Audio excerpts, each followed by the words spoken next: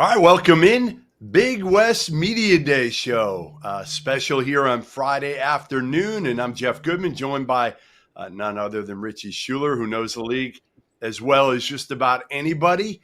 Richie, excited to dive into the Big West today again? Heck yeah. 3 hours of fun. Let's have a good time with it. This has been an annual tradition, and this year we've got another great group of coaches that we're going to talk to today. We're going to learn more about their programs. And listen, it's become tougher than ever right now because every coach around the country, other than Matt Painter maybe at Purdue, is dealing with the same thing, and that's major roster turnover. So this show is probably more needed than ever for every league in America. And today we're going to talk about the Big West that has really done some amazing things, especially under the leadership of Dan Butterly. Think about this. 5 years ago, Richie, this league was ranked 24th in KenPom 5 years ago. This past year, 12th in KenPom, 12th in the net, the highest since 2000. What's the biggest reason that you can point to? Because, again, obviously Dan's done an incredible job, but I think part of it has to be the coaches that have been in this league. Obviously, that's a big part of it. You've got some veteran guys, and we're going to start with Jim Les here in a few minutes. You've also got some guys that took over recently that have done a great job. I agree with you. I think the coaches we have in this league are top-notch. A lot of them have been around for a long time. They've won a lot of games.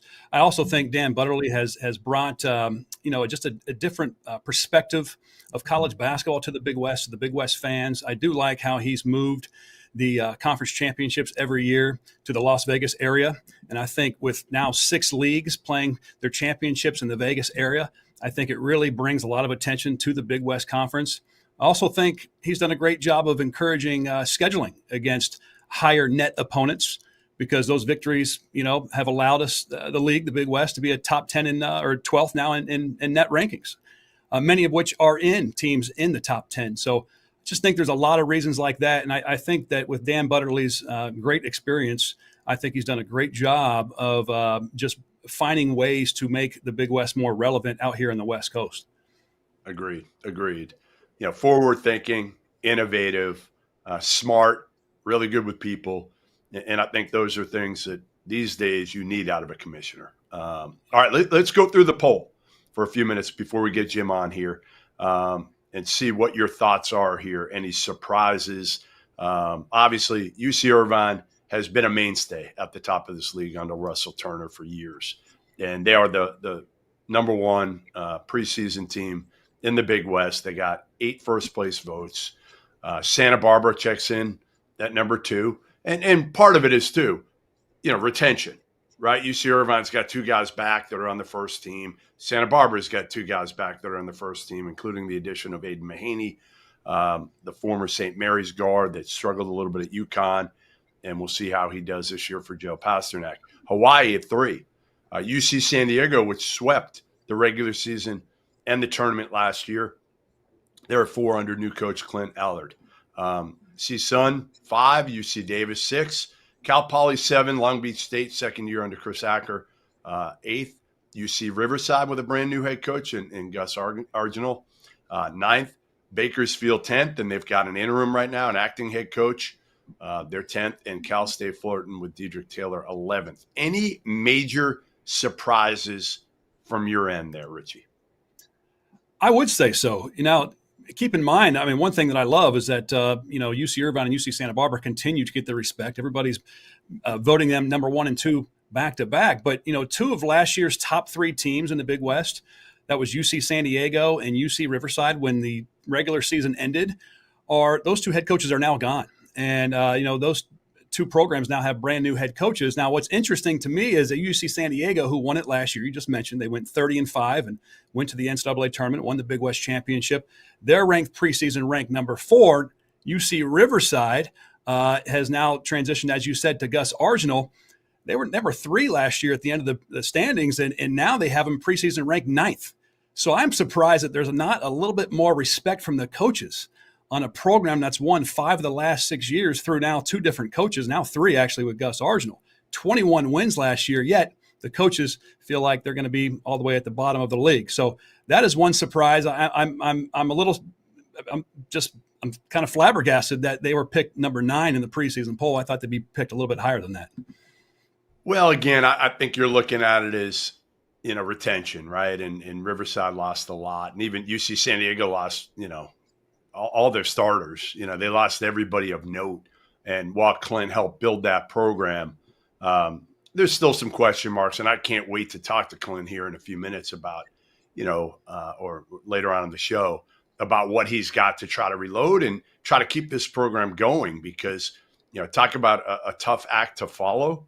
In their first year being eligible for the NCAA tournament, they sweep both the regular season and the tournament, and now you got to take over for a guy like Eric Olin, who just left for New Mexico. That is not an easy act to follow. But from everything I've heard about Clint, like if there's a guy ready to be able to do it, the one thing you hear about him over and over and over is just how smart he is and how competitive he is. So that's going to be interesting. I can't wait to see if Hawaii rebounds from last year. I think they will. They're picked third, certainly in the preseason. And again, Russell Turner, can he get back to the NCAA tournament this year with a group that has some retention? And that's the biggest thing. Let's face it. These preseason polls, Richie, don't mean anything. They Correct. never did.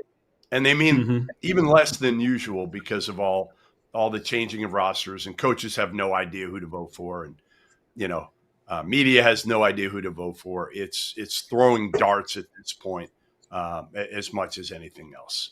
All right, let's get this thing going, and let's bring in the first guest, the first coach,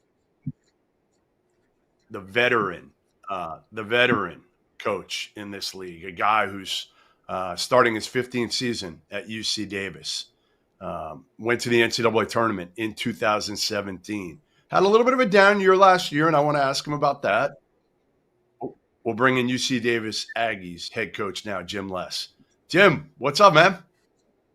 Good morning, guys. How we doing? Fired up to spend some time with you and talk some hoop. It's good to have you. Good to see you. I know you probably just got out of, watching tape, knowing you. You probably just got done watching tape. You're probably getting coming my over edit here. ready for practice. How'd you know? Because I know you well enough by now. I know you well enough. And, while a lot of other coaches, let's face it, a lot of other coaches, I'm not going to call you old, but a lot of the coaches who have in this business are now saying, you know what, kind of had it, right? Like you watch the Jay Wrights and the Tony Bennett's and Bruce Pearl go out a couple weeks ago, and you see the changing landscape. What's the biggest reason, Jim, that you still have the same fire to do this as you did maybe 20, 25 years ago? Well, one, I'm at a great place. The UC Davis and not just the basketball experience, but the college experience is unique. We're at a top 10 public institution. So the academics, which we never hear about anymore in sport, is still important here. And that's crucial. And just the young men that I get to be around on a daily basis and get to mentor is special to me. And I look back at all the people who were so influential in my life, mainly, the coaches and teammates that I played with and what that's done for me personally. I want to pay that forward. And we want to continue to have a program that has great culture and great young people with great character. We haven't gotten into the NIL realm until this year. And we didn't opt in. So it's made things a little bit challenging, but we're embracing those challenges and excited still about the quality of talent, the quality of young man, and the quality of experience that we provide here at UC Davis. Coach Les, Jeff just said he wasn't going to call you old, but I went back and watched last year's preview show, and last year he called you old. So I guess you're getting younger as the days go. So he's just getting kinder, maybe. But That's right.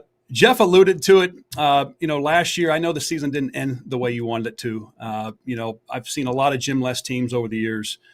Your teams usually shoot the ball really well. You rebound really well. Last year, you lost the last 7 games, and I know you guys were right there in the hunt till that last stretch. Do you feel like coming into this year that there's been some corrections made, or do you feel like you guys are on the trajectory to get back to where you guys normally are? Well, I think, our depth caught up to us, and we played a starting group and a top 6, 7 group, just a ton of minutes. And in February, we had 9 conference wins. Pretty good. We were right in the hunt. We also had 15 wins overall. So we were on pace, to get to 12, 13, 14 conference wins and probably 20 plus. And this group hit a wall. And so part of that focus for us in the offseason was not only, building our talent level, but building our depth so we could play the style of play that we know requires a lot of energy and a lot of aggressiveness, that we can go deeper into our bench so we can have that sustainability to get through, the last, what is the most important, 4, 5, 6 weeks of the season. Jim, I know you bring back some guys, and we'll get to them in a minute here, but I want to talk about a key addition that I know you brought in from Central Arkansas, guard Braden Fagemi, averaged about 11 points a game last year. How much will he impact this year, and how will he impact? Well, I know there's a lot of schools out there that say point guard you. I'd put up our list of point guards over the years, starting with Corey Hawkins and TJ Shorts and Darius Graham, and we've had some really good ones, and Ty was outstanding, and he's a Chicago guy, brought that Chicago toughness, and was the 6th leading scorer in the country, and Braden fits that mold of all those guys. He's a creator as a point guard. He's a pass first point guard, yet can score the ball. He's got some toughness, and he's an unbelievable leader. And he's the extension of our coaching staff on the floor. And we couldn't be more excited for him. Plus, probably he's smarter than his head coach. He's a pre-med student, so he's definitely smarter than his head coach. So he's allowed to correct me, and he's allowed to I'm giving him more free reign to kind of take a concept and move it to the next level, because he's probably more prepared than I am. Yeah. Johns Hopkins kid, right? Started his career at Johns Hopkins. Yeah. Yes. Yeah. Isn't there a lot of kids? He's the.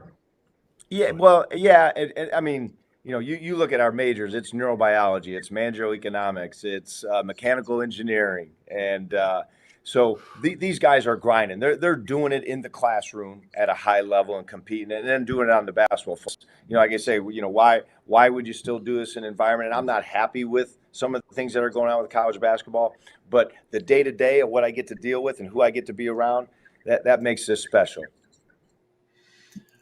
Not enough is said about the job you've done there at a top 10 public university in the country. UC Davis is a phenomenal institution, and I really admire the fact that you have, I believe now, the longest tenured coaching staff in college basketball. Kevin Nosek's your associate head coach, Kyle Vogt. You've got John O'Metzger-Jones, been with you for a long time. I think you've just added a couple of coaches recently. How has this stability and consistency helped you build this program at the level that you have at such an incredible academic institution? Yeah, I couldn't be more blessed to have those guys around me, not only from knowing exactly what we want done and knowing the system on the floor and being able to give them a ton of responsibility, but also understanding that they're buying into the culture. And we know the types of young men that we want in this program. Yes, they got to be high academic.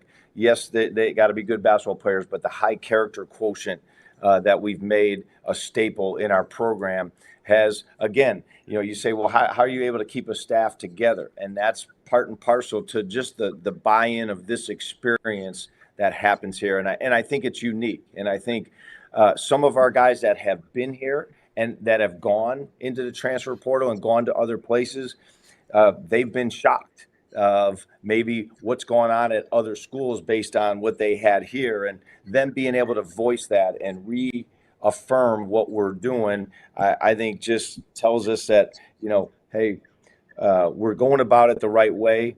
I'm as competitive as they come, And I want to win. I want to compete. I want to be able to have a chance to win every night. I want to be able to have a chance to win championships. But that's all within the perspective of the type of program that we want to represent this university.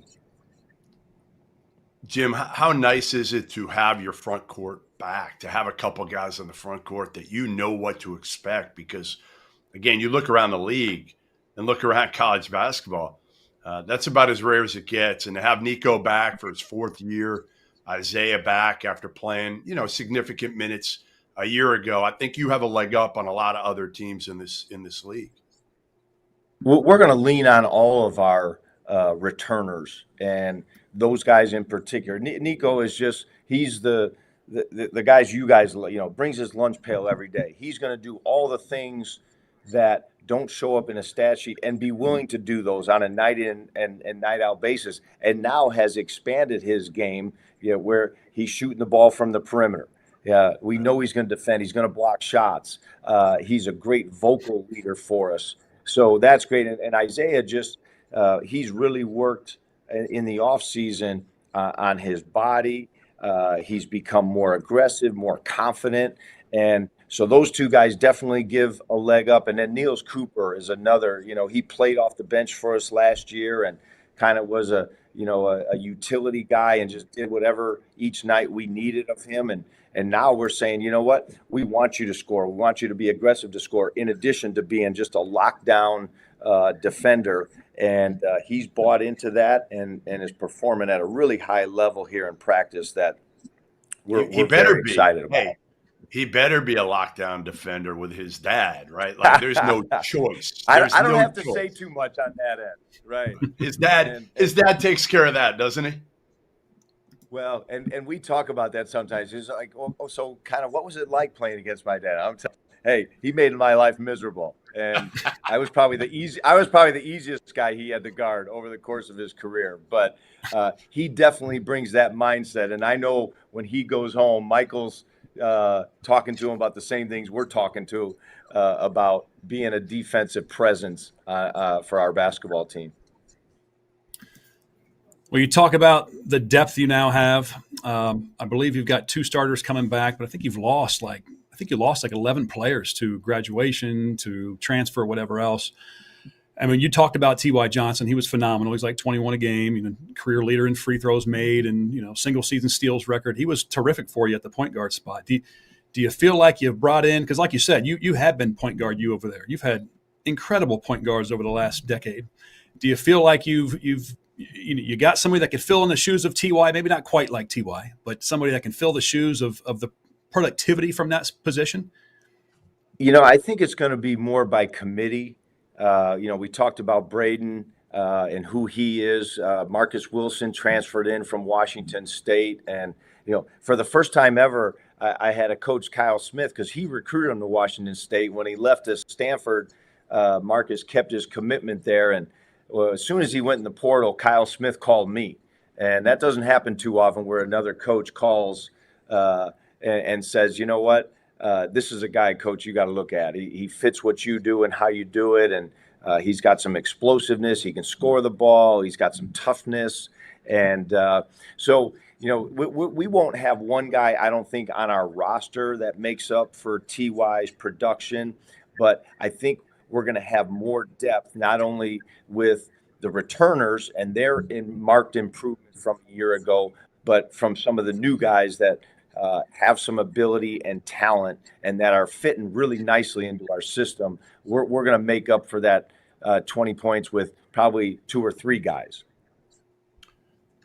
Jim, let's close on this. We got about a minute or two. In the last 5 years, the league has gone from ranked 24th in KenPom to 14th in both KenPom and the net this past year. Why? What's been the biggest reason for that, in your opinion? I think it's a number. I think it's the consistency, in particular in the coaching in the league, there is night off in this league in terms of the preparation and the time that's put in and how well coached these teams are, and they are going to exploit your weaknesses. They're going to find them and they're going to exploit them. So that makes that chess game all the more, to me, all the more fun. I think the other is all the universities in this league, basketball is a priority to them. So they're putting resources towards those. And then I think we've gotten better with the depth. You're only as strong as, the weaker end of your league. And I think, we've just gotten better with the strength of our league from top to bottom. And then, again, from the league office, when Dan took over, he said, listen, we've got to put basketball on a pedestal and get this thing going in the right direction, because the trickle down will be great for everybody. And so having a commissioner who's speaking that to our administrators, I think was very helpful. Well, listen, great seeing you again, Jim. You get younger and younger every day because your hair can't get any grayer. That's the good thing. I don't feel it. Well, it's going to fall out pretty soon if we don't start defending better in practice. So, hey, man, great seeing you. We'll talk to you soon. Can't wait to see what you do with this group this season. Wait, I got a question for you. Do we change the name if the field gets bigger? Did the Big Ten change its name? Or is name? that a whole new episode? The Big Ten doesn't have 10 teams, does it? Good point. I think they've set a trend. I don't know. I don't know the answer to that. I'm playing devil's advocate here. That's all. All right. You guys take care. Thanks, Jeff. Appreciate it, man. You. See you. All right, there he is. Yep. UC Davis head coach Jim Les. One of a kind, one of the best in the business, guy who's been doing this a long, long time. And now we turn our attention to a guy who's in his first year as the Division I head coach, and that is new UC San Diego head coach Clint Allard. And Clint, good to see you, man. Good to see you. Congrats. You are undefeated. You're undefeated. Yeah, that's right. 0-0 so far. Jeff, Richie, thanks for having me. This is awesome. I really appreciate it. Let me give you the welcome first. 11 years as the associate head coach, helped build this thing with Eric Olin. Eric, after you guys went 18-2 last year, swept the regular season and the tournament, he went off to the pit in Albuquerque. He's at New Mexico right now, and you were rightfully promoted. And I don't know you well, but I know a lot of people who know you well, and they say this was about as big of a no-brainer as it gets, because the word smart and competitive came up every single time when I talk to people close to you. Give me the biggest difference between Clint Allard and Eric Olin. Oh, that's a good question. No, I appreciate it. I'm really thankful for the opportunity. There's a lot of amazing people in this business, and not all of them get the opportunity and get rewarded. And so many people to thank for kind of our success, and just gave me this chance to be put in this position. But I would say biggest difference is I'm a little more positive. It's probably a little hard to be quite as negative as Coach Olin. I try.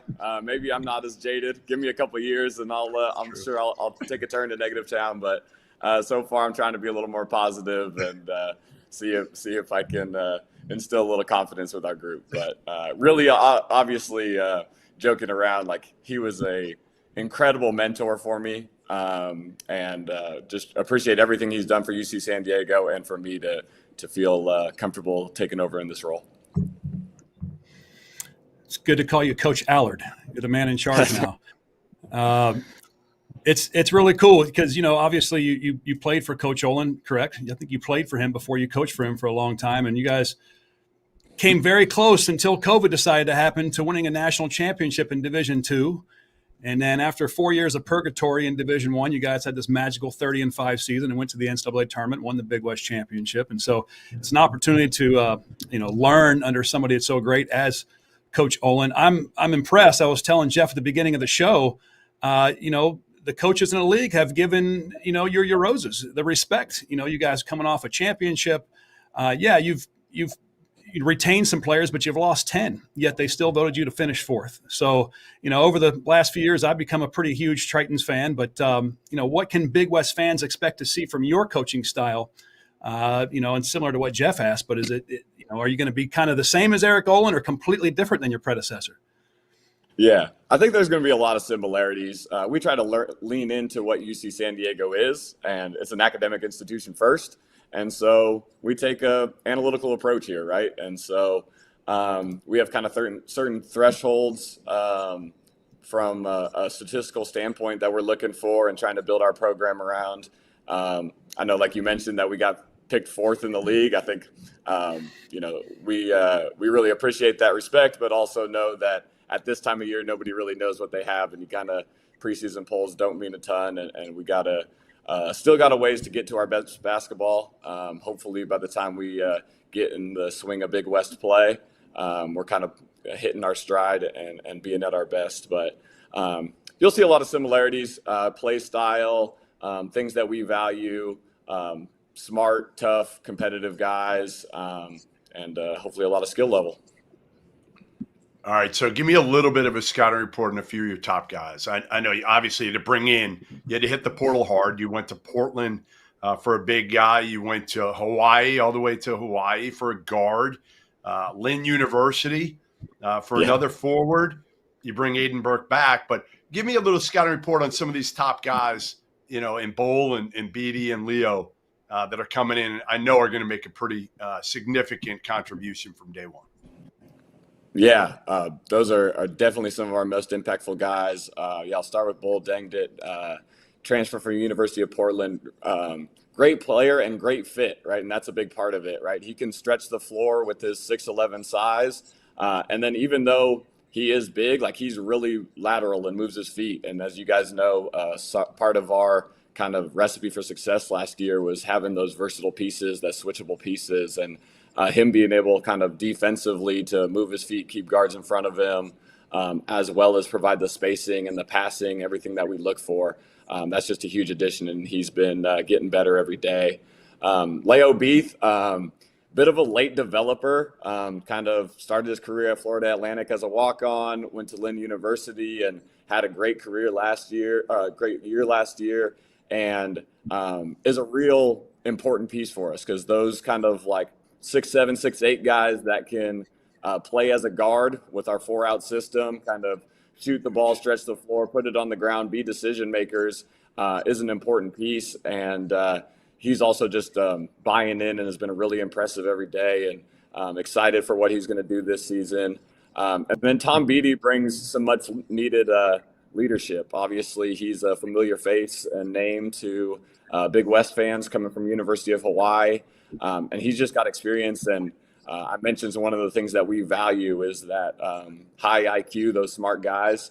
And he's just picked up everything so quickly and is ahead of the curve and is really kind of teaching the other guys, even though he's in his first year in our system. So really excited for the year that all 3 of those guys are going to have. So, obviously you're a brand new coach. You're a new young head coach. You've been in the program for a long time. All these newcomers coming in, you're the boss man. You always have been.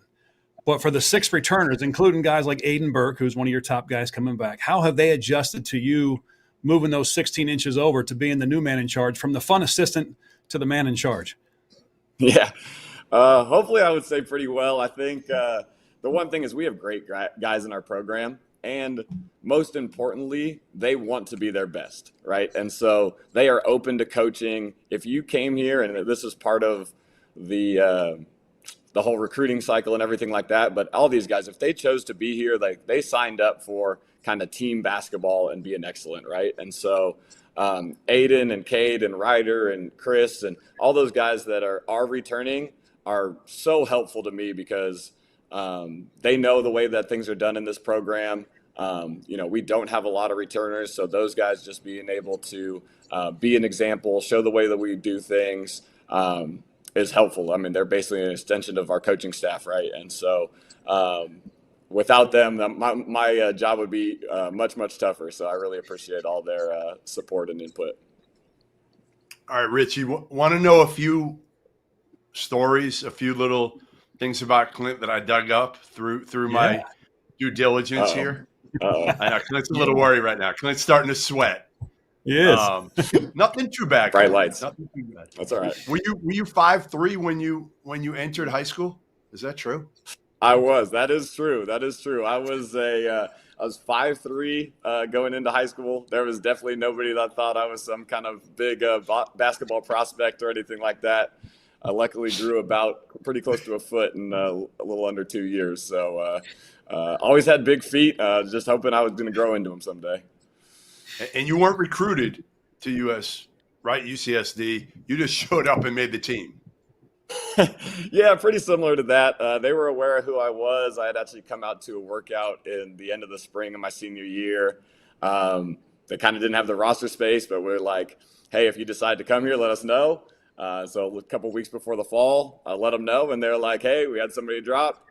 Come on. Here's a pair of shoes and some jersey. And, I ended up redshirting that year, but I was obviously really thankful for the opportunity and how it all worked out. It worked out well. It worked out well. Tell us about these stay ready games that I'm told that you jumped in even as recently as last year. Yeah, that's true. I'm going to have to hang up my shoes for that stuff. But, yeah, we have, whether it's kind of coaching staff and some of the guys that play lower minutes when we're getting into the heat of the season and we're not going as long with practices just to kind of stay ready. We're getting some reps and playing and, myself and Coach Tankowitz and Coach Mikey Howell from last year's coaching staff probably took those games a little too seriously, but it was a lot of fun. And obviously, if you sign up to be kind of a coach and in this thing, you got a little competitive juices in you. I heard you were a bully in those games. That's what somebody described. I think everybody was. I might have been the only person to take a charge in a stay ready game, so that's my claim to fame. All right, last one before I let you go, Richie, and you can finish this off here. Tell me your biggest tip back in the day when you were a valet at Del Mar Racetrack. What was the biggest tip you ever got? Biggest tip? Well, I might have one day got. I would say I might have got $100 tip. That was a good day. Most good. of it, you made pretty good money there. One of the things that was always funny is I would be coming to the bank with hundreds of dollars in ones, right? And that's just always like people asking me, "What do you do?" And we're like, "Yeah, well, ballet at the racetrack." But yeah. That was a pretty good summer job here down in San Diego. They got to drive some nice cars, make a little extra money. Not too bad. Is he off the hot seat now? He is. He's off. That was not even the hot seat. Next year, year two, you'll get the hot seat. This was easy. Yeah, that's right. You learn a little more about me. Any other stories you want to share with us? We're on a roll here. That's like 4 or 5 in a row. I think you guys hit all the important stuff. All right.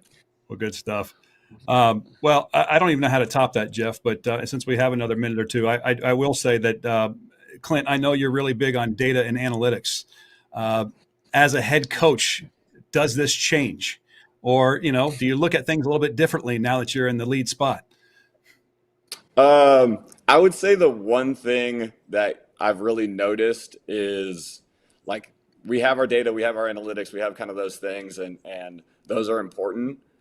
I think there is a level of trust that you even feel more that you need for like kind of to rely on those guys that are out on the court, right? And so some of these younger guys, like they're still learning, they're still getting there, like where to be in the right spot, kind of the valuing the ball, making the right decisions. Some of the stuff that doesn't show up on the stat sheet, but that I'm still valuing because, hey, it's just guys are doing things the right way. And so there is still a human element to this thing. There always will be. But I think as I'm sitting here and you like realize, oh, hey, I'm going to throw the guys out there on the floor that I know that I can trust and rely on to do kind of the right thing. And so, we're still in October here. There's a lot for all of us to learn, and I expect all our guys to continue to make a jump in that way. Well, listen, it was great catching up. Great getting a chance to let everybody know kind of who you are and that you're probably not going to do too much different from Eric Owen because why would you? It's work. That's right. Why screw up a good thing? Right. So keep this thing rolling. I couldn't have asked for somebody better to learn from. Appreciate it. You got it. There you have it. Clint Allard, new UCSD head coach and a guy that again, is hoping to keep this thing rolling after an incredible season a year ago. All right, next it's time to bring in another first-year Division I head coach and a guy that 50 wins in the last 2 years at Cal State Bernardino, a Division II trip to the Final Four. He's been a long-time Division I high major assistant. Arkansas, Nevada, obviously started. He knows the league well. Was at UC Davis, Cal State Fullerton. A guy that recently attended a Blink 182 concert and liked it. None other than UC Riverside Highlanders head coach Gus Argenal. Gus, how are you, man? What's up, guys? It's great to be here. Thanks for having me. I did go to a Blink 182 concert. You're right about that. My old college buddies, dared me to do it, and I brought my two boys that are 16 and 14. So we had a blast. It was awesome, and that's the start of the season. Blink 182 means basketball is here. Sure, whatever. We'll go with that. Absolutely. Congrats, man. Congrats. We've known each other a long time, and your road was, kind of took some turns, right? Took some turns. And to get this opportunity at UC Riverside after Mike Magpie left for Fordham, why? Why was this the one? Because you had it rolling at Cal State Bernardino. Maybe could have waited, for something else. Why was this the one that you decided to take now? Well, I appreciate that. And you and I have sat in a lot of lockers pregame, Arkansas, Nevada, Richie, same thing in the Big West. When you get an opportunity to coach at one of the best academic universities in the country, we're number one for social mobility. It's a top school in the country that's had 5 years of great success under Coach Magpie, right down the road in the Inland Empire. It was the perfect fit for me, my family, and I wanted to take over a program like I did at San Bernardino that is on the right trajectory, a winning program. And so the time was right. It's a perfect time for my family. And I'm excited to stay in California, be in the Big West, and help this program go to new heights. It's good to see your face, brother. Looking good, my man. Looking real good. Thank you, my guy. Yeah, man. Wanted to ask, you just mentioned Mike Magpie. He did a great job there. Won 21 games last year. His teams always look to excel in rebounding with a high focus on defense. You're coming from a program where you did a lot of the same stuff. A conference title, 2 NCAA tournaments in 2 years, a Final Four. What can we expect to see from a Gus Argenal-led team for UC Riverside? Well, you just said it. My tree, obviously coaching for Coach Muss and defensive mindset. We want to, again, hold teams to under 40% from the floor, hold them under 30 from the three. We want to out-rebound our opponent every single night. And then on the offensive end, it's about sharing the ball. We try to get 200 passes every single game, which is hard to do nowadays. Again, we try to get mismatches and isolations, get to the paint, 50-plus paint touches, but really physical. We have length, we have athleticism, toughness. But with every year, the identity changes. But again, a man-to-man defensive team that will run when there's opportunities transition-wise. But a team that's together, that's accountable, plays with a lot of passion. I'm probably overly passionate at times, so you can see my hands already going. So they'll be fired up. They'll be ready to play and compete. We want to be the hardest playing team in the Big West. So you take over a team, and obviously, you had to get a whole new roster for the most part. You kept 2 guys, but other than that, everybody's new. But you brought a guy with you from Cal State Bernardino and Drew Henderson, 6'5" guard, averaged 17 a game, can shoot it. How much will that mean to you, and how much you think it will translate going from that level to obviously the Division I ranks? Well, I think it's so interesting when you talk to coaches. Everybody's going through what I went through in the spring, whether you're bringing a team back. I had 13 new players, 15 overall really, though, because it's a whole new program. To have a player like Drew Henderson coming with me from Cal State San Bernardino, to have that continuity of a player that's really, shown that he can score, it's going to be huge. And he's already been great with his leadership in practice, showing the guys how we play, what our verbiage is defensively, what we do offensively, the pace you have to play with. But I think he's going to be a real threat in the Big West. You've seen right now Division II basketball players can play with the best in the country, and they're going on to become NBA players and pro players. So he's going to step right in. He's going to be a huge threat in the Big West. And again, he might have to score a little bit differently than he did. He posted up a lot at Division II, but having a guy like that that's already a proven scorer is going to really help us moving forward in our first season. Well, I have a statement and a question. I know you Okay. worked a lot under Eric Musselman. I spent a lot of time in the student sections of the Must Bus back in the day. And if we get this thing going at UC Riverside, I also want to spend time in the student section called the Gus Bus, if we can pull I that like off. that. Okay, good. You That's got the you got to plan. talk Well, to Coach Muss. Does that mean I have to rip off the shirt after a big win, like Coach? I mean, is that part of the dual thread here? I don't know if We I don't can do need that. that. Coach has been working. We don't need that, right? We're good to go. I guarantee you look better with your shirt off than Muss does. So please feel free. No, he's working Feel out. free. He's looking good. That's what he says all the time. I've heard him say that Exactly. 100 times. But I was going to ask you, it wasn't too long ago. I mean, I was in the Big West years ago when UC Riverside was a perennial bottom dweller in the Big West, right? Now the program, 5 of the last 6 years has had winning seasons, and including 2 or 3 of those have been 20-plus win seasons. What have you seen since your arrival as to why that's the case? What has been done at UC Riverside to get basketball to take that big leap up in the last 6 years? Well, it's leadership. We have a brand new chancellor who we have, again, we're going through an athletic director change, but Wes Millett did a phenomenal job of getting, the basketball program and athletics on great, standing. And we've had great coaches. And sometimes it takes, from David Patrick to Coach Magpio and now myself, it has to have a trend of playing the right way. I think that what you talked about, the style of basketball, really focusing on the defensive end has changed Riverside basketball. Last year, they hit a lot of threes and won a lot of close games. And that's a part of it. Tradition never graduates. And now we have, again, 5-6 years, like you said, of winning seasons, of seasons in the top 3 of the league. And again, the next goal for us is the NCAA tournament. We had an NIT last year. Again, it's a place where people want to go. You're in Southern California. You're an hour away from everything. You're not in the middle of downtown, not on the water, but you're right there. You're an hour away from golf courses, from the mountains. So you're in a great location. Like I said, a top 24 school in America. You have it all, and now we're winning. And so now we got to go to the next step, and that needs to be at the top of the league on a consistent basis. So that's my charge. That's my challenge, but we're right there. All right, who has stood out the most for you, Gus, in the offseason? I know you brought in a kid from my old neck of the woods, which was Massachusetts at UMass, and Marquis Worthy, guard who had 18 against State. And I'm now down in Charleston, so I'm not up there in the winters anymore. I'm too soft for that. But a tough physical guard from LA, from your neck of the woods. So you got him back that way. How has he been so far? Phenomenal. And, when you play for Frank Martin, who we all respect a ton, he definitely knows how to play defense. He's definitely tough. But again, playing in that league on a night-to-night basis, the crowds, what it's like to play in a big environment. Like you said, had 18 at Dayton. Again, that is tough to do. But he's our type of guard. He's a 6'4", 6'5" point guard. He's physical. He can post up. He can play 2 ways, and he's a great leader. And he's from SoCal, and I think that goes something that we need to talk about. The guys that are coming back to Los Angeles, to the Southern California area, we bring them back. They go somewhere else. Maybe it's a little colder, and then they come back and realize that, hey, SoCal's pretty fun. And the Big West, the travel here and what this league is all about, it's a really fun conference. It's obviously playing its best basketball, maybe in the history of the conference. It's great.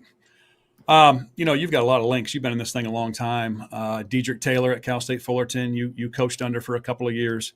Also, you get a chance to face your predecessor at Cal State San Bernardino and Andy Newman, who's at CSUN. What's it going to be like with these connections to play against people you know and respect so well? Yeah, it's crazy if you think about this. I played or coached for last at UC. I played and coached for Dedrique Taylor, when I was at UC Davis, but now he's at Fullerton.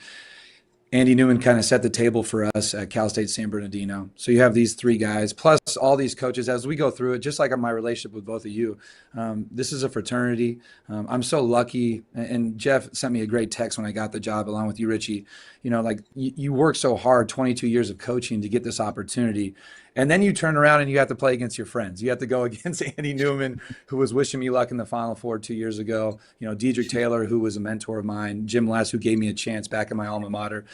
So it's the fun part of it. It's also the really hard part of it, because on those nights, There's nothing you want to do more than win. But you know that one of your good friends, one of your mentors is in the other locker room, struggling a little bit. But I'm excited. And again, to be rubbing shoulders with what I think are some of the best coaches in America. That's been a goal of mine since I started as a GA at Arizona State under Rob Evans 22 years ago. So I'm blessed, I'm lucky, honored, and excited about the opportunity.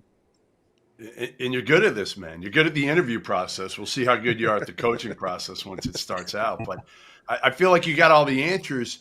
Is that because you asked ChatGPT all the questions? I heard you are a ChatGPT like addict right now.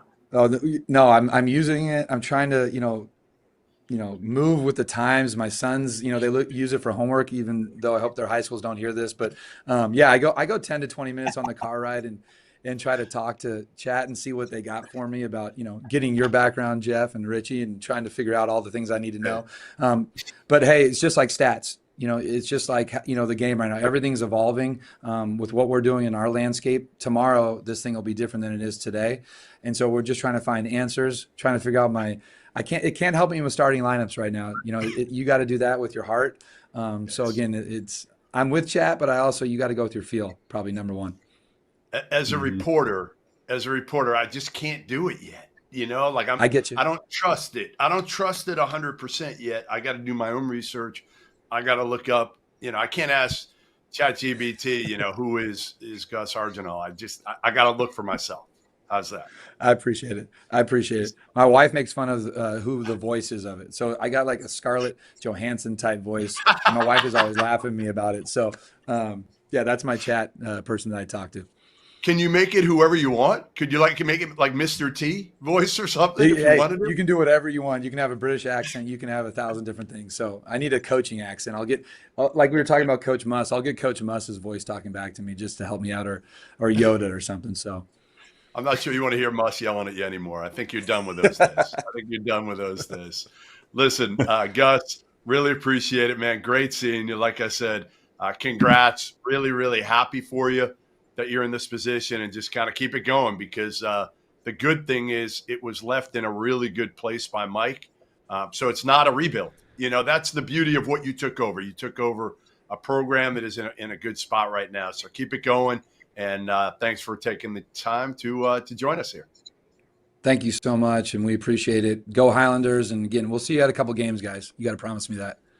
Sounds good. Sounds good. Love to get out there. All right, there you have it. New UC Riverside head coach, Gus Argenal, terrific guy, Richie. And again, one of those guys that you root for because he's been doing it long enough to get that opportunity. And not only did he get it, he got it in a good spot. So another guy who's in a good spot. Listen, nobody can argue with this. A guy that might be living in the best spot of any Division I head coach in the country. That is Hawaii's Eran Ganot. And what's up, man? How you doing? 11th season? 11th year. I'm good. How do you not have a tan living there? I'm immune to it. I'm one of those guys. I don't tan. I burn. I turn red. So I got to be smart about that. I think you know what I'm talking about. So do you, Richie. Richie yeah, does. I do. I went to Arizona for school, so I learned how to tan when I was at Arizona, okay? And the rest is history. All right, so last year, I don't want to say it, but I have to say it because of all the success you've had. 15-16, 7-13 in league play. First ever losing season in the Big West. What was it like, and what was the priority in the offseason to make sure it doesn't happen again? No, and I respect and appreciate that you did say it, and we've said it. We've addressed it. So, as you know, when we've been fortunate, we had a down year. We're not shying from it. We're not pointing fingers. We're not making excuses. We've been very big on kind of owning it so we can address it, attack it, and move forward. And, there's some things that we did well, and there's some things that, and part of it, give credit to our league as well, that we can do better, that I can do better. And as we all know, that's how you can improve. You confront the brutal facts, you own the situation. And as you can imagine, when you're going through some of those as a competitor, those are tough. But you grow from pain. You'll hear us say that a lot. You've probably heard that a lot. We're going to use it to get better and fuel us. And so I will say the culture didn't waver. A lot of times when people have kind of what these down years, and now we're 15 and 16, they fall in every area. And our culture was still great. We were awesome in the classroom, awesome in the community, great guys, great kids. But things that were exposed that we are going to address, and we feel like we have addressed it in the off season and in what will be a unique off season for everybody moving forward with the landscape of college athletics. Well, Coach Ganot, not enough people, give you guys the credit and the flowers you deserve for, 7 straight winning seasons. I think you had a pair of back-to-back 20-plus win seasons, and you've had those in the past too, of course, even more. Retention over down there in Hawaii has always been a major strength for your teams. I would imagine the transfer portal has changed things a little bit. Last year, for the first time, I think you had some major turnover. You had a brand new team. Safe to say that team chemistry was an issue for you. Did that suffer because of, coaching a team that, a little bit differently than you've had to in the past? And now that this has kind of become a bit of a new normal, what's the plan to attack that down there in Hawaii? Yeah, no, we had been talking for so long that we were kind of late. Everybody was hurt by the transfer portal world, and we had been immune to it. We always had pretty good continuity. Last year was the first year, and I think last year more so because the previous year we had like 7 seniors.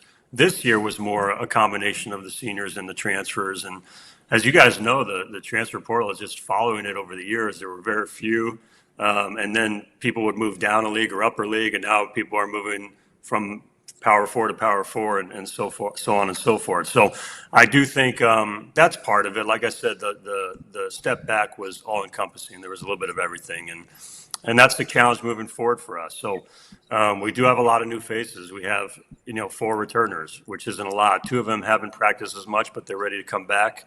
And then we have 9 newcomers. And it's really interesting. Basketball is a great sport. It's about chemistry. It's an art. And while we are an older team, we are an experienced team, and this goes for a lot of teams in the country. There is a time for them to have experience together, which they haven't had a lot of. So thought we did a good job in the summer. I do think in addition to making sure we simplify things, because you don't have a lot of these guys for as long as you used to. You do have to watch them play and throw them in the fire a little bit more so you can see how they play together and what they can do. And then we got to make sure we bring in the right guys who, will sacrifice and buy in, because the amount of time, again, is not extensive. So we better dominate the high character guys who want to buy in, bring in, simplify what we do, and then progress as we go and we learn from them. So we're learning, and obviously I think everybody in the country is going through this at the same time. And to be honest, it's an exciting challenge. Like you said, you're an older team, average age, 23 years and 3 months. Did you ever think you would say that? I mean, it sounds insane, doesn't it?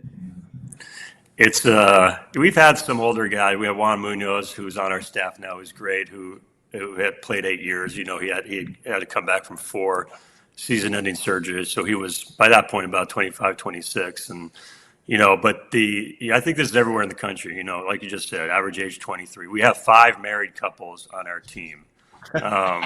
So no, I think I remember maybe 1 or 2 over the previous 22 years I've coached combined, but here we are. And, that there is something to be said about that too. You've heard this for a long time. You want to, be old, stay old, things like that. So again, people underrate though, that the experience together is something that you have to work through. So we do have an older group, we have an experienced group, and we're going to lean on some of those guys for their leadership because they do have experience in the world, in college basketball, and they, because of their character, they've done a good job getting comfortable with each other in the short amount of time we've had. You talk about your 4 returners. I think only one of those was a starter for you a year ago. But you've brought in some great depth, it seems like, 6 Division I transfers. We're over here taking bets before the show on how to properly say Giedis' last name, and maybe you can help us. Giedis Nemishka, did we say it correctly? Nemishka. Giedis Nemishka. Nemishka. It's pretty close. We're getting there. We're pretty close, yeah. He likes to go by Nemo sometimes, so I don't know. I'm getting comfortable with that. I just call him Giedis. Some guys call him Nemo. Obviously, we're finding when we got him back, there's a lot of headlines. Hey, they found Nemo. He's back. That's good. So our understanding is he was granted an extra year by the NCAA, just got back there. I think he's a legitimate Player of the Year candidate. I mean, what does he bring to the table for the Rainbow Warriors? Yeah, and as you've seen, even though our continuity is not what it was before, especially everybody, our guys who return do make a jump. And so we are excited about the four returners, including him. We felt, going into the polls, and obviously that's preseason excitement, but he was going to be a preseason first-team all-conference player. And, when you get a second year, this is the first time he went to Xavier for a year, had a good year, came here for a year, but this is his second year at the same program. And you could see how the game slowed down for him, his comfort with Hawaii, the university, the system. He's a very physical player. He'll be one of the more physical guys in the league. He can play inside and out. He can bring it up. He gets to the line. And it's just been fun to see his overall game improve. He's wanted to attack his defense, his playmaking. But he is an inside-out force, and he's someone who will draw a lot of attention and make things easier for our other guys. He is absolutely primed and has put himself in a position to make a big jump this year. So you got Nemo back, but one of your big additions in the offseason was Tanner Cuff coming in from Evansville, 6'7", grad transfer. I don't know how old he is, but he's got to be among the oldest in your team, because I think he did a mission before he started playing. So he's got to be at the 25 end. What will he add for you this year? Well, last year we had some new point guard play, and this year we return. Richie said it. Gitas was a guy who started a lot of games for us. Aaron Clater, by the end of the year, even as a freshman, started a lot of games for us, and we hope that we liked where his future was at, so threw him in the fire so it could help him as an experienced sophomore. So, and Harry really has been, a part-time starter for his fourth year. But to answer your question, we're excited about the point guard position because you bring a guy like Aaron Clater, who was throwing the fire back for his second year, and then you bring in an all-conference caliber player in Tanner Cuff, who's a different type of player than we've had. He's a 6'6" point guard. He's 220 pounds. He's strong. He can really pass. He can get you on his hip. He's probably one of the best post-up perimeter players I've ever coached, and he's a handful there because he can, and he's tough to trap because he can throw over the top, and he's a competitor. He's smart, coach's kid. I think he's made a jump, and obviously he's an established player, a guy who's kind of fills the box score. Has scored 10 a game. 3 or 4 assists. Excellent rebounder at his position, 6+ rebounds a game, and I think he's made a big jump in this system, and we're going to wrinkle it for having a point guard who can post, and we have some fives who can shoot it, and we're excited about that. I'm not a big fan of people stealing players from my alma mater, but if anybody was going to enter the transfer portal from Evansville and go play somewhere else, I'm glad he's playing with you. That's fantastic. You also have some other good ones coming in. Dre Bullock. You know what? We also have it's interesting. You've seen Toomey, transfers from Seton Hall, but as you know, for 2 years he played at Evansville, one of which was with Tanner Cuff. So we'll run everything by you moving forward in terms of recruiting Evansville. Thank you. Thank you for letting me have some power in your recruiting from here on out. Thank you. I appreciate you. Dre Bullock, Jalen Myers. You have some really notable newcomers coming in. There's really not much more to talk about. You've talked about your depth pretty well, but I'm excited to see where you guys go. Excited to see you guys get back to the way that I know you guys normally play, and I'm excited to see the team chemistry you guys put together. No, I appreciate it. Look, you mentioned this is one of those teams. We have 13 guys on our roster. Every single guy has shown flashes and shown what they can do, either moving forward or in their past careers. You mentioned Dre Bullock's scored 13 a game at South Dakota for a 21 program, and last 11 games of the year he scored 17 a game. Probably one of the best athletes we've coached. A guy who's continued to become well-rounded. He can really hawk the ball defensively. He's incredible above the rim. He gets to the line. He's worked on his shooting. Jalen Myers has scored 11 a game and 6 boards a game for a 20-win NCAA tournament Norfolk State team. And the guy who kind of goes on the radar sometimes, you got Hunter Erickson, who's been a part-time starter at Utah. Isaac Johnson, was a starter and a guy who played minutes in back-to-back 28-win teams at Utah State. So there's some guys I'm missing, and that's exciting. Zay Kerr can help us. Hunter Carter's a young guard, and AJ Conomo's made a jump. So we have some good competition right now going in practice, and we're going to, while we will have the same blueprint of team, we share the ball, we have each other's back defensively, rebound as a team. You will definitely see some wrinkles in what we've done in the past. It'll be more inverting because of the versatility and shooting of our fives. And again, we have a post-up point guard. We got to adjust to that. We got about 30 seconds left, but before I let you go, you have to tell me about your very intimidating dog named Hoku. Yes, he's a teacup Yorkie. We got him about 5 or 6 years ago. He's fully grown, all of about 5 pounds, maybe 5 pounds. But we joke because he's a competitor. He's tough. And so when our guys come in, he's going to test you. And now, if he scratched you as hard as he could or bit you, you would not feel it.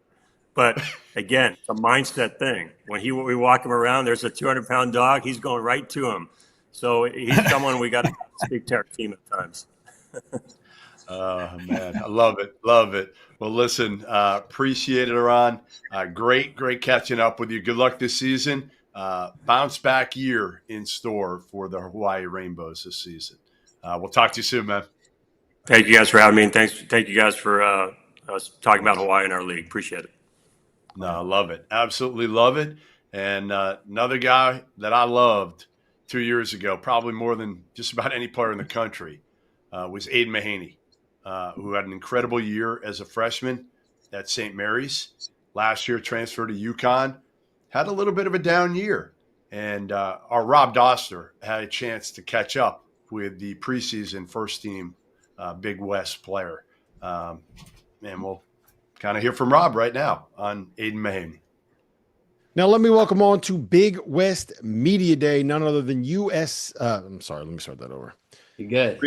CSB transfer, Aidan Mahaney. Aidan, what's going on, man? It's great to see you. Thanks for being here. Yeah, absolutely. Appreciate you guys having me back on. It's been a little bit, so happy to be here. So you're heading back to the West Coast, man. What is it about the draw of California coming home that made you want to come back to Santa Barbara? Yeah, I mean, I think it was a couple different reasons. I mean, first of all, obviously it's an amazing university. Getting a UC degree is something that I don't take lightly and that my family doesn't as well. We're very academically based, so that's really big time for me. And then as far as basketball, I mean, I think we have all the pieces to be an NCAA tournament team. I think we got depth at every position. We're experienced, but also have really good young pieces. And I feel like Coach Pasternack has done a good job of molding everyone together, and I'm really excited to see what this team can do. And then lastly, I mean, it's tough to beat the beach, tough to beat the beach, tough to beat the water. So happy to be back in Cali. Yeah, I was going to say Santa Barbara's just a little bit different than Storrs, Connecticut, isn't it? Yeah, just a little bit. Even in St. Mary's, it's real nice over here. So I've been enjoying it. So obviously you were at UConn last season, and your time probably didn't end up going the way you wanted it to up there, but you still spent a year with a national championship caliber program. What did you learn, and what can you take away from your time in Storrs? Yeah, honestly, I mean, I think everything happens for a reason. And obviously, going into there, I probably didn't think it was going to end the way it did. But I'm super grateful for my time there. I feel like I grew just as much on the court as I did off the court. I think it was probably the biggest year of growth in my life, kind of going through the struggles that I went through during that long season.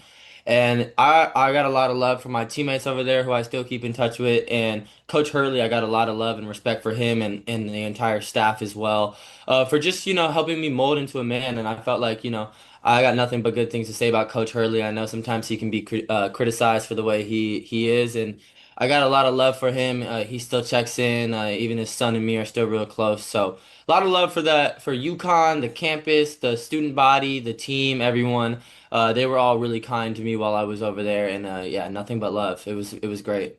So I mean, last year was not the best year that you've ever had, but a lot of people are going to remember, me specifically, what you guys did those first 2 years that you were at St. Mary's, and how good you were and how impactful you were as a point guard on those teams. When you have a rough season like last season's was, how do you kind of get that confidence back and get back in your rhythm? Is it just a matter of getting back on the court, seeing a couple shots go in, playing well in the practice? How do you get back to being the Aidan Mahaney that we saw your first 2 years at St. Mary's? Yeah, I think I'm a lot different I'm a whole different person than what I was back then. I mean, I came into college 18, 19. Now I'm 22, and I think a lot of guys realize this when you get into college. Now you got money floating around, like real life stuff happens.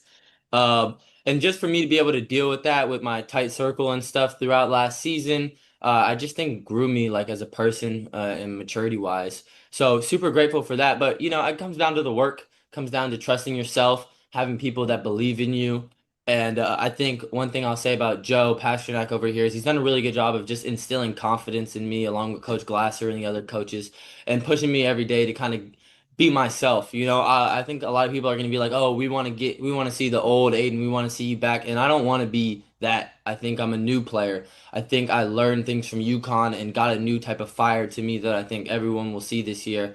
And I'm just trying to be the best me, and I'm trying to be the best me that's going to get this team to the tournament and have a storybook year that, Santa Barbara hasn't been able to have in basketball in a little bit. So I'm real excited about that opportunity. If you are going to advise players that are going to make the decision to try to transfer up and put their name in the portal, what would your advice be for looking for a landing spot?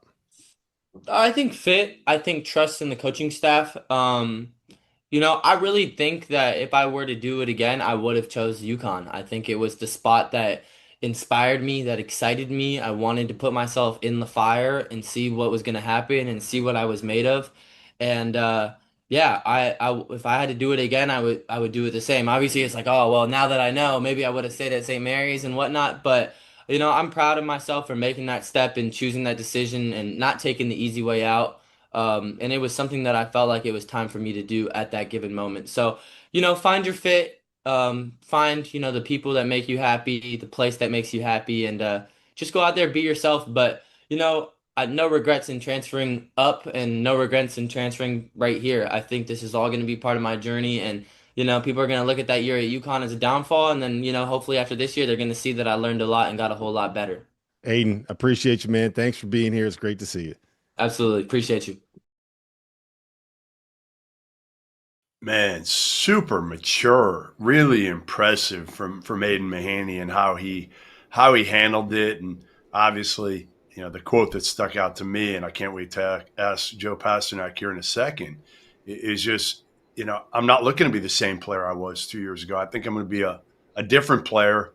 And he learned a lot from that experience at UConn that obviously, showed him some adversity by not stepping in and being a guy for that UConn team. So with that, we bring in UC Santa Barbara head coach Joe Pasternack in his 9th season, 169 and 81, 8 straight winning seasons, longest in program history. Went to the tournament, NCAA tournament in 2001, 2003, and is an Indiana Hoosier. So we'll talk about that later and the football team. But Joe, great to see you. I want to start with that interview with Aidan Mahaney, which, man, I was blown away listening to that, the maturity, because couldn't have been easy for him last year. He goes from St. Mary's, where he's a star. He's like the most heralded transfer in the country, goes to UConn, and it doesn't work out for him. And he comes back and he transfers back out west, playing for you guys. And one of the things he said was how important it was for you to be able to kind of handle the confidence part of it. How have you gone about that with Aidan? Well, I think the first part is to recognize that for him, it wasn't a failure, right? It was like going to UConn, playing for a Hall of Famer and playing for 2 Hall of Famers before coming here is huge. And, it's all his journey and the process of really finding yourself. And I think he's learned a lot. And, I think he knows we really believe in him and really excited for this upcoming year. And we're just trying to give him as much confidence as possible.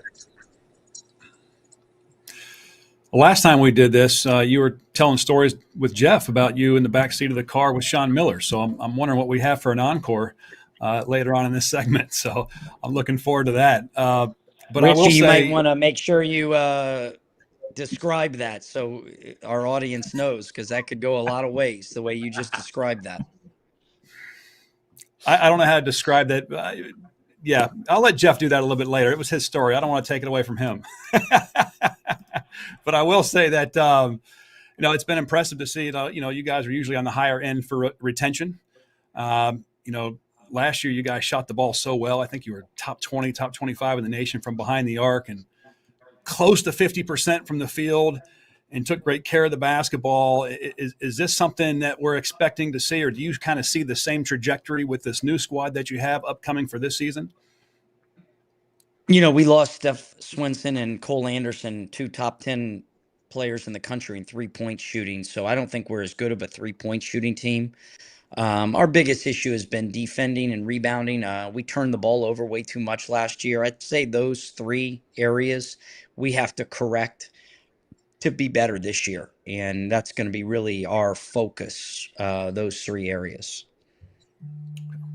Joe, you bring in again a point guard that was heralded, kind of like Aidan, right? Aidan a couple of years ago, this kid Miro Little, coming out of Finland, was heralded, goes to Baylor, didn't play a ton, goes to Utah, plays some last year. How's his role going to be for you guys this year? Because he is a dynamic player.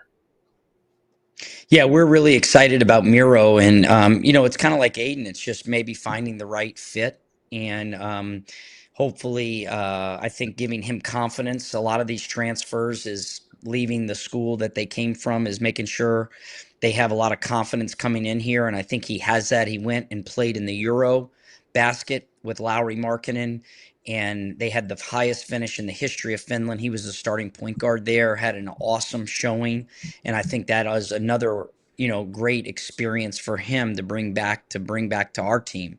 And so Miro's a great young man, great family. We're really excited to have him, and we're going to need his experience. Another one of your returners I'm excited to watch is Jason Fontanet, 6'6", 2'3" kind of guy. I remember he coming into last year. I think you guys were excited about the muscle that he had added, but he was about 10 points a game last year for you, about 6 boards, was a starter. I think he had a big game against Portland, 21 points or so, double figures most of the season. And has he continued to make big leaps? And you're leaning on him pretty heavily again this year as well. Yeah, Jason, when you talked about retention, that was huge for us to get Jason and Colin Smith back, 2 returning starters. And I think in this day and age, retention, you hear from all coaches, that's the biggest part. And so Jason, we're really expecting a big year out of him. He's a great defensive player, great rebounder for a guard, probably the best in our conference, defensive rebounding, and he's really worked hard on offensive rebounding. So he can shoot the ball. I think his 30% 3-point percentage last year and the year before is not indicative of who he is. I think we'll see a really big jump in his 3-point percentage. And he's a really big part of what we do, being a junior and being 3 years in our program. Joe, you've been in this league a long time and seen kind of the progression over the last 5 years specifically. I mean, it went from it's ranked 24th 5 years ago and under Dan Butterly. And obviously, listen, you guys have been the biggest factor in this. I think the coaches in the league that are extremely underrated have gotten it to where it's 14th in the country now in Ken Palm in the net this past year. What's the biggest reason for that, or reasons? I think I was in the Pac-12 for 12 years, and being at Cal in Arizona and then in Indiana and the Big Ten, and you see all these coaches. I mean, the coaches in our league are elite. They're elite coaches. They could coach anywhere in the country. I think it starts with the leadership of the coaches. Then the players, the talent of the players in this league. NBA guys, pro, Euro league guys, incredible talent. And then retention, like UC San Diego last year, they retained all of their guys. That was huge. And Irvine is always so well coached, great program, over the years with Russ. But I think, the level of coaching and the quality of the players, it's so vastly underrated, the Big West. Yeah. Is there anybody else that you think can have a big role that we're not used to seeing? You always bring in a good blend of freshmen and transfers. I feel like you did that again. CJ Shaw, was another freshman you brought in, Michael Simone. So any of those other guys you think will contribute for the Gauchos this year? We had three really good freshmen that you just never know till they get to practice. But CJ Shaw, he was the Gatorade Player of the Year in Las Vegas. Mike Simcoe was top 100, 150 player. And then Luke Zeffalato from Santa Barbara High, vastly underrated. Three really good high school guys. Colin Smith, retaining him. He was a transfer from Vanderbilt, and he only played 18 of 31 games last year, which really hurt us. Him being back healthy. Hosanna Contenge from Louisiana Lafayette. Hosanna was a first team preseason all conference player in the Sun Belt last year, and then he tore his Achilles, so he was out all year. He's now healthy. So, we're excited about the depth of our team. We had two freshmen last year didn't play, but Zion Sensley and ZZ Clark, both guys coming back, retaining those guys. And Cote Keat Tong and Evans Caputo, two big guys that were in our NCAA tournament teams, they're back. So I think the retention of the 7 or 8 guys was really the biggest part for us, and then combining it with the high school guys and the transfers. Hey, Joe, how much money did you throw in for that Kurt Signetti contract? I think Mark Cuban took care of that, but that was amazing. I tell you, your tweets, Jeff, your tweets are amazing. Like, for those that don't know, you're an Indiana guy. You were a manager at Indiana. When you were there, I'm guessing the Indiana football team wasn't very good, because they haven't been very good for most of our lifetime. You're going to try to, get to the playoff or something this year, because they could win the whole thing this year. They may be that good. Yeah, it's amazing. When I was a student, I don't know if I went to more than one game in 4 years. Really?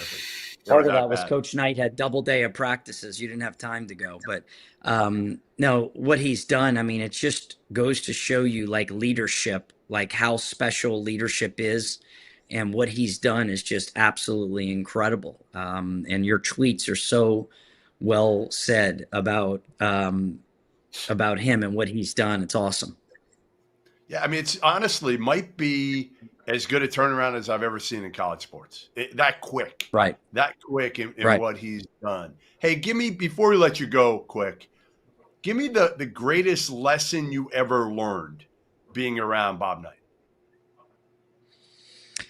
I think preparation, that would be the biggest part. He was such a relentless preparation guy every single day. He had very avid reader, and Sun Tzu is what he would read, and he would always say the war is won before it's even fought. And that went all back to his preparation every single day, and preparing for practices, preparing for games, walkthroughs, and that would probably be the biggest lesson for me. Well, listen, great having you on. Great seeing you. Thank you. Whatever you've done with Aidan, man, like, I don't even know if you had to do it with him for that interview, but that thing absolutely blew me away, the maturity that he has handled everything with. So I can't wait to see what he does in your program and what you do with this group. And we'll talk soon. We'll be texting about that Indiana football team for sure. Yeah. Thanks for having me, guys. You got it. There you have it. UCSB head coach Joe Pasternack, team that, again, might have the best player in the league this year, Richie. They might have the best player in the league this year. Aidan Mahaney, can he become that player that he was, 2 years ago at St. Mary's when he went in the portal? There's a reason Dan Hurley identified him. There's a reason that UConn wanted him. No, it didn't work out. But sometimes, again, as Aidan said, it might be the best thing in a way for him, down the road. So, all right, listen, the Big West was home to 2 30-win teams this past season, Richie. UC San Diego and UC Irvine. Marking an unprecedented feat in conference history. The only other league to do that, the SEC, which that was called the greatest conference in college basketball history last year. So conference closed the year ranked 12th in the net, highest standing since 2000, cracked the top 10 in the net during the season, also ranked 12th in KenPom. So again, it went from 24th in KenPom in 2019-20 to 12th. 5 teams in the top 50 in the net. That's kind of crazy to me. UC San Diego, UC Irvine, CSUN, UC Santa Barbara, and UC Riverside, all in the top 50 last year, most in Big West history. Most NIT appearances in Big West history with 3 teams, Irvine, CSUN, and Riverside. They all got postseason bids to the NIT. UC Irvine reached the NIT title game, losing by just 1 point. They had non-conference. The league had non-conference road wins in the last 2 years over Colorado State, Northern Iowa, Grand Canyon, Stanford, Utah State, USC, UCLA, Michigan. Best non-conference record last year since 2010-11. Cal Poly was the 8th most improved team in the NCAA, an increase of 12 wins from the 2013-14 season. And CSUN tied for the most wins in program history with 22 and the most wins in 25 years. So just wanted to kind of highlight, obviously, what the league has done, Richie, over the last year. But really, it's been something that has kind of, risen over the last probably 4 or 5 years. Again, I don't want to give, Butterly's ego here, stroke it too much, but he deserves a ton of credit for what he's done. And again, the ADs deserve a lot of credit for hiring the right guys and sticking with the right guys sometimes, because it's not so easy. Right. Yeah, and I like how earlier on when we first started the show, we talked about Dan Butterly. You used the words forward-thinking and innovative, and I think that's right. And he's been the athletic director. The commissioner of the Big West Conference for what are we going on 5, 6, 7 years, something like that now. And the leap that the conference has made in the net with some of these teams that are winning big games, getting to postseason appearances, has been quite impressive. And, we've talked a lot about the coaches. I really like how Coach Pasternack there at UC Santa Barbara just mentioned how the coaches in this league are elite. And I think, everybody talks about West Coast bias and that kind of thing. It is true. There's a lot of times teams from the West Coast aren't being recognized. They're not being seen. They're not during prime time. A lot of times the games are on late at night when people are going to bed or they're already asleep. And that's a lot of the games that I'm working a lot of the time. And they don't get a chance to see these teams. These coaches are good. They know what they're doing. Terrific coaches. And I think under Butterly's leadership, they've been able to channel that into becoming, I want to say, a conference powerhouse, but certainly top of the country conference, no doubt. Number 12 in the net's nothing to bark at. So it's quite impressive. It's been fun to watch. I've been in the league for a long time, and it's really fun to see the trajectory this conference has been going in for the last few years. Yeah, and one of those coaches who will get an opportunity this year to prove himself after the departure of Rod Barnes at Cal State Bakersfield is acting head coach Mike Scott. We had a chance to catch up with him earlier. All right, now pleased to bring in acting Cal State Bakersfield head coach Mike Scott. Mike, good to have you on board here. And I know you've been a longtime assistant. Now you take over as the acting head coach for the season. Tell me a little bit about, obviously, right now, what you have coming back and, how you're trying to adjust to this whole, coaching change with Coach Barnes stepping down recently. We actually got an older group here. We got some high-level guys coming back. CJ Hardy played a lot for us last year. He'll be back. Looking for a lot of leadership out of him. Tom Mark, who didn't played about half the season last year due to some injuries, but he's back with us. Then we got some older additions to our team, Dalen Smith and AJ, who was in the league a few years ago at Long Beach. So I'm looking forward to the squad, and they're all on board. That was kind of the big thing, guys have a chance to get into the portal, and they all said that they was coming back. So I'm looking to have a fun year. Just piggybacking off what Jeff just asked you, what's it been like? You're moving over 16 inches from assistant coach to head coach. You've been there 9 years. As Jeff said, it just happened. I mean, this team was built and recruited to play for Coach Rod Barnes. How much of his philosophy do you keep, and how much of it can you instill on your own? Oh, well, the core values you keep, some that you learn, obviously, the mentorship of Coach Barnes, will kind of stay with me forever. But a lot of the stuff, the core values of our program will keep.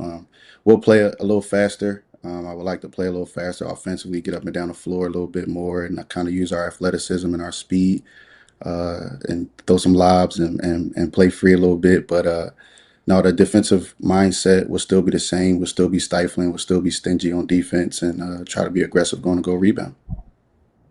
Yeah, you mentioned A.J. George, who comes back to the league after a couple of years at Long Beach State, then at SMU, where he played a little bit last year.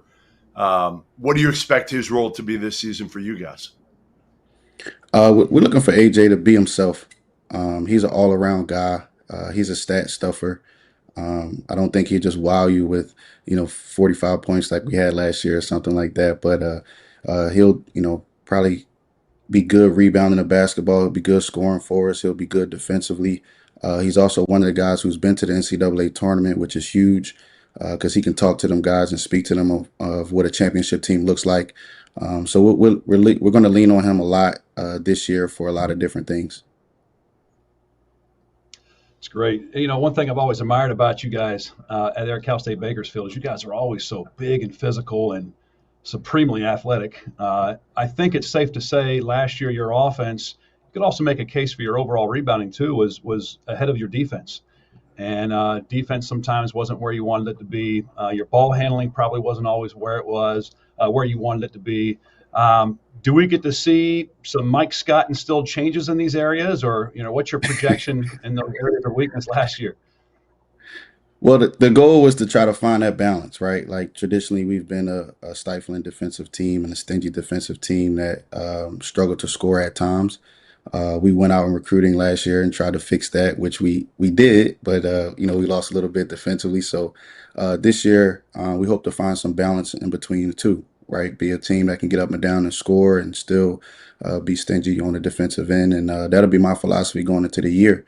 Let's play free. Let's play fast. Let's use our athleticism and get out and run. And defensively, let's make it hard for people to get buckets. Mike, how have you kind of handled, yourself dealing with this opportunity, right? I mean, you have an opportunity in front of you here that, a lot of coaches don't get. How have you gone about this in terms of, obviously, I know it's about the players, first and foremost, but what's this been like for you personally? I mean, it's obviously a change, but for me, it's something that I've prepared for, something that I'm ready for, something that I was built for. Since I've been here, coaches kind of allowed me to strategically grow in a lot of different areas across campus and with our program. So me stepping into this role, I'm ready for it. I'm excited about it. I'm looking forward to it. And then, like I said, it's something that you dream of. Obviously you wouldn't want it to happen this way, but you got to get your opportunities and make the best of them. Are you getting any sleep? I'm on the road recruiting right now. I'm in Orlando at one of the events, and this is probably the most sleep I've got over the past couple weeks. But no, I know that's part of the job. One of the coaches made a comment to me on the road. He said, "Man, enjoy your hair right now, right?" Like, It'll look like mine soon, Mike. Just in time, all right? And it's not a good thing, trust me. Give me the guy that probably has had the best offseason. Give me one guy that just kind of, again, you've been blown away by, maybe by their work ethic, maybe just by how much they've made a jump in the offseason. Well, I'll give you two. One of our returners, Jaden Alexander, has made a huge jump. He's always been a worker, just kind of fine-tuning some things in his game in terms of his handle and his jump shot. And I think he really did a good job of doing that this summer. And then the other one is a newcomer of ours, Dalen Smith, who was in a portal for a long time. He sat out as a transfer from Alabama A&M, but he sat out last year due to an injury that he had with his leg. And he came back, and this summer he's been unbelievable in terms of his work ethic, his leadership, his ability to make shots and make shots under duress. I'm really impressed with them. So looking forward to those two guys actually showcasing the changes in their game and the jump that they've made over the summer. Hey, I'm excited for you. I know every assistant coach waits their turn. I had a similar situation. I was an assistant coach and got the head job at a small college in July, but to get it in September is a whole nother animal. You're like the big mystery box, and you guys have lost. I think from last year, I think it was 4 of your top 5 returning scores, I believe. Yeah. Were lost, but you're still bringing in some good newcomers. And so, I mean, are you excited about just the clean slate and nobody having any idea what to expect on either end of the floor this year? Yeah, you're always excited about it. Like I told our guys, look, man, we got nothing to lose. It's not going to be a lot of expectation coming out of us. Obviously, getting the job late and trying to change a few things late and getting guys to understand our philosophy and what we want to run in terms of offensively. And I'm okay with that, right? I'm okay with us having some struggles early on or some miscues early on. But by the time we get the conference play, that's what we're going to be prepared for. So you brought in a couple guys in the front court, a couple transfers. Yeah. What does that look like up front right now? Because you've gone through most of the perimeter so far, but give me kind of, what's been the competition up front for minutes? It's been unbelievable. It's really good to see. We got a lot of guys that are hungry, that have something to prove to the world and also to themselves. One of the guys is Pierre Geneste, who's a transfer from Fresno State, who's an unbelievable worker. He's a lob threat. He's a rim protector, but he's really working on his offensive game. We brought in a transfer, Ronald Jessamy, who's just a competitive dude. He was at Tennessee State. I think he'll do a lot of our inside scoring and being able to be crafty around the basket and use athleticism to get plays. And then we have Caleb McCarty, who's a transfer from South Carolina State, who's kind of a traditional Rob Barnes guy, right? Like he's long, he's athletic, he gets somebody down the floor, understands how to play, a skilled guy who will be looking to get some good production out of. Let's say you have an open mic here. The entire city of Bakersfield's listening, the entire world's watching right now. I mean, what would be some words you want to maybe express with them and, talk about who you are and what to expect this season? Support will be the number one. Our guys work hard. They've worked hard. They've worked for this opportunity as well as me. I've worked hard. I've worked for this opportunity. And now we're just looking to showcase it at a high level. So the support that our city will bring to us, which they've always done, the support that they'll be here for our guys and let them know that they have their support and that they have their back through the things that we're going through right now would be great. And for me, look, I'm a gritty, grimy dude. I'm from Philly. I've worked my tail off to be here. And that's what Bakersfield is, right? We put our hard hat on every day. We come to work. We try to do our best. We make sure that we're competitive and we live with the result. And that's who I am. That's what they're going to get from me every day. You're going to get every ounce of energy, every ounce of blood, sweat, and tears that I have to try to make sure this program continues to go in the right direction. Mike, have you called anybody that's been in this situation before and maybe asked them for advice? Another coach or anybody like that? I haven't talked to anybody who's been in this exact position, but I've talked to some head coaches just about some things to look out for.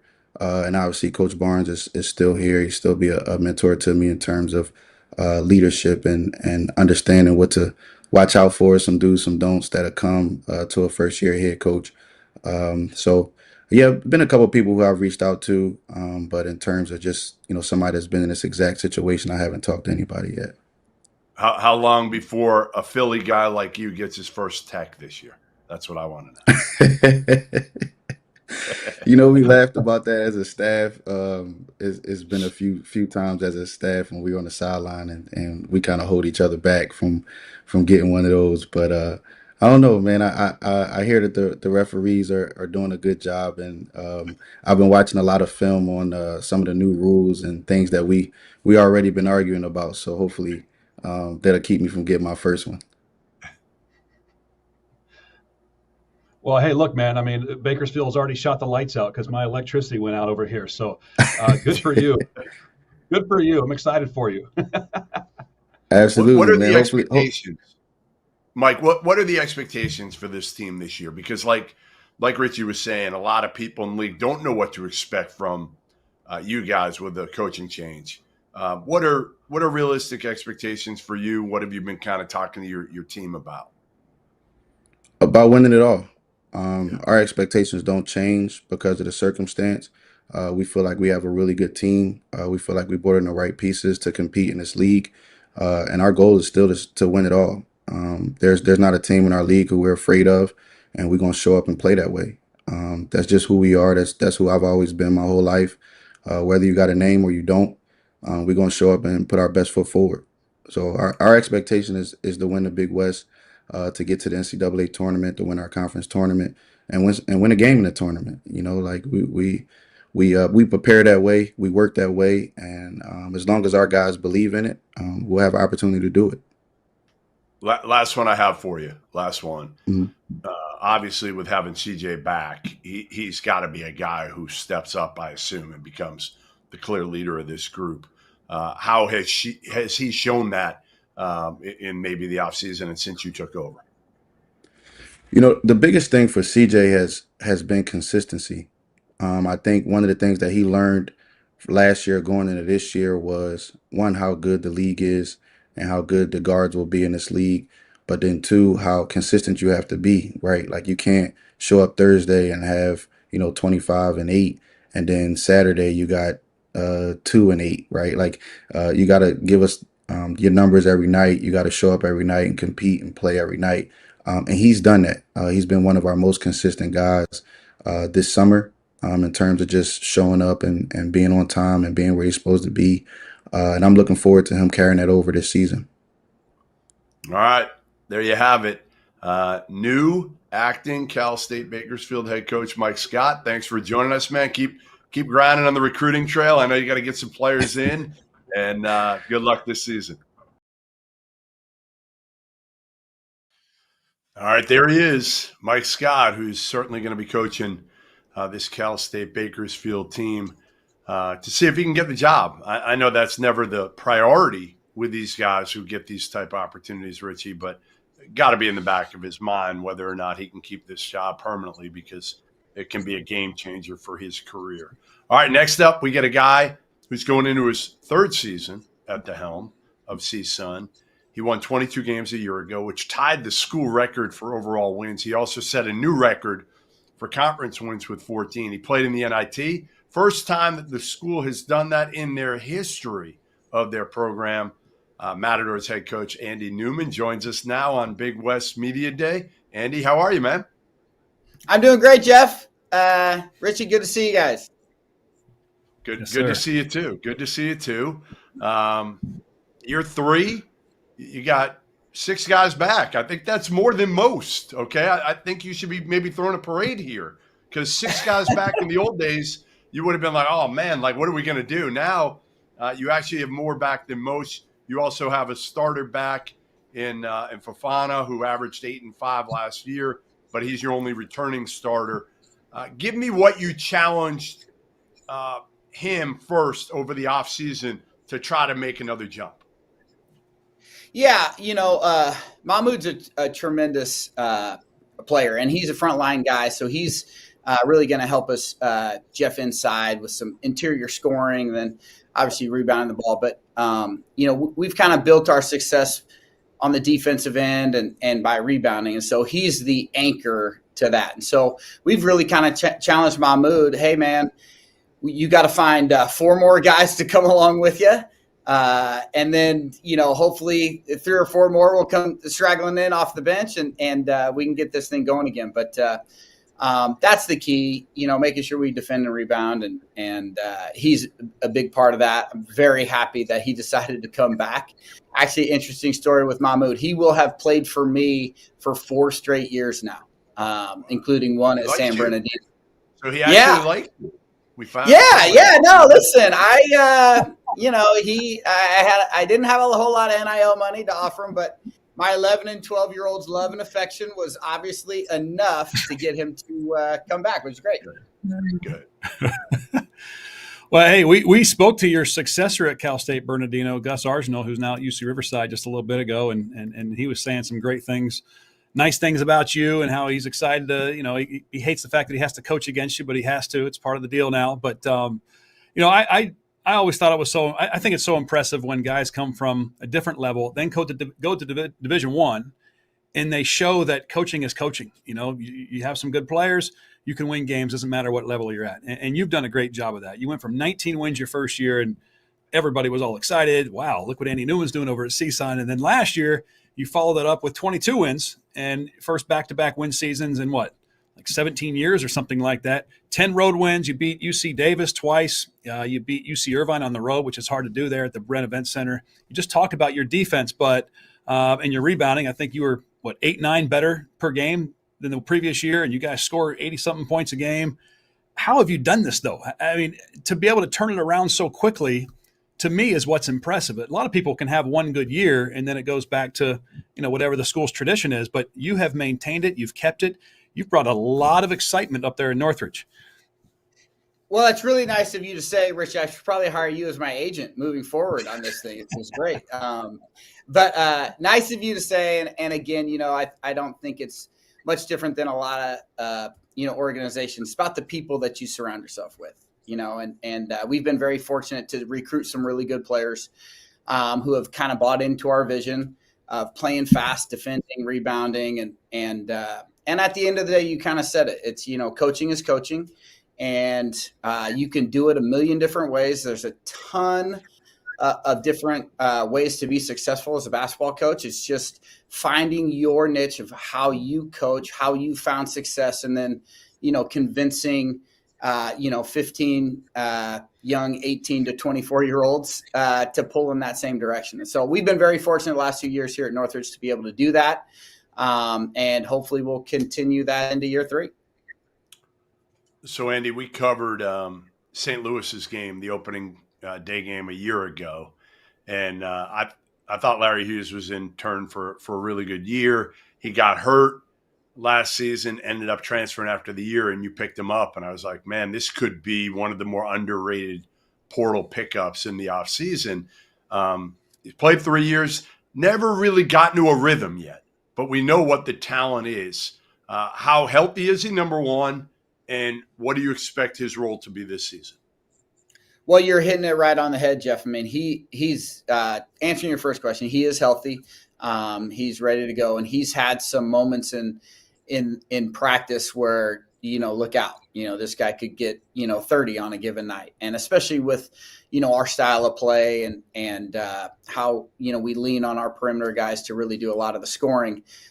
He's been really good in that area. I think at St. Louis, just younger, he was kind of more of just a shooter, and his scoring was limited to that 3-point line. Well, he's had a great summer and a great fall, and we look forward to him now being able to score at all 3 levels, and he's certainly been able to do that here for us, just in practice in our early time together, and I would imagine he's going to have exactly what you said, a breakout year. Where he comes into the Big West, could very well be our leading scorer and a guy that is going to turn a lot of heads and hopefully get people talking less about his dad and more about him. So a year ago today, Jeff and I sat here with you, and you talked about how you guys went out and found shooters, because your first year, even though you guys had a good year, shot 30% from behind the arc.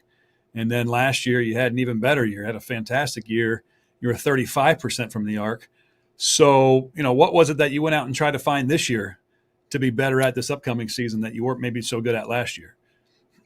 Well, that's a good question. I do think we're hoping to keep that trend going and hopefully shoot somewhere close to the 39-40% from 3. So we went out and got some guys to replace the scoring that we lost, and those guys can really shoot it. And so we did that. We really, it's funny, Richie, we took the blueprint of last year's team, and we really tried to replace everybody on it. And so we went out and got a point guard, Josiah Davis, very, very similar to PJ Fuller from last year.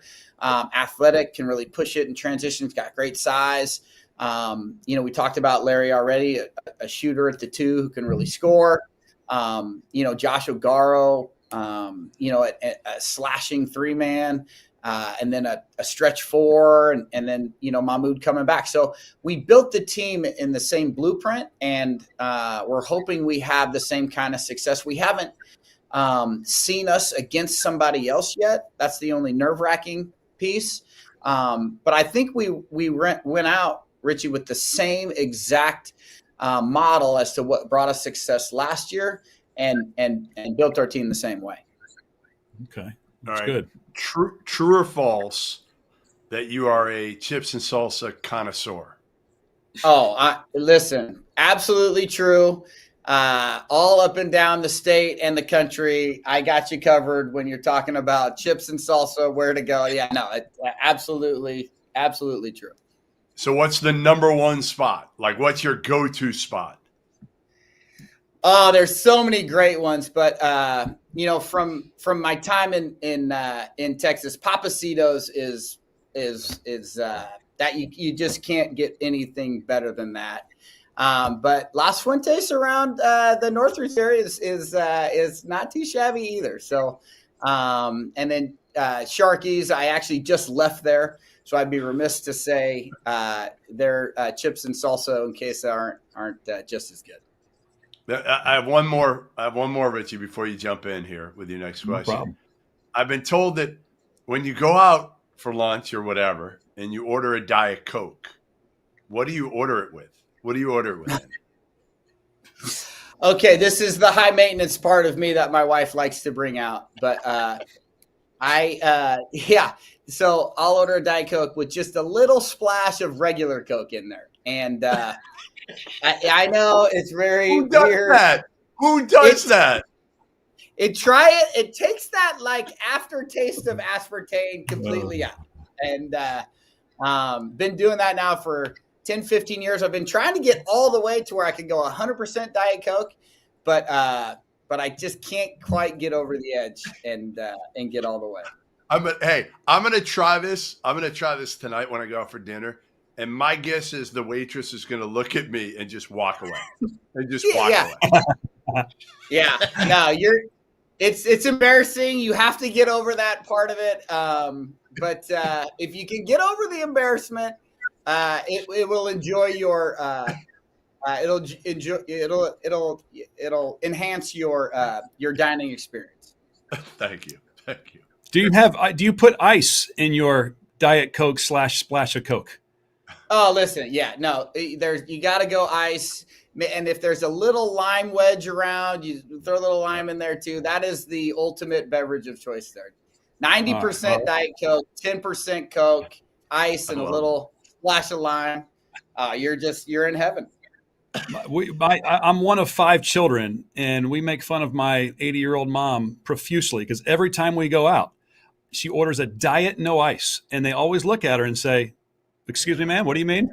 She goes, "Diet, no ice." And then they bring out the straw, and it's like floating at the top of the cup because it can't go in because there's no ice to hold it down. So I'm glad to know that at least you have the ice in your Diet Coke / 10% Coke. Yeah, no, listen, one of many concerns my wife has for me and our relationship moving forward. But we're powering through. We've been good so far. Good for you. All right, last one I got for you, and we'll send you out on this one. If you guys are to win the league this year, give me the one thing that has to happen.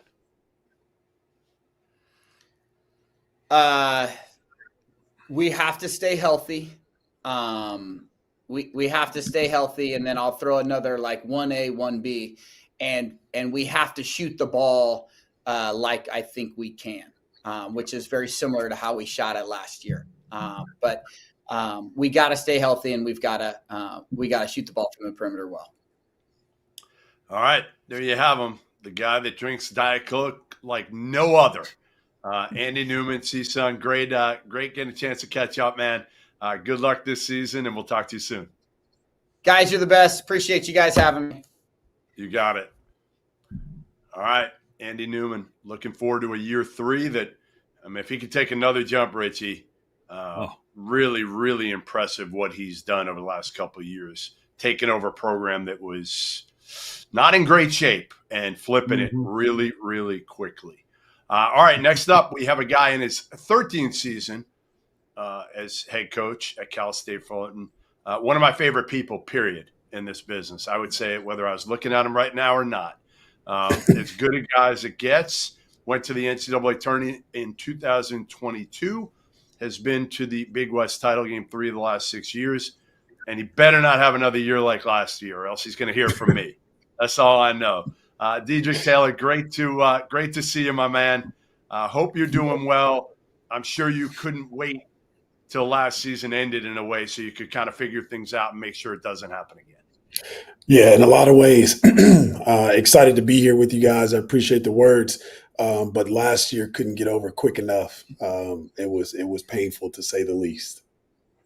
What was when you go into an off season, and let's face it, this isn't like any of the three of us, when we got into this business, obviously me a little bit different than you guys, but 25 years ago or so, it's different. You can flip a roster quickly. That's the beauty of the landscape right now, is that, hey, you can change it, which you did. I mean, you have a completely different team than you had a year ago. What was the main objective in putting this group together? The main objective was obviously character, but work ethic. Guys that are willing to work, and that's the area that I relented on last year with our group. Is when work was needed to have happen, guys weren't willing to do that. And that was on me in terms of the kinds of young men we had in our program, but also relenting and allowing them to go in a different direction as opposed to fighting through what needed to happen, because working obviously is a big part of it. But then also, just winning, the experience of guys winning and understanding what winning looks like. And then also obviously the skill set. But in that particular order, skill set being last, I thought there were three other things that really, really needed to be important before we talked about their skill set. And so far, I think we've hit a home run in that particular area. Dedrique, can you believe that you and I have both been in the Big West for 13 years now? No, not even. That's it's wild, crazy. Man. That's wild. Yeah. And I actually remember you saying exactly what you just said 8-9 years ago. You said, man, this season can't get over, or it couldn't get over quick enough. And then you came back, and that's when you started going on that run 3-4 times out of 6 years going to the championship game. And the Titan way, we're used to seeing that with you, and didn't quite see it, last year as we're accustomed to seeing it under your leadership. I think you just kind of talked about what those different eras were and why it was different this past year. But can you talk a little bit more about the areas you attacked? And I would think that last year there was probably a major lack of confidence as the season snowballed. You guys were struggling to score, struggling to hit threes. So what areas have you attacked in the offseason to get back to the Titan way we're used to seeing under you? Again, I think we have to start with work ethic. That has to be the premium, but also just the ability to shoot the ball. That's something that I think has not been necessarily a prevalent factor, a prevalent component in the Titan way. But I do feel like, we can shoot the ball from a lot of different areas on the floor. Playing faster is something that necessarily is not, I wouldn't say something that I'm excited about, but something that I'm used to. And it's not unique for college basketball, but it is going to be unique for Cal State Fullerton in terms of our pace of play.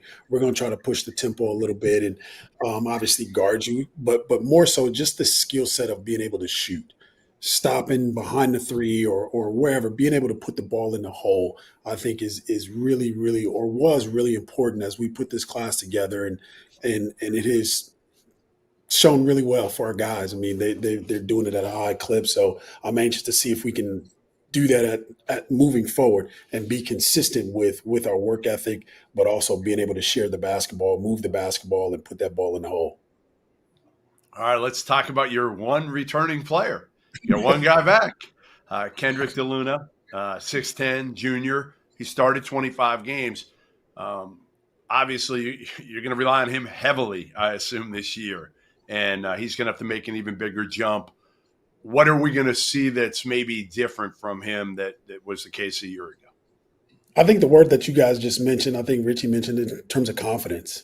Just his ability, like, when the spring was happening and guys were packing their stuff up and they were moving on, Kendrick was still here. And so he was able to get one-on-one time with us on the floor. He was able to get one-on-one time with us in the weight room or with our weight coach. And I think in the large part over the summer that helped his confidence. Being able to establish who he is on the post, but also allowing him to express himself and get outside on the perimeter, not necessarily to shoot it, but take advantage of his ability to pass and his ability to find guys and his willingness to hit the first open guy. From a confidence standpoint, I've seen it grow leaps and bounds from where he was and what he's experienced the last 2 years. Obviously, is not ideal, but it is experience nonetheless. And we're going to rely on that. And as you mentioned, rely heavily on that as an anchor, knowing what it's like to go into some of the other venues that are in our league, to experience those opportunities and learning how to take advantage of them. And I think with this group, the way they've bonded and the way they've gelled, particularly with him, through him, will be really, really exciting to watch. All right, I don't want you to give away your scouting report, but you've always had the same spread offense. Well, for many years, you've had a staple offense where you spread the floor. Yeah. You're putting one guy inside and you're attacking, and you put so much pressure. Every team that plays you, every time we go into a shoot around or talk to coaches when they're looking to play you, they're always scared to death of the pressure you put on them by driving the ball and getting them in foul trouble. And it's something that you've done for the first 12 seasons you've been at Fullerton now. The thing is, though, I remember you saying in year one, 13 years ago, you saying something to the effect of, I want to play fast, faster than fast. And now you're saying something very similar. So are we going to see like some full court pressure on the defensive end as well? Or I don't want to don't give away your scouting report, but you see where I'm getting at. Like, how much faster can you be? Yeah, we're going to try again to try to play as fast as we can play well. I think the difference though is I held the reins in terms of not allowing them to shoot threes, whereas our version of playing fast moving forward will be, I'm literally telling these guys to put the ball up on the rim as quick as possible, as much as possible. Obviously, we have certain ways that we want to do it and what that looks like, and the ball movement is allowing those things to happen and is creating open looks for us. But that's something that I think you will see from us in our repertoire in terms of being able to shoot the ball and shooting the ball more. The previous years, yes, spacing is really, really important. Spacing will be really, really important for this group. A ball movement will be really important. We'll still play a 4-round one, but there are times where we'll be 5 out. There's times where our guards are going to post, but we're trying to get up and down the floor without looking like the bad news bears on defense. I don't want to forsake that. I don't want to give that up. I was just having a conversation with one of our assistants, and he's telling me, we need to lean into this offense stuff and do this offensively. I'm like, hey, time out. You do have to stop somebody at some point. But you know what? He referenced, I think Alabama and Florida State played each other last night, and the score was like an NBA score. It was like 109 to 105. And somebody shot 53s. And I just looked at him and I just walked out. And I told him when I came back in his office, if we shoot 53s in the game and we don't make a lot of them, I'm just going to walk out. I'm just going to leave the sideline and just walk home. Forget it. Hey, speaking of your assistants, I know you officiated one of your assistants, Ryan Ham's wedding this past summer in Kentucky. It was it was something to behold. I heard you did a good job, but you forgot something. Yeah, I probably forgot a lot actually, but I enjoyed it, man. I just to be a part of that. To me, that's what college basketball was. I don't know that it is that moving forward from a transactional versus transitional or transformational standpoint. But to me, that's one of the more important than these things that are behind me, these championships. That's a championship of life that I was able to be a part of because of the game of basketball, to be able to marry him to his longtime girlfriend, and just be a part of that. And like literally, I'm not a guy that loves to admit that I cried, but when he asked me, boy, I was boo-hooing like a mother trucker. I'll tell you that. All right. Hey, Richie, he's not telling everything, though. He's not telling everything because he did forget something. And he's What did I not forget? being honest that he forgot his tux.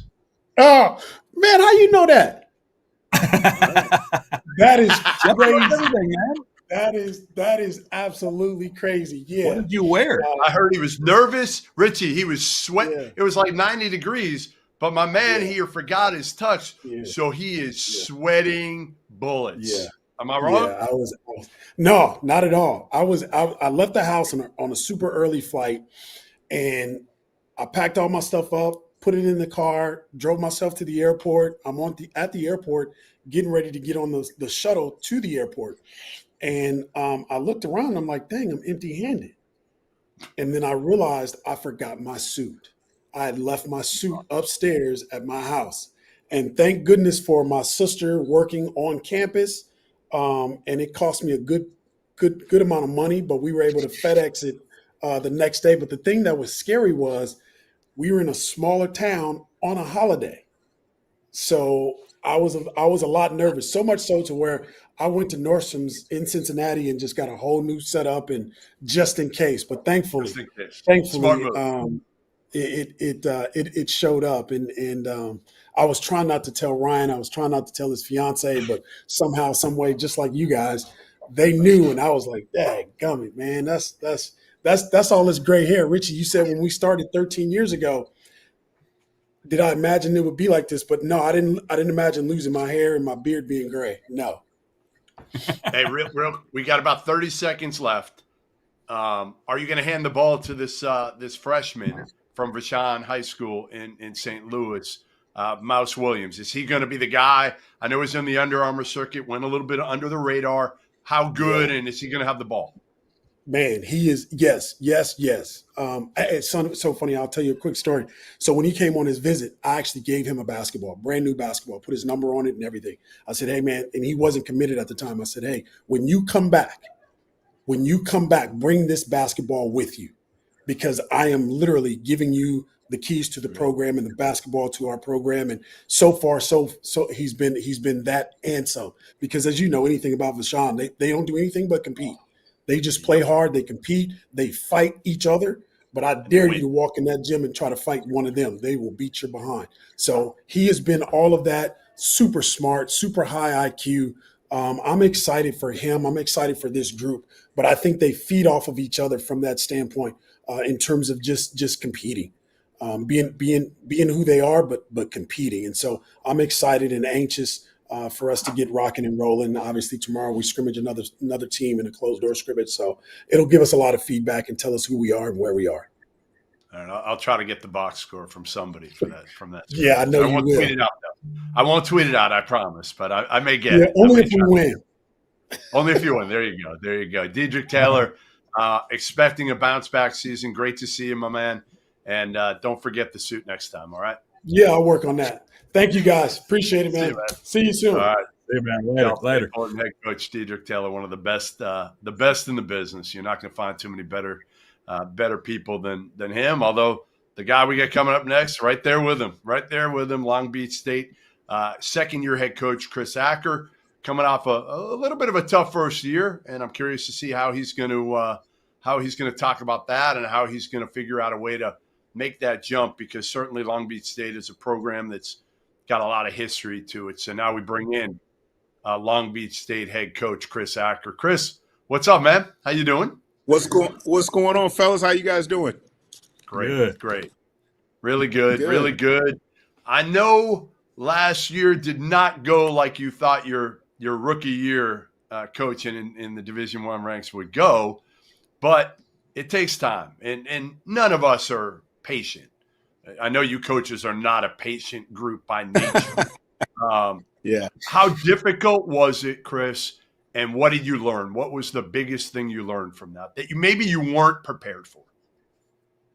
I wouldn't say I wasn't prepared for it, because I think in in this business, if you're not striving to finish first, then you're what are we doing it for, right? And so I think the entire year, I maintained my delusion in the sense that we could get over the hump, and we could win the league. That was my mentality. That's always been my mentality. Anybody that knows me understands that, it's a championship or bust every year. And so, what I learned about myself is that, I was able to motivate my entire program, and I had a great staff around me that, echoed my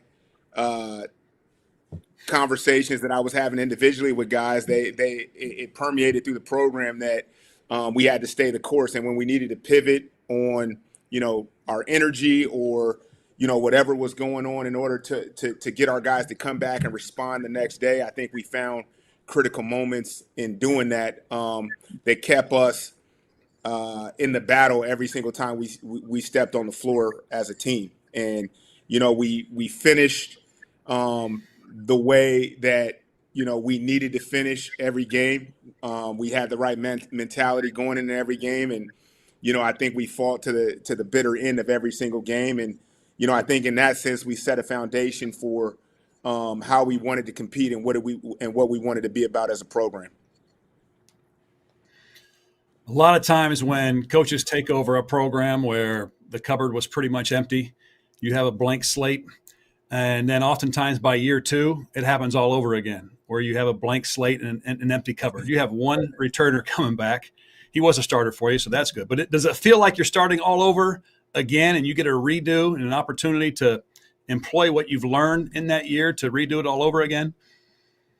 Yeah, I mean, it doesn't necessarily feels like we're starting all over again because the staff had a year together.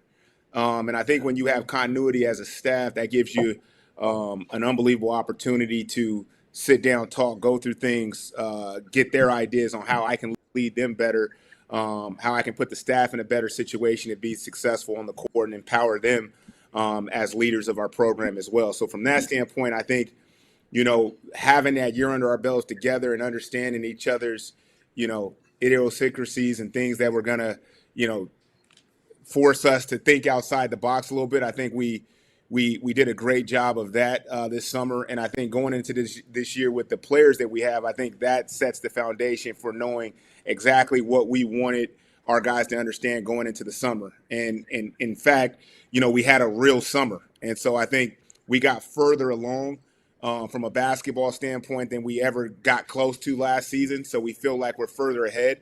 But obviously with personalities and different things from that standpoint, you are starting over in terms of getting to know your guys.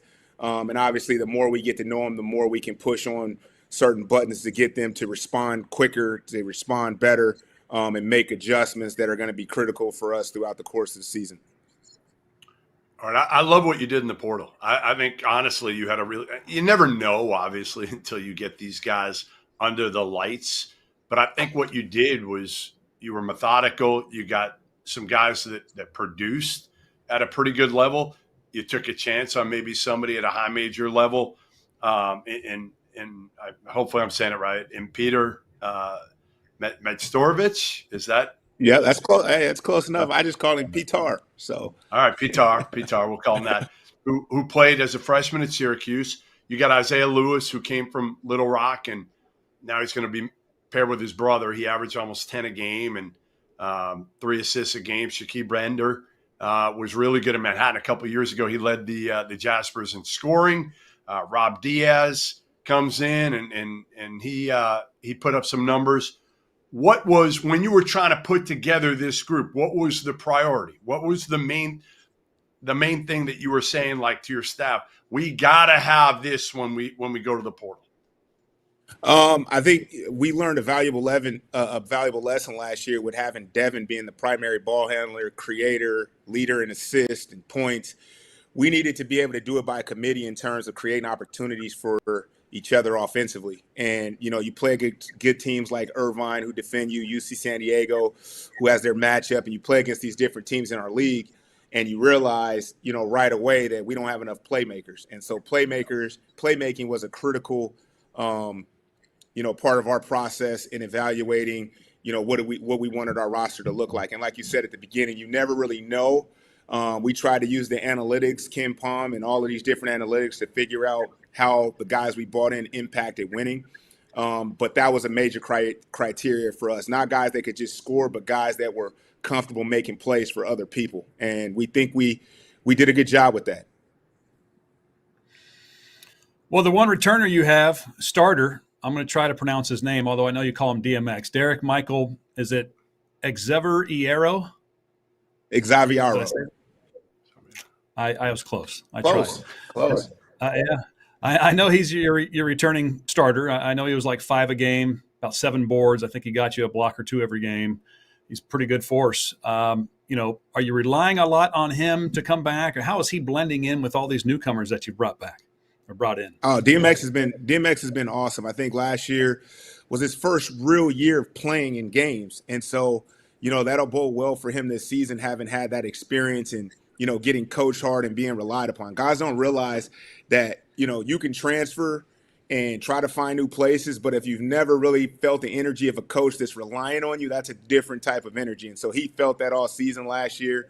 And so, in terms of relying on him as a player, I think I will rely heavily on his experience and use him as an example of a guy that, can talk to the guys about our temperament as a staff throughout the course of the season and learning, how to deal with us as coaches. And so from that standpoint, we'll rely on him heavily. And as a player, he's blending in really well. I mean, we have some really experienced guys. You mentioned Peter. We have DeMarshe Johnson. We have Leo, who came in from France also. So he's in constant competition and battles every single day to put himself in position to have the opportunity, potential to start this season as well. But, there's good competition in practice. And if I had to say one thing about where we were last year versus this year is, every single day that I was in practice, I was the barometer every day because we didn't have guys that could hold each other accountable because we just didn't have the bodies. And this year we have the bodies. So practices are spirited and competitive every single day. And so that's what I've been most excited about is, I can kind of coach basketball and let the players compete and, set the tone every single day as far as separating themselves as players. Hey, Chris, so many of the high majors, this, are going the portal route. You're able to bring in a freshman in Dallas, Washington. I remember seeing him on the Nike circuit at EYBL last year. 6'10", high upside, Santa Margarita High School. I think he was a top 100 kid coming out. How much do you think the changing landscape enabled you to get a kid like him? Because again, oh man, it's how different it is. Yeah, go ahead. Yeah, no. Yeah, I mean, you're spot on. I think that is, you couldn't articulate that any better. I think there's, in this current climate, you're gonna miss on guys at the high major level. Not necessarily miss, that's not the right term, but you're gonna evaluate trying to stay relevant with upperclassmen versus developing freshmen, right? And so for us, we have the opportunity to find freshmen like Dallas, like Gavin, that can actually impact our program as freshmen and actually get on the floor. And if it was the old landscape, we probably wouldn't have these 2 freshmen on our roster. And so that's exciting for us. So, yeah, I couldn't be more thrilled to have Gavin on our roster because of those reasons. Will he have a pretty big role? Is he fighting for a big role as a freshman, or kind of how do you see that playing out?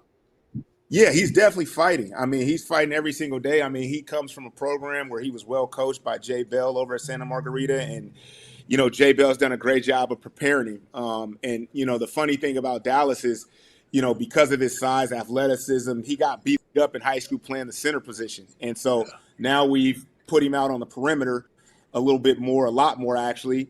And he's learning how to find his mismatches. He's learning how to, play on the perimeter and do different things and utilize his true skill set, which is his ability to shoot the ball, get to his spots. And, he's a deceptive passer. And because of his experience playing on the block, we're going to use that to our advantage as well. And yeah, he's done a tremendous job fighting. And, again, he's competing against Peter every day, who has Division I experience at Syracuse, who's been in some battles. And so, again, I think our roster is, by committee, we have a very competitive group that is going to, really show well this season. It's great. I know your shooting last year you were probably pleased with. You guys were okay there. Defense and rebounding is probably something that you guys are looking to attack. But how do you do this? Chris Acker, nobody else, just you. I know as a coach you're always questioning yourself. But I know in December you guys had won 5 straight games. And then down the stretch you had a string of 1-possession losses. How does the Beach prevent that? And what do you do to help prevent that with this new group? I think you just said it. I mean, we got a new group. We talked about it earlier. I think our depth, it's about attrition in basketball, right? And it's like over the period of time of a game, teams are going to have breakdowns. And we lost 1-possession games because we had a lot of breakdowns throughout the course of the game that led us to losing a game by 1 possession. I mean, we were up 15 to Irvine at one point in the second half, and they came back and beat us in overtime.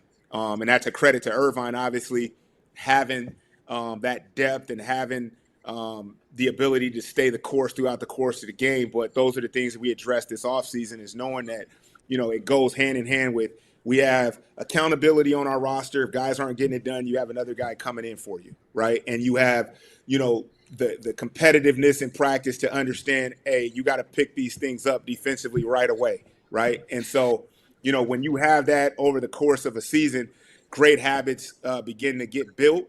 And then, that's what happens in the course of the game, where you saw 3 or 4 breakdowns in a row last year, or I was out of timeouts, to start the second half the time last year.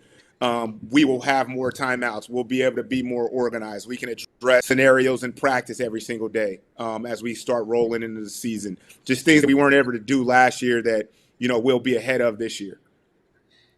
Well, Chris, great seeing you, man. Good luck in year 2. I know it'll be a heck of a lot better than year 1. And hopefully we'll get a chance to see you in person soon. I look forward to it, man. Thank you guys so much. And I appreciate you guys doing this, giving us an opportunity to talk about our program. So thank you so much. No, thank you. Chris Acker, right, second-year head coach, Long Beach State, who, again, I think will make a jump. Listen, I've known him a long, long time. And, the lineage that he comes from, obviously from San Diego State, they figured it out pretty well. So I think Chris will as well. Next up, another guy who's figured it out pretty well over the course of his career, Cal Poly Mustangs head coach Mike DeGeorge. He enters his second season coming off a 16-19 record, which was a 12-win improvement, the 4th best turnaround in all of Division I. Went to the Big West semis for the first time in 11 years. Comes from Colorado Mesa prior to that, and plays fast. And likes to shoot a lot of threes. So, like, Richie, every kid would want to play for Mike DeGeorge, wouldn't they? Oh, yeah. That is a dream come true. An opportunity to score a lot of points, shoot a lot of good-looking three-point shots. Everybody wants to get that in their pocket, no doubt. Mike, would you have let Richie have the green light? That's what I want to know. Absolutely. And we're going to put you 2 on staff here. You guys are out already selling us, which is great. Yeah, we'll let it fly. How you doing? How's it looking in year 2? I know, obviously you came into the Division I ranks last year and took over a program that needed a little bit of an infusion. It had struggled for a while, and you've got it going in the right direction. When you look at the turnaround, when you look at the 16 wins, I know you're a coach. I know you're used to winning at the highest level at Colorado Mesa. Was it enough? Like, did you walk away thinking, man, we did a hell of a job? Or did you walk away thinking like, we still left some wins on the table. We could have gotten to 20. Well, you always feel like you left wins on the table. I mean, I don't know if I ever got through a season where that wasn't the case. But, as a coach, one is expectations are a funny thing. For us, people didn't have very high expectations. People are congratulating us on a losing season. I caught a little bit of yours with the Hawaii coach earlier, and we basically had silver seasons, and it's like, the world's ending in Hawaii, and everybody's happy at Cal Poly, and we had similar years. So, expectations are part of it. But for us, really, our measure is how much better did we get from the beginning of the year to the end of the year. And so to play your best basketball in March is always a measure.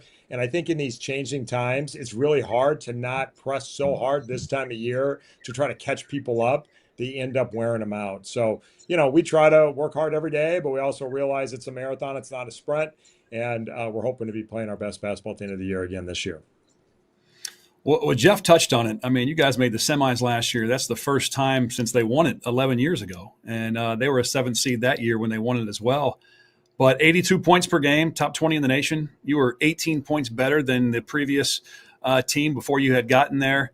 You guys were 3rd in the nation and nailing about 11.5 threes per game. So you set all these school records, right? I don't think people realize how tough an academic school Cal Poly is without a whole lot of winning tradition. So you guys getting in there and doing what you're doing has been super exciting. I know a year ago when we were talking, we were talking to you about this style of play, and we're like, how's this going to work? What's it going to look like? And then March Madness was a lot of fun to watch with you in it. Are you still looking? You're probably never going to change, but I would imagine you're still looking at positionless basketball, either get to the rim or shoot a three, fast pace. Is that still the exciting brand you're bringing for the Big West? Yeah, absolutely. We're definitely committed to it. We think it's the winning formula in all of basketball, but particularly in a situation when you're at a little bit of a disadvantage in terms of some of the resources. As you mentioned, the academics here are challenging, particularly for transfers. And so, we are definitely committed to it. We're going to play positionless, and a lot of coaches talk about that, but they really mean they're going to play 4 guards and 1 big. We mean truly positionless. All 5 players get to pass, dribble, and shoot. They get to screen. They get to come off of screens. And so we really do mean that. And we need guys that can guard positionally as well, meaning switch and guard inside and out. And we do feel like our roster has taken a step towards that. Last year at this time, I really felt like we had 4 guys that were ready to help us. And one of the reasons we finished stronger was, our bench really developed over the course of the year. And so this year we feel like we got about 12 guys that could all contribute to our style of play, and our pieces just fit together better, which in terms of depth. So we are excited about this group. We're just going to be really young. Last year we were really old. This year we're really young. So you do return 7 guys, which is great. You're one of just 5 Division I programs. This is a crazy stat that didn't lose anybody to the portal. I mean, that's insane in this day and age. That is insane. Which means they actually like you, I think, Mike. I think they like you. So that's a good thing, right? You played a bunch of freshmen, though. Like, you played them pretty good minutes last year. You know what they say, right? Like, the biggest jump is freshman to sophomore year. Have you seen that out of these 3 guys? Yeah, absolutely. Peter Bondal, Caden Ward, and Guzman Vasilic have all taken a big step forward. Athletically, they put on size, they put on strength.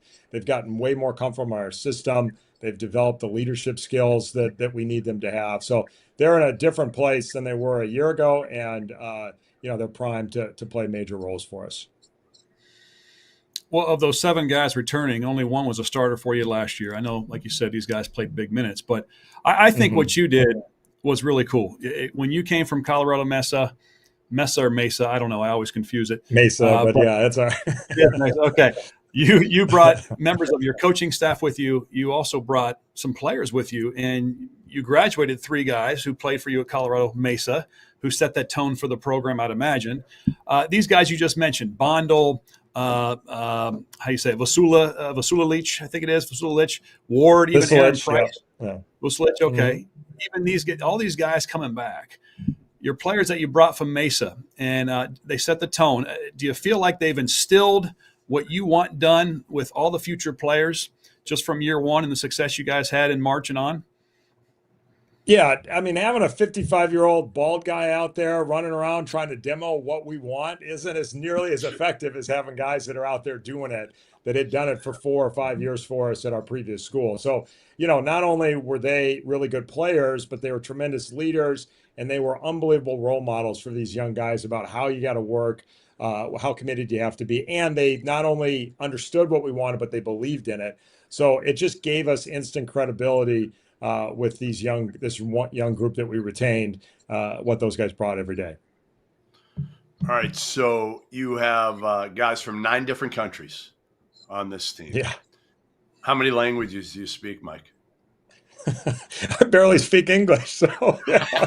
Well, the other thing too is like it's the pop culture thing between me and my assistant Kyle Boucher. We're either making pop culture references or I'm making American football references, and these guys are like, "What in the world?" I mean, I don't enough time with the language, let alone the one guy keeps talking about the Matrix, and the other guy's talking about American football. I have no idea what's going on. So yeah, it's been interesting, and last year it was one of the things that we didn't really deal with is like the international guys didn't know how to call timeout. They didn't know how to check into the game. So, just some of the substitution patterns and when you can call a timeout are different in international roles. So we've been way more conscious of that this year, particularly with so many guys. But it's been a neat thing. Everybody's rallied around. We love the diversity of the group. And, we do have this thing in common that they do fit our style of play, and everybody's really excited, and it's the group has come together quickly. How has the Dayton transfer, Hamad Musa, long from Qatar, 6'8", right? 6'8", long.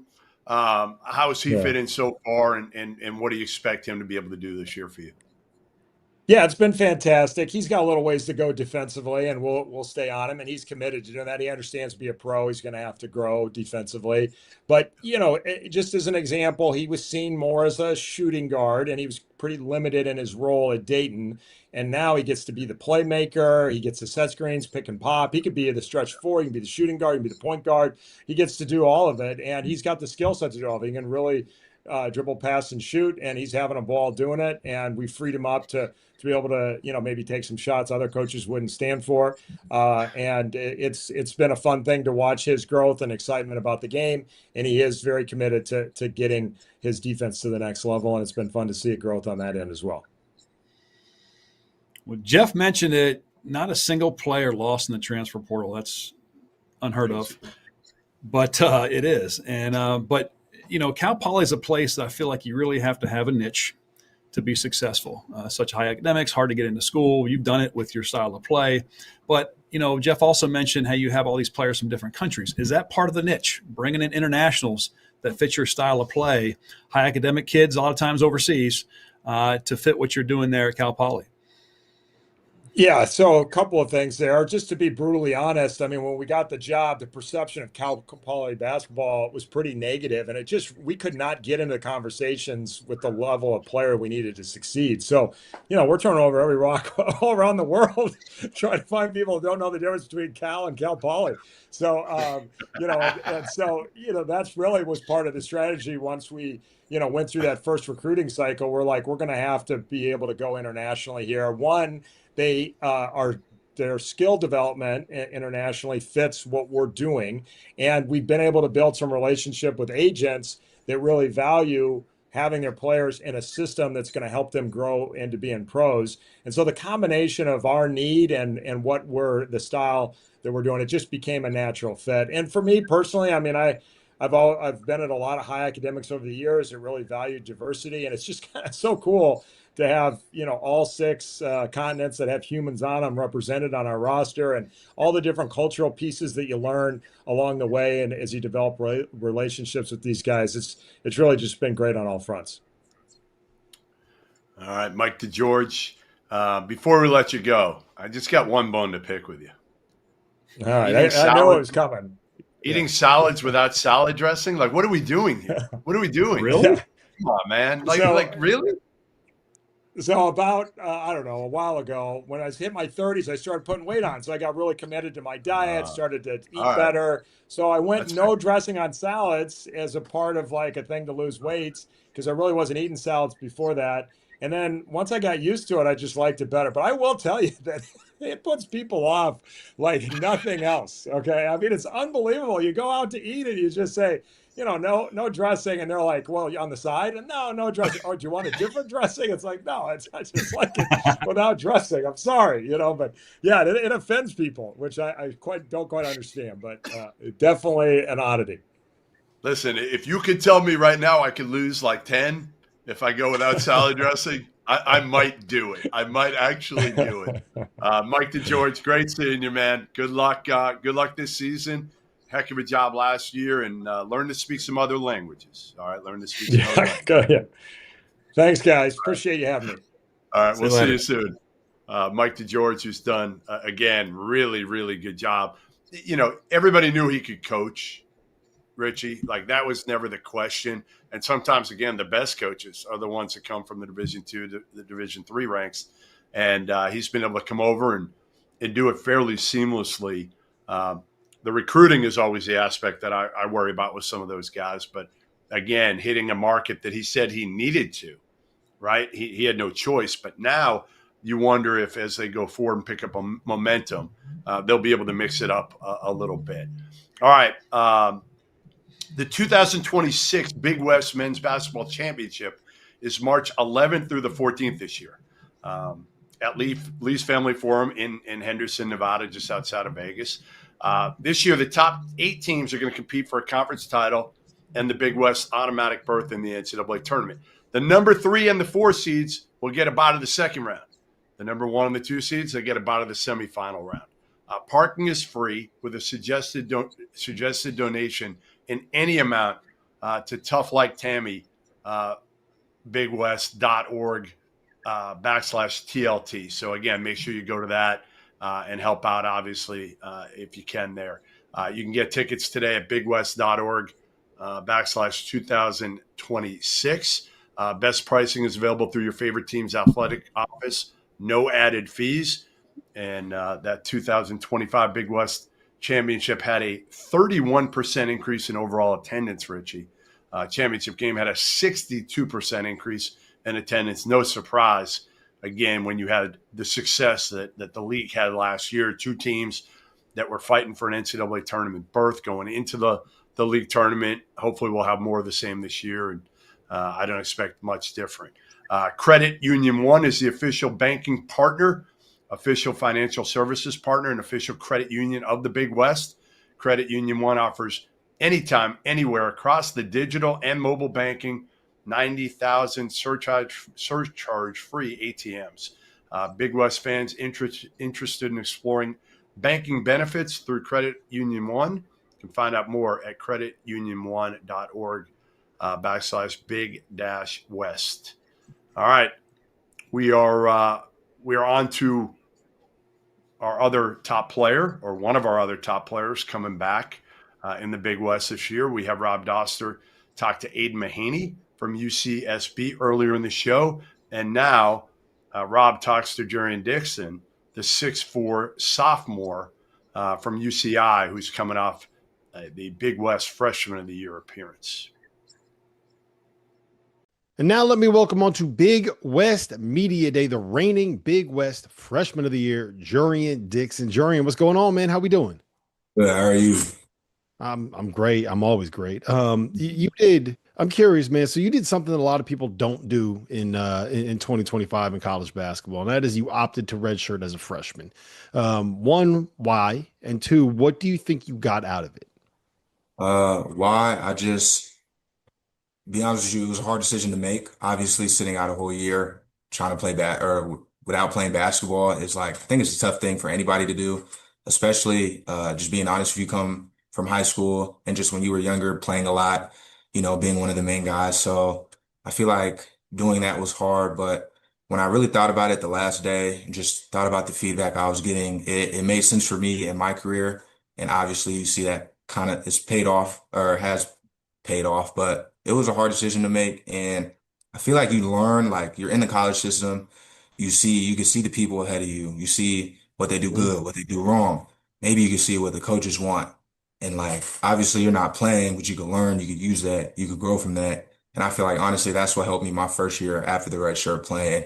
So it wasn't an easy decision, but it has helped me. Yeah, I mean, it had to have been rewarding to see the results paid off, right? You obviously Big West Freshman of the Year, started 29 games on a really, really good team that had a lot of success last season. So I'm sure there were people that were reaching out to you. That's what happens in college basketball in 2025. But you're back here at Irvine. Why? It was the right decision for me. I feel like sometimes, at least with this portal that goes on, I think some people are early to jump the gun, and sometimes personally, I feel like the grass isn't always greener. And for me personally, my development, it made more sense for me to stay, have a bigger role, kind of go through those up and downs, having a bigger role on this team. After the feedback from the coaches and my family, this was the right decision for me. And I'm not saying if you, jump in the portal and move, it's not the right decision. For me personally, this was the right decision, and I'm happy to be here again. Yeah, well, you guys had, I mean, Miles Che is gone, Devin Tillis is gone, Bent is gone, Justin is gone. So there's 4 guys that were kind of ahead of you in the order of who gets shots, shall we say, that have moved on, which means like you could step in here and you can kind of be the guy. How much of a role did that kind of play in your decision making? And what are we going to see out of you this year, man? Are we going to see a big uptick in those numbers? Yeah, so that played a role too, and I will admit, like those guys also leaving, they gave me their feedback too and what they think would help me. And yeah, like you said, honestly, I might have been like fourth or fifth on that depth chart or, in that starting lineup, but now, you're the 1 or 2 guy, and it'll help me in my development, and I'll see, facing different defenses or facing different people. So I feel like that'll help me as a basketball player and grow. And I kind of wanted that challenge. Like I didn't want to run away maybe to a different school and maybe be in the same position I was last year. So I feel like just as a player in my development, it'll help me grow. And yeah, the goal is to see the numbers go up a little bit, see the numbers go up. It's always fun, man, when you see those double digits next to you in the scoring column. So Yeah, last season, you guys have a great year, right? You make a run, you get to the NIT game, and obviously that NIT championship game did not end the way that you wanted it to. yeah. What do you take away from that, and how do you use that to kind of feed the motivation and feed the work ethic that you have? Uh, Honestly, I really sit back and I'm just grateful that I even was on a team to play in April. Like, there's not that many teams that are playing that deep into the season. So at first, I'm just like thankful and grateful that I was even in the position to be in that game, in the position to even be in the game and attempt the shot. Like, I'm honestly grateful for it. And I'm not gonna sit here and lie. Like, I still think about it weekly. It might be bad, but I still watch the clip, not probably weekly or like every other week. But it's just motivation. Like, I feel like honestly, I take accountability. There's probably a lot of places I lost that game, but I just take accountability. And it's hard knowing that like I had the chance to win and I missed it. So like I do think about that a lot and how I could have won that game. But no, some motivation for this year. Like I use it daily. Like when I go out there and play now, like I try to use that as motivation. So then like if time comes again and I'm in that position, like I'm gonna make sure that I do the right thing, put the ball in the hoop. But no, I use it as motivation till this day. And it's probably happened over half a year ago. And I still think about it. So I'm not, so yeah. I mean, the biggest thing is you can't let it break you, right? Like No, yeah, no. it's at the end of the day, it is a bump in the road, right? It might have been a Yeah. big bump, but it is a bump in the road. Yeah, and I could really use just not even that missed layup, but honestly, everything from that game and apply it to this year. Because hopefully I'm not in the NIT. Hopefully I'm in March Madness. No offense, but just using those experiences and building on them, honestly. Yeah. Well, listen, man, I hope we see you there. I hope you get a chance to kind of make good on that for yourself and for UC Irvine. Appreciate you jumping on to Big West Media Day here, and I can't wait to see what you have in store for us. Jurian Dixon, UC Irvine. Thank you. All right, that was Jurian Dixon taking some accountability, probably more than he needed to for that loss. But give him credit, man. He stepped up and showed a lot of maturity there.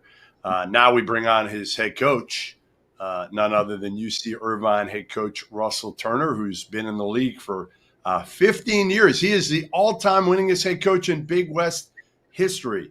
The Anteaters went 32-7 last year. Wasn't enough to go to the NCAA tournament, which I'm still pissed off about, to be honest. But having said that, Russ, I don't know where you stand. I think I know where you stand on this. I don't necessarily want the tournament to expand.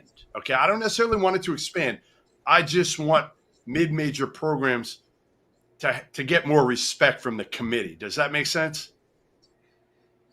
Yeah, I would agree with you. I'd love for mid-majors to get more respect. And if there is going to be an expansion, there should be an expansion with a cutout for schools like ours. Yes. Not just an expansion of mediocre Power 4 teams. I hope that the discussion will move in that direction because it doesn't seem like it's gone that way to this point. But those What things would are you out do, of our Russ? control, I believe. Russ, what would you do? I'm sure you've thought about it. For me, it's having some sort of play-in with the last four like mids against the last four highs, something like that. Have you thought of some scenario that you think would work? No, because nobody wants my idea anyway. I think I'm reasonable enough to know that. I just hope that the tournament gets preserved for what makes it so special, and that's teams like ours in 19 that were a special group that were able to beat the Big 12 champs in the first round. Those are the most memorable games of the tournament.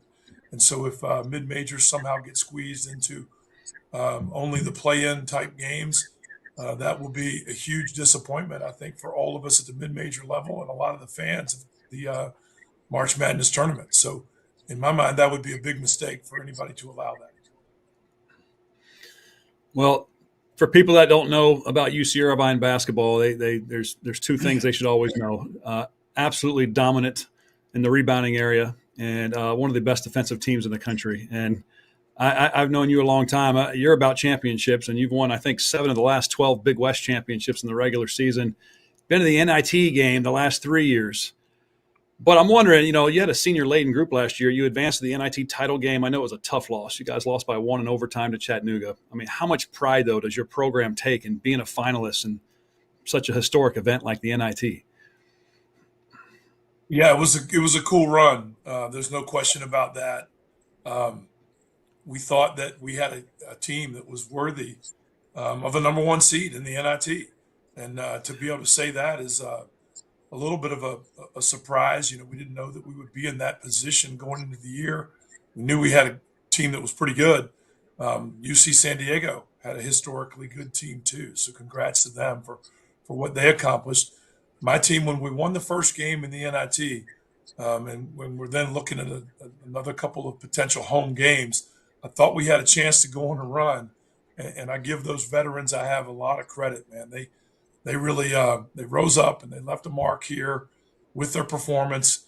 You heard Jurian before say we played in April, man. We were there at the end, and I'm proud of the way that we finished, even though we came in second. Credit to UT Chattanooga for making a play more than we did, and I think we probably feel like we let a few things slip away that game, but they beat us, and our guys handled it with class. I think we represented this campus well, this university well, and so all that is really important in college basketball, and I'm proud of my guys. All right, so you have Andre Henry back, a guy who got hurt, I think 9 or 10 games into the season last year, suffered a knee injury. First of all, how close is he? Is he 100%? Is he cleared for contact? Everything good? How's he looking? And obviously he was such an elite defender a couple of years ago. I assume you're hoping he picks up right where he left off. Yeah. His is a great story. 6th year here. Difficult to imagine that the team we had last year, as good as it was, would have been much better if Andre had not been injured, and also had we not had season-ending injuries to Langston, Redfield, and Akiva McBurney-Griffin. But to answer your question, Andre's not cleared today. I think that he's going to be tested again, I believe, on Friday, and there's some good chance that he'll be fully cleared then. And that's what we're expecting to happen. If that happens, he could be available for our regular season opener. I know that's what he's badly hoping to accomplish. We want to make sure he's right because we know that he's going to keep getting better. He's attacked his improvement as I would expect for a guy in his 6th year, one of the most committed guys we've ever had here. Coach, let's talk about the transfer portal for just a minute. I feel like your retention has been better than most over the years. Matter of fact, you had a good player, Darren Saran, a couple years ago for you, who he left to go to Stanford, came back. I think as a freshman, he was 10 points a game, 3 or 4 boards, something like that. He actually came back, which I think is great. What improvements have you seen in his game since he's been back, and do you think he'll be a big part of the Anteater's success this year? Yes, for sure. He'll be a big part of our success. It is a great story with Darren. When he came here, we did a lot together. We won a couple of championships. The first one was the Jones Cup championship where we played a foreign tour and had 8 games in 9 days. And that was great for me to see him in game action. There were a couple of games that year or in that tournament where he had over 20 rebounds. And so Darren has a couple of special abilities for a guard, and now he's gotten bigger and better. He's about 6'5" almost now. He's fitter, stronger, and just improved. And I think he's also playing with a chip on his shoulder after last year did not go for him the way that he wanted it to. And so one of the interesting things is that he and Jurian were roommates when they were both here for their first years. And I think both those guys envisioned winning freshman of the year. Aaron came in second to a really good player, and Barrington Hargress probably was a little salty that he came in second. Jurian didn't really like redshirting that well, but then he ended up winning the freshman of the year. Now we got them both playing together. I think that's a great opportunity for them and for us. Along with Andre Henry, who we've already mentioned, we've got 3 guys who are veterans of this program, who are proven players in this league. So I'm excited about what those possibilities will bring for this team.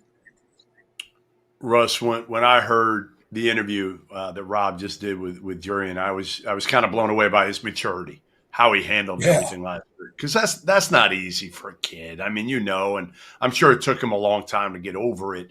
What were those conversations like, or maybe the first conversation like between you and him? Well, the thing I was first proudest of was the reaction of Jurian's teammates to that miss, both immediately on the court, but then after the game too. I think all of us knew that the game didn't come down to that play or that situation, and that anybody in that situation could have had the same thing happen to them. The reality is we missed a bunch of free throws in that game. We gave up a free throw rebound that led to a 3-point shot. We had all these things that really were things that our team was good at preventing all year that we didn't quite do in that game. So I don't think anybody in our team thought that I don't think anybody in our team had the reaction that so many in the public had. And so that probably really helped Jurian. And I think he's got a great brain and great character. He's certainly got a great family that's supporting him. And I think he got good support from all of us. But you're right, to see his maturity in that video is impressive. I'm really, really proud of him. You talk to a lot of coaches, and they always say, hey, if we take care of business at home, win our home games, and we win half the road games, we're going to be pretty good. We're going to be in the mix for a conference championship. But I don't even know how you answer this question, but I'm going to ask anyway. You guys were first in the nation with road wins, 14 road wins. My question is, how do you do that? Again, I don't know if you can answer that, but how is it consistently year in and year out? You guys are so great on the road. Well, yeah, we never won 14 road games. And we did, I think, begin to take some pride after a couple of really good early road wins that we could be special on the road last season. And I think that, we always say our defense and our rebounding should travel. Our character should travel. You can't always expect to make shots on the road. You can't always expect to be at your best with the way that you feel after travel, especially some of the types of travel we had to do. But there is belief in this team that in this program now that we can defend at a high level. We can make things hard for home teams. And that's what we expect to be able to do. We're not going to have as many of those opportunities this year. We lined a lot of our home and home series up last year to start on the road. And those were some of the great wins that elevated us in the net rankings and put us in position for that number 1 seed in the NIT, or put us in position for what would have been a good seed if we had qualified for the NCAA tournament. This season's schedule will present different types of challenges because we're playing really good teams at home. But I'm excited about the teams that we get to play. Bringing Northern Iowa to the Bren, and bringing Belmont to the Bren, and bringing Cal Baptist to the Bren. Those are all teams that have a chance to win their league. So we're going to play some great mid-major matchups at home this year, and then we're also going to play some tough ones on the road at Utah Valley and UTEP potentially, and some others in a really good mid-major MTE that we're playing. So we're excited for the opportunities that we have. All right, real quick before we let you go, I got to show some pictures of you when you're in Cameroon. You were in Cameroon recruiting a freshman. Hopefully, I won't screw up his name too much. Ness Emakiki. Emeneke. And what a picture of you! Give me the highlight of this. Give me the highlight of this trip. What was this like? Well, yeah, this was great. Ali and I, that's my assistant, Ali Ton. Ali and I took Ali because Mike Wilder left my staff. Mike had been recruiting Ness. We wanted to go over there and make some time with Ness's family and show commitment to him. I did not realize in planning for that trip that his dad would take the opportunity to celebrate our coming there the way that he did. Ali and I were the first Americans in 20 years to visit that village. And you can see that reflected in the way that they set up for our visit. The picture of us dancing there, they had us dancing with some native dancers, and the chief of the tribe is there in the background leading the dance. I've joked with our fans, and you guys don't have to address me by my royal title, but I was given a royal title while I was there. My royal title in this tribe in Cameroon is Grand Notable. But Jeff, you're always welcome to call me Your Highness. All right, there you have it. Grand Notable Turner. Grand Notable. Thanks for joining us. Thanks for joining us here on the Big West Media Day. We appreciate it. That's an unbelievable story. Really cool picture. It was an unbelievable experience, man. I mean, it was really, really cool. And the people of Cameroon are pulling for UC Irvine now. That's awesome. And I'm a big fan of that place. Very cool. Well, listen, good luck this season. Do what you do, which is always have your team win a ton of games, prepare them. They're tough. They're disciplined, all of that. So, Russ, appreciate it, man, and we'll see you soon. Thank you, guys. I appreciate your time with me today. You got it. There you have it. UC Irvine head coach Russell Turner joining us here, and that leaves us with the best and maybe last, since we have built him up, right? Have we not built this guy up to where, I feel like, Turner was grand notable. This guy's like, the king of all kings. That's right. Dan Butterly, the commissioner of the Big West, has done an incredible job. I mean, we know that. We've talked about it throughout the last 2 hours and, 51 minutes or whatever it's been. Dan, we appreciate you joining us. We love doing this. It's been a blast. I hope you've been entertained and informed like we have over the last almost 3 hours. And it's been fun. It's always fun with your coaches, to be honest. Always fun. Yeah, Jeff, there's no doubt about it. I've learned a lot of good things today. Now a splash of Dr. Pepper to go in my diet. Dr. Pepper may make it taste better. So I'm looking forward to trying that suggestion from Coach Newman. So learn something new every day in these presentations. Just don't eat salads without dressing. Whatever you do, don't try that. It's too dry. Jeff, if it helps me to lose 10 pounds, I may try it. So I know. I thought the same. Trust me, I thought the same thing as he was saying it. All right, let's get down to business. We got about 8 minutes here, and I want to hit you with a couple questions, and I know Richie does too. So last season, you guys had maybe the greatest season, arguably the greatest season the conference has ever had. Again, 2 teams that were in the hunt for the NCAA tournament.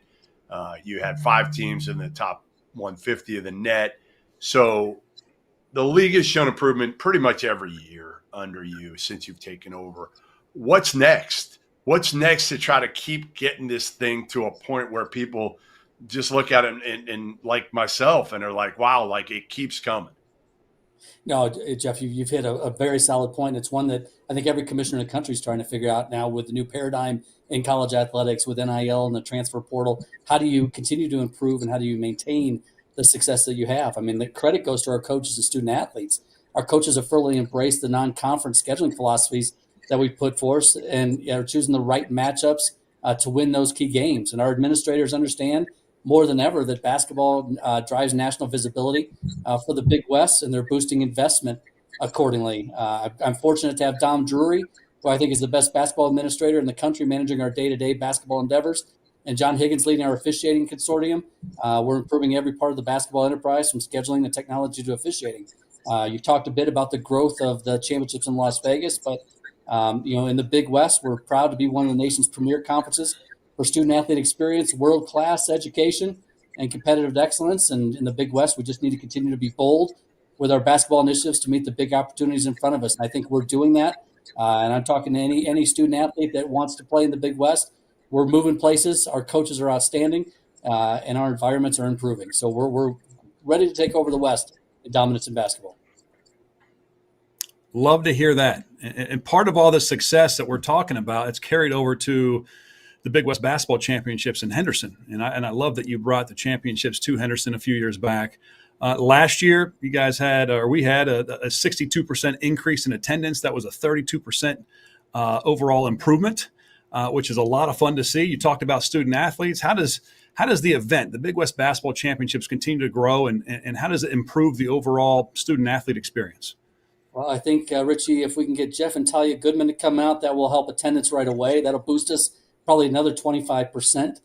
Just for the autograph sessions we'll have on the concourse. But seriously, I mean, success drives excitement. As our programs rise in competitiveness and rankings, more fans and even locals in Las Vegas will want to experience the Big West live. The louder the crowd, the better experience for our student athletes. So we've got phenomenal staff that are working every day to try to continue to improve the environment in Lee's Family Forum. Corporate partners that are jumping on board to help us really boost the excitement and fan experience in the building. And the awareness is growing as to the quality of Big West basketball and the growth our programs are making. So you've mentioned a lot of times to me, obviously, student athlete experience is paramount for you. How have you improved that, and will continue to improve that for players of all sports? I think more than anything, Jeff, things that we can control. We've talked about the quality of officiating, making sure that we can provide a fair and competitive balance during games in many ways. Make sure we have the top officials working in the Big West. We've talked a little bit about the basketball championships, played at Lee's Family Forum, which is modeled after T-Mobile Arena there off the Las Vegas Strip. Having run NCAA basketball championships, I know what that atmosphere feels like, and I want our student athletes to have that experience when they walk into the building. I want that first-class experience for all of our student athletes, not just in basketball, but all of our championships. We work daily to continue to enhance the basketball championships for our coaches, our student athletes, and our fans, and we're excited to return to the Las Vegas Valley in 26. Well, you guys done a great job with just broadcast in general. I know we appreciate that. The broadcast reach of Big West basketball has always been important to you. Since you became the commissioner. In those last 3 years, 2023, 24, 25, there's been, I believe, 100% increase in viewership of the basketball championships. And you've got every game in the regular season and in the conference championships on the ESPN networks, which is amazing. How does broadcast in general increase the overall visibility of the Big West Conference? This new partnership, Richie, we have with ESPN has been a game changer. I mean, every Big West men's and women's basketball game is available digitally on the ESPN Plus platform, with many games selected for linear broadcast on ESPN Linear, or even our Spectrum Sportsnet package, which is something that we've added just in the last few years as well. The exposure since 2021 has boosted recruiting, strengthened our non-conference opportunities, and given fans nationwide access to Big West basketball, which they didn't have as much as they do now. When viewers see teams coached by legends like Russ Turner, Joe Pasternack, Jim Les, and the other coaches we've got in the league, they want to see more Big West basketball. Our partnership with ESPN has made the Big West a national brand again with a West Coast heartbeat, and that's exactly the way we want to keep it moving forward. All right. I'm good with all that. I just want next one you're negotiating. Can we carve out one good game a year to put on Field of 68? One good, conference game. Can we try to do that? We will put that on the list, Jeff, absolutely, as I've got a laundry list as we go into negotiation this spring for our future contract. So consider that done. All right. So on a serious note, you've added 3 new members. Cal Baptist, Utah Valley, Sac State are all coming in next year. How will these programs help elevate the league even more? I mean, we're thrilled to welcome Cal Baptist, Utah Valley, and Sacramento State in 26-27. Cal Baptist and Utah Valley have been championship programs in the WAC, and Utah Valley, with nearly 50,000 students, is the largest university in Utah. People don't realize that. Sac State is making major investments under new head coach Mike Bibby and general manager named Shaq. I've seen him somewhere before. While Cal Baptist and UC Riverside form a great local rivalry, maybe our version, as I've said, of the Duke-North Carolina rivalry, in the Big West in that respect. Private versus public, just a few miles apart. These programs will strengthen our footprint in the West and raise our national basketball profile. I'm looking forward to building them up to be Big West level programs from the Pacific to the mountains. The Big West represents the best of the West, and I'm excited to add these three institutions into the conference. Last question for me. And one thing I've always loved about you is you're not just the Big West commissioner. You do so much at the highest levels of the NCAA. You're the chair of the NCAA Division I Men's Basketball Oversight Committee. You also represent the D1 basketball-centric conferences on the newly formed NCAA Division I cabinet, which is really impressive stuff. So you've been on the front lines of governance of the sport of basketball for a few years now. Where do you see college basketball heading in the future? A lot of changes. A lot of changes and a lot of things I've seen, particularly in the Men's Basketball Oversight Committee, just in the last 5 years. This is my 5th year on that committee and chairing it, as you said, this year. We've got about a dozen legislative items that we're waiting for the NCAA to allow the MBOC to act upon. And a lot of that right now is under legal review as to whether we can continue to move forward with that legislation. We're hopeful that the legal review will clear at least the initial 6 items on the list that we met on last week in Indianapolis. I think the coaches, the NABC, likes the direction we're heading. If we can open the door to those legislative items, I think the fans will like some of the opportunities there as well. But right now, the legal environment and the threats that the NCAA continues to face, it really makes it a challenge for any of us on the cabinet, on the board of directors, on the basketball oversight committees to move anything forward at this point, just because of the continued threats of legal action on any move that we potentially make. I hate hearing that, but I get it. And it's going to take a while for some of these things to get through. We appreciate it, Dan. We appreciate it. We have a blast every year doing this. Hopefully we'll do it again next year. Richie and I learned so much about the league. I love your coaches. We have a lot of fun. Again, we learn. And it's not over because we have 3 more hours after this to break down all the women's teams. We'll get every women's head coach on here on Big West Media Day. So make sure you stick with us. And coming up next, the women's portion of Big West Media Day. Thanks, guys. The college basketball season will begin right here on the Field of 68. At 8 a.m. on November 3rd, we will be tipping off the inaugural Field of 68 opening day marathon. 15 hours of nonstop basketball. It will begin in Rock Hill, presented by our friends at Visit York County. Plan your itinerary today at visityorkcounty.com. Winthrop will face off with Queens in the opener, followed by Bradley taking on St. Bonaventure. Then we head out to Sioux Falls, South Dakota, where it'll be presented by Sanford Sports, who is changing the way people play and making sports accessible and fun for all. Murray State gets Omaha at 1 p.m. Eastern Time, with Drake taking on Northern Arizona in the second game in Sioux Falls. Then it's back to Rock Hill for a showdown between Furman and High Point, with Merrimack taking on South Dakota State in Sioux Falls in the nightcap. Tickets for all 6 games are on sale now at the links in the description below. Field of 68 opening day.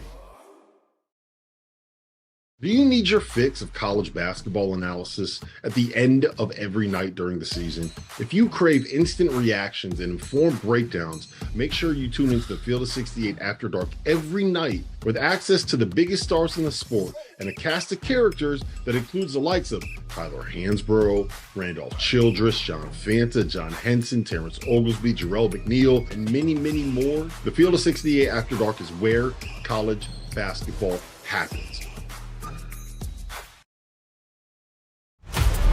AI is the story of the athlete. And every athlete deserves to have the story told. Under the lights and in the spotlight.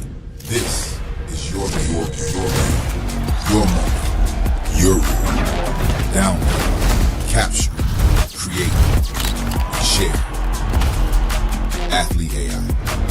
Your name is Trent.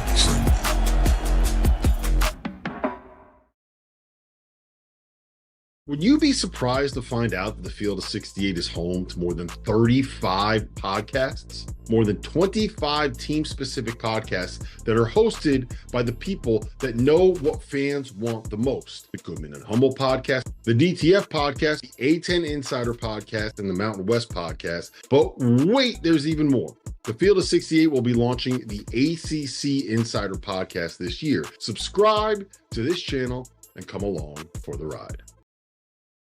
Athlete AI is the story of an athlete. And every athlete deserves to have the story told. Under the lights and in the spotlight. This is your moment, your role. Download, capture, create, share. Athlete AI. Your name is Trent.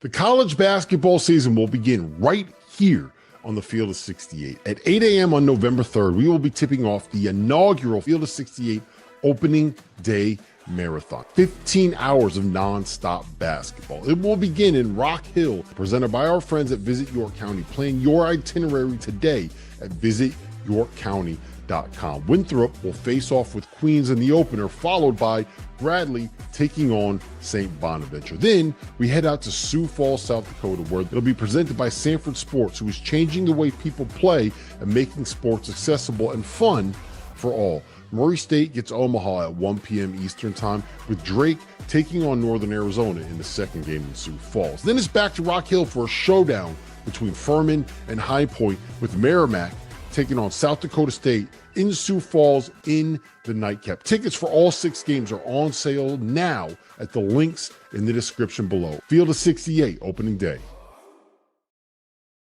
There is no sport in America that is more difficult to follow than college basketball.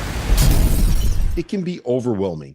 That's where the Field of 68 Daily comes into play. The Daily is your go-to source for injury updates, recruiting news, and transfer portal additions that actually matter. For just $50 a year, get access to the same information that your favorite team's coaching staff is subscribed for. Quality content can be hard to find in the college basketball space. The Daily is here to help you with that. Would you be surprised to find out that the Field of 68 is home to more than 35 podcasts? More than 25 team-specific podcasts that are hosted by the people that know what fans want the most. The Goodman and Humble podcast, the DTF podcast, the A10 Insider podcast, and the Mountain West podcast. But wait, there's even more. The Field of 68 will be launching the ACC Insider podcast this year. Subscribe to this channel and come along for the ride. The college basketball season will begin right here on the Field of 68. At 8 a.m. on November 3rd, we will be tipping off the inaugural Field of 68 opening day marathon. 15 hours of nonstop basketball. It will begin in Rock Hill, presented by our friends at Visit York County. Plan your itinerary today at visityorkcounty.com. Winthrop will face off with Queens in the opener, followed by Bradley taking on St. Bonaventure. Then we head out to Sioux Falls, South Dakota, where it'll be presented by Sanford Sports, who is changing the way people play and making sports accessible and fun for all. Murray State gets Omaha at 1 p.m. Eastern Time, with Drake taking on Northern Arizona in the second game in Sioux Falls. Then it's back to Rock Hill for a showdown between Furman and High Point, with Merrimack taking on South Dakota State in Sioux Falls in the nightcap. Tickets for all 6 games are on sale now at the links in the description below. Field of 68 opening day. Do you need your fix of college basketball analysis at the end of every night during the season?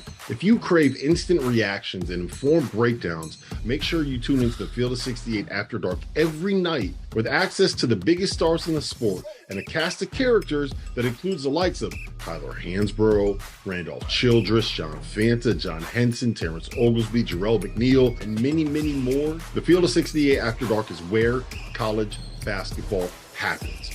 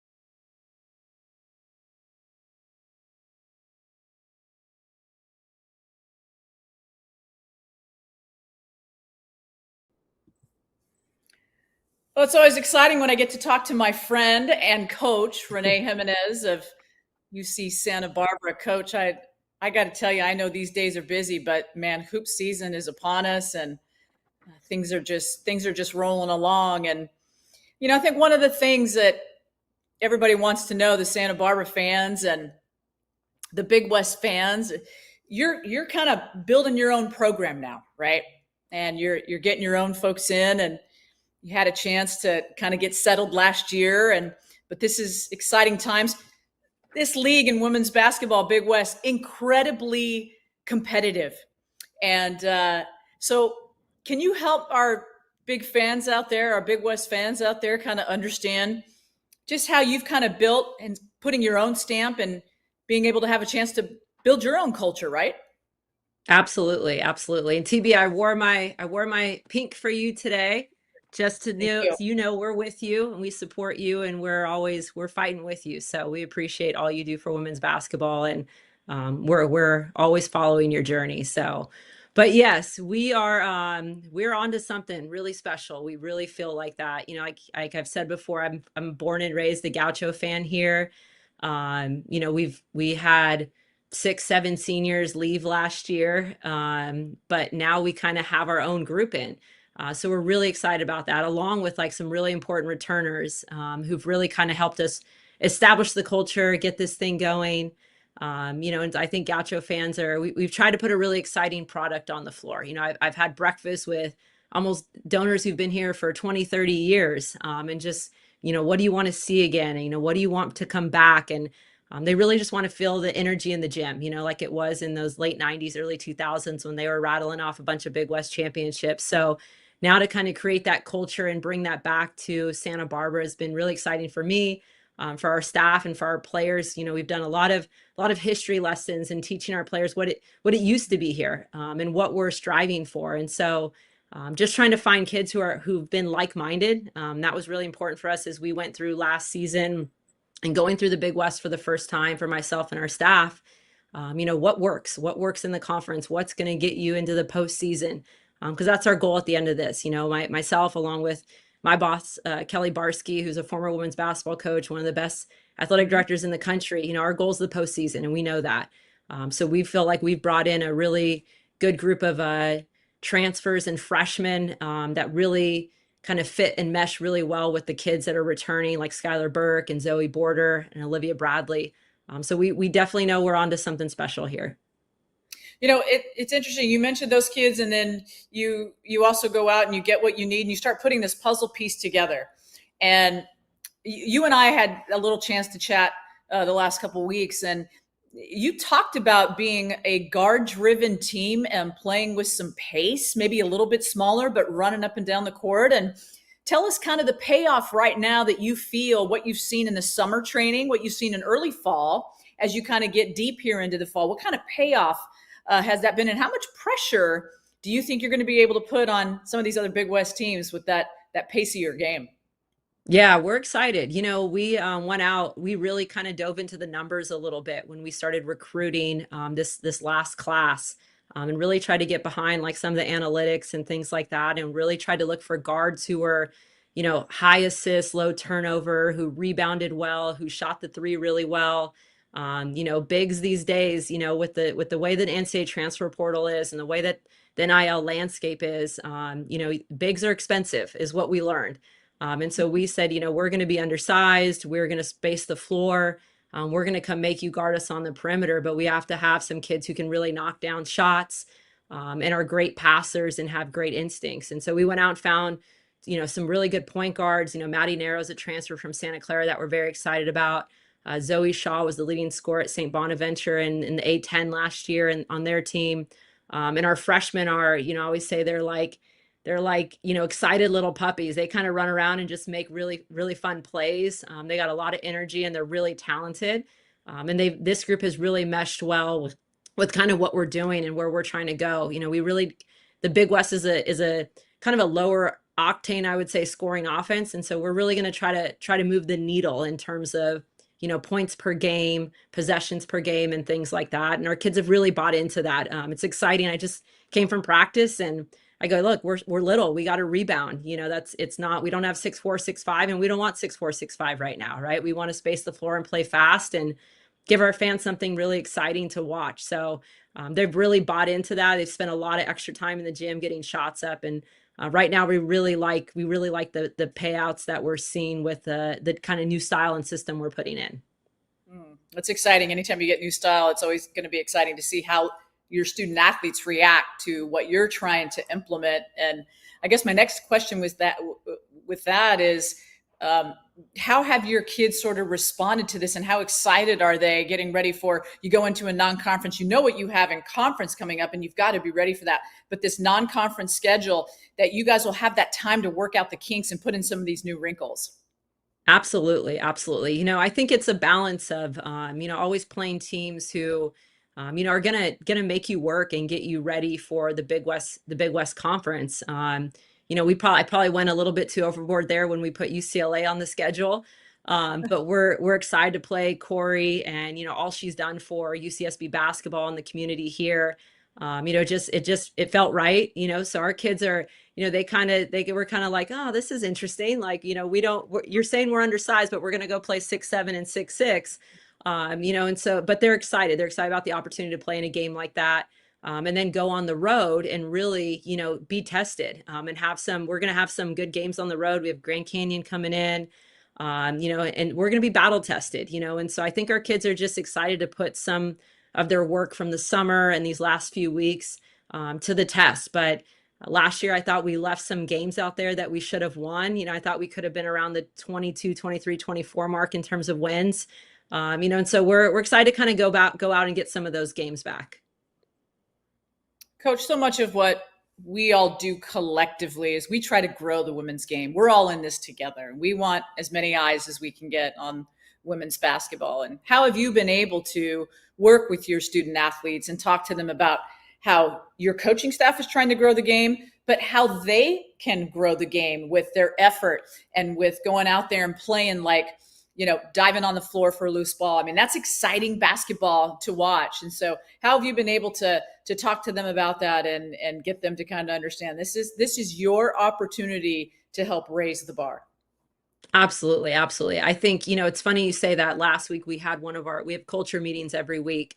And one of the things we talked about is, what is kind of going to be our purpose, or who are we here to serve? Are we here to serve the university, or are we here to serve the program or the athletic department? And our team immediately was like, the community. Like, I think they really are starting to understand some of the history behind UC Santa Barbara women's basketball specifically. And we've showed them videos from the early 2000s when the Thunderdome was packed and they beat Houston to go to the Sweet 16 to play UConn and lose by 6. Those are stories that haven't been told, that we've been telling and showing them, this is what the T-Dome used to look like. And we want to bring this back. And they said, we want little girls to come to our game. And, Skylar Burke said, I want little girls. I want to go to a kids game and see little girls diving on the floor for a ball like me. And so this team is about serving the community. This athletic department is about serving the community. Kelly Barsky has made that very clear, that we are a very tight-knit, serving community. And so that's what our team has really gravitated towards, is that when people come and they get the opportunity, maybe they come once, that our goal is to get them back. And so I think that's been really fun for our team to be able to get out in the community and serve, whether it's going to Boys and Girls Clubs or just doing community events around town. We want to draw people into the game. We want to draw families. We want to draw little girls to the game. Women's basketball is the hottest ticket in the country right now. And so I think people want to get behind this and give back. And we want to bring those days of those late 90s, early 2000s back to Santa Barbara. And that's really what the vision has been all along from the second we took this job as a staff, and how we've established our culture in terms of family. And so we're excited, not just about the opportunity to play and compete, but we're excited to give back to a community that gives so much to these student athletes here at UC Santa Barbara. I know you had your first year last year, 18-13, 12-8 in the Big West, tied for 5th. This year picked 5th in the Big West preseason poll, by the way, but kind of wondering, how do you set these non-conference schedule goals and then conference goals, and kind of help us break down how you're compartmentalizing this season for your student athletes?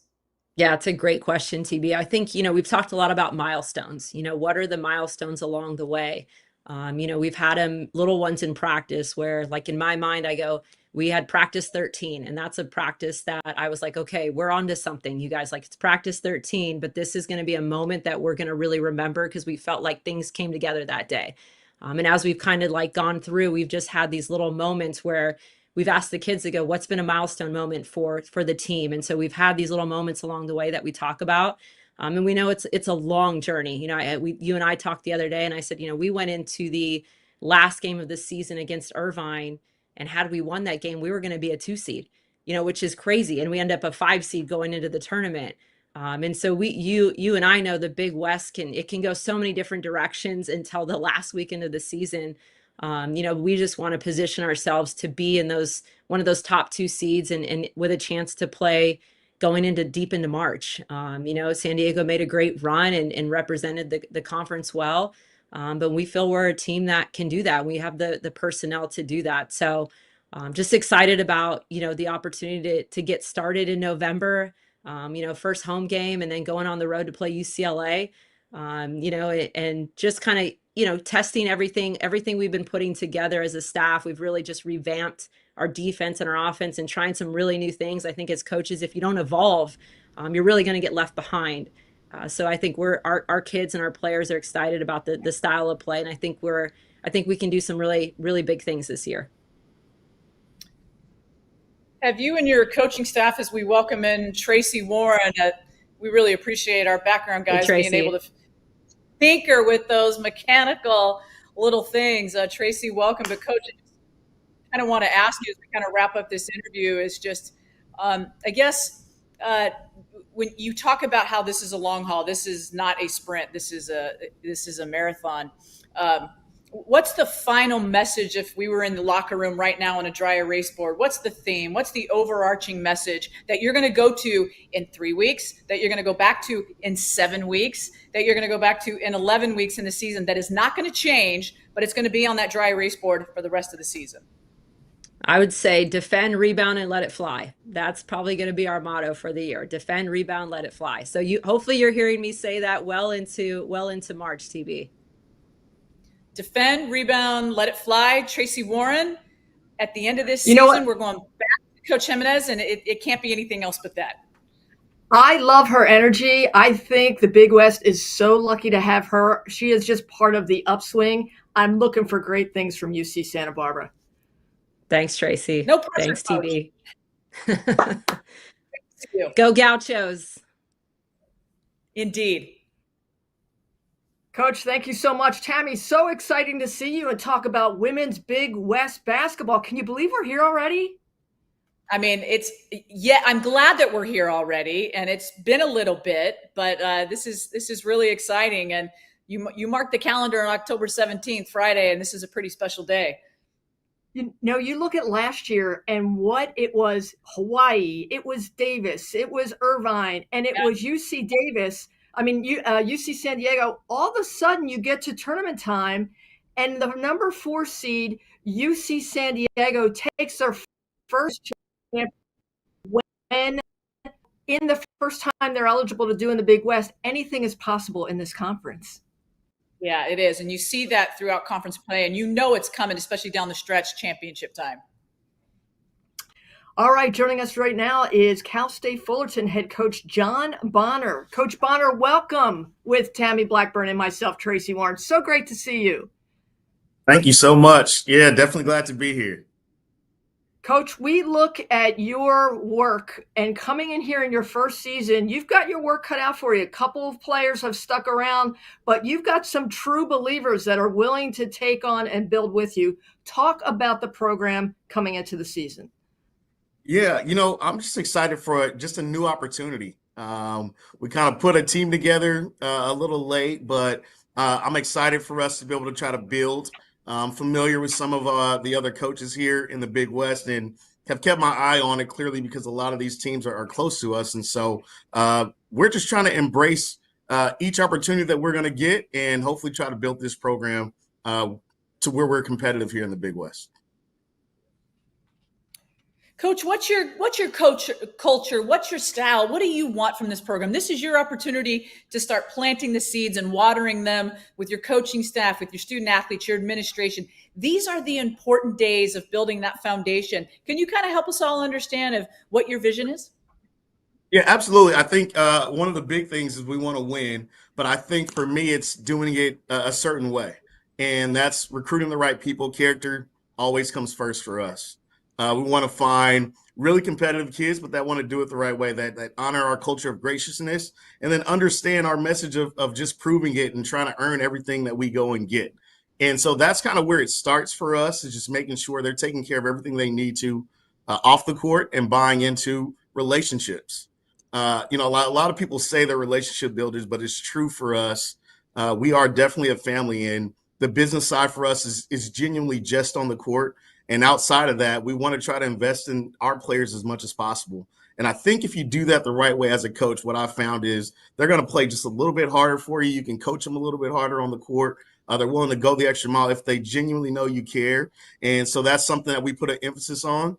And so if we can get some good people who also take their academics seriously, those two things usually result in good things happening for us on the basketball court.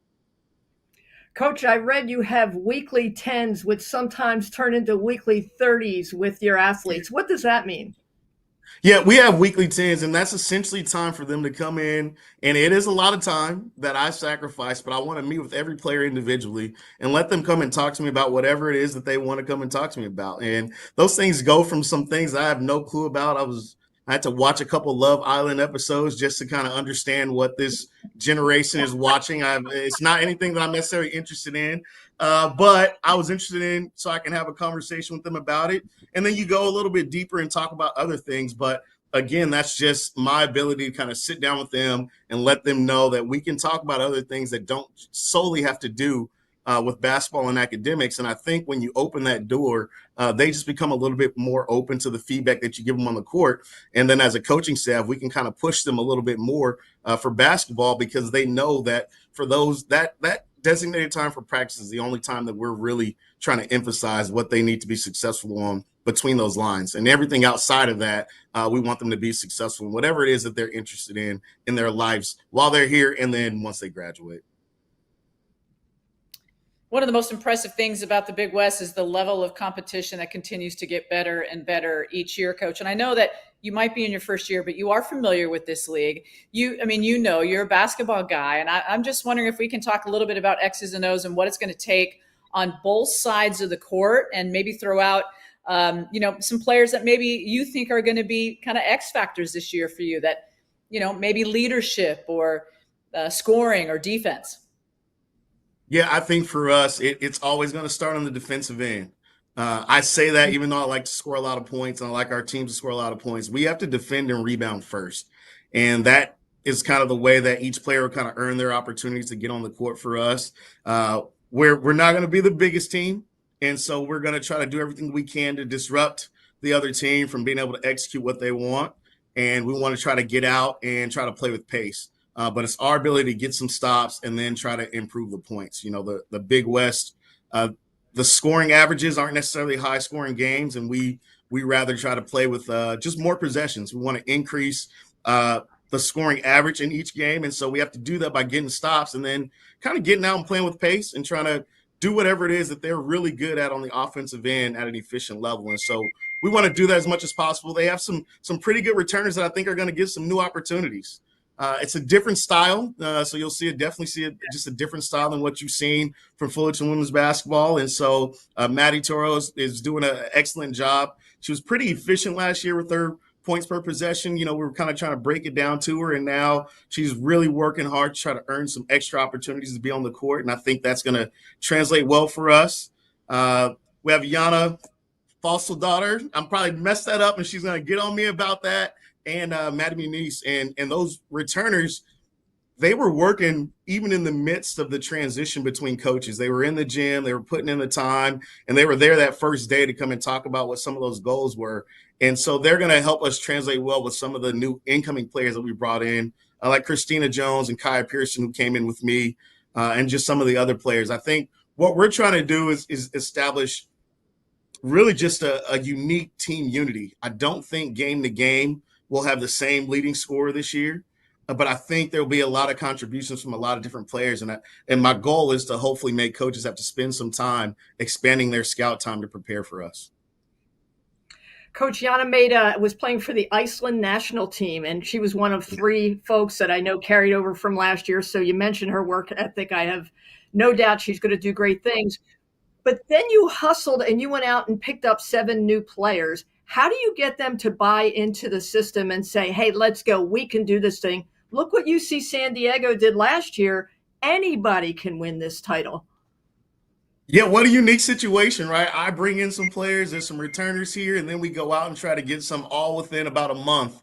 And I think it is just making sure, though, even in that process, that we have a unified mindset of what it is that we want to accomplish, and then everyone being open to get there. And sometimes that means having honest conversations that are truthful about where we are in regards to our progress. That's making sure we show up every day to practice with just high energy. And even if we don't feel that energy, making sure that we kind of fake it till we make it and get to that level. But it's about how we approach every single day. And that's going to be the theme for our year. It won't be about, it's every single day, one day at a time for practice. And then it's also one game at a time for us. So we're not even going to look as far as March right now. We just want to figure out what we can establish in November prior to us getting to conference, and then just utilizing every opportunity to get ready for the Big West. Once it gets here, because, in watching the Big West over the years, they do have the people who are typically in the lead, but we know once tournament time comes around, it's pretty much open. And so we hope to try to provide ourselves with an opportunity by earning it as we go through the preseason and in conference play. Coach, you were 2-time CCAA Coach of the Year. I have no doubt you're going to do it. Sorry, Tammy, you got it. No, I just was kind of wondering about any maybe pressure that you're putting on yourself coming into a new program. I know every coach wants to kind of hit the ground running, and you've got a lot of, full steam ahead. And I wonder, how are you balancing being able to put that pressure on yourself, and you've got a great coaching staff that you're surrounding yourself with, but also giving yourself a little bit of grace? Yeah, I think grace is the hardest thing, right? I think that's what coaches do, right? We're in this unique profession where we're putting our lives on the line for 18 to 23-year-olds, and we're saying, help us achieve this goal of, winning, right? Which is kind of the crazier part. And I think every coach wants to find success. And I think for me, I have to be able to just define what success is going to be for us. But what I think I've learned over the years is that you don't want to sort of dial down your expectations for anyone, right? You can be realistic and have some understanding, but we're going to go out with the mindset of trying to win every game.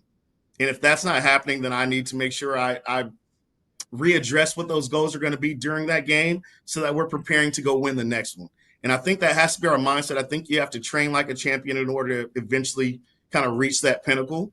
But you do that with realistic expectations and realistic feedback for both coaches and for players, right? I'm going to learn a little bit as I enter into the conference, and our players will as well. But, I don't want too much grace. I want to make sure that I'm holding myself accountable just as we would the players. And so we're going to go out and compete at the highest level possible for ourselves. Coach, you took Cal State Dominguez Hills to a Division II runner-up. I have no doubt you are going to be able to do it in the Big West in short order. So thank you so much for spending some time with Tammy Blackburn and I. You are amazing. We can't wait to see what you can do. Thank you guys so much. This was fun. I'm going to take away your train like a champion, Coach. I like that. All right. Sounds like a deal. Coach, good luck to you this season. Tommy, how about those polls, those preseason polls for the Big West? Taking a look at, hey, Hawaii gets the #1 seed in the preseason. Were you surprised to take a look at the Big West preseason poll presented by Jersey Mike's? I've never really been surprised by any preseason polls. I think they're kind of right where they need to be. And I think I kind of fit right in the kind of follow suit with most coaches who say, yeah, I kind of like where we are. And some coaches don't like where they are. I think in general, most coaches don't use this poll as sort of a barometer to put too much pressure on themselves, because at this point, they don't know. But they don't surprise me, because when you look at some of the players and who they have coming back and kind of the momentum from last year coming into this year, I mean, listen, everything changes at the end of a season now with the transfer portal, right? And so there's just a lot of movement and a lot of pieces, and the coaches vote. And this is kind of the slate that we take a look at. Hawaii, Laura Beeman and her squad, they always do a really nice job. And talk about Imani Perez, and I just love it. UC Irvine, you're going to hear from Tamara in a way. And, I think that's a team that knows how to really defend first, and they want to try to score points. They like to run. They have a great zone. And I just think there's a lot of pieces that are fitting for a lot of these coaches that are trying to go out, and they're, listen, Tracy, they're juggling a lot. They're trying to get transfers in. They've got some of them lose some players. That's just kind of the college landscape now, the reality. No surprise in this poll, but I think things probably are going to change quite a bit. As we've even seen in years past, I think that trend will stick this year. Well, you kind of talked about, Hawaii being number one and going into the postseason, Hawaii having that top seed, Hawaii going in, the expectations. Big showing came out to Henderson, Nevada to watch Hawaii in the Big West Championships. And then they get upset. How much weight do you put in the preseason polls and taking it in through the season, then to the postseason? Yeah, I don't think you really worry about it too much. And we'll talk to some real veteran coaches in the Big West. We've got Jen Gross coming up next. I think she's even on standby.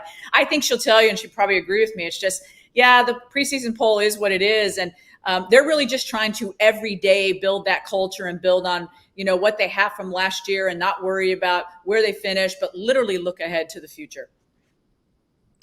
On cue, Jen Gross in her 15th season at the head of UC Davis. UC Davis's all-time winningest women's basketball coach. Coach, welcome, and thank you for joining Tammy Blackburn and I.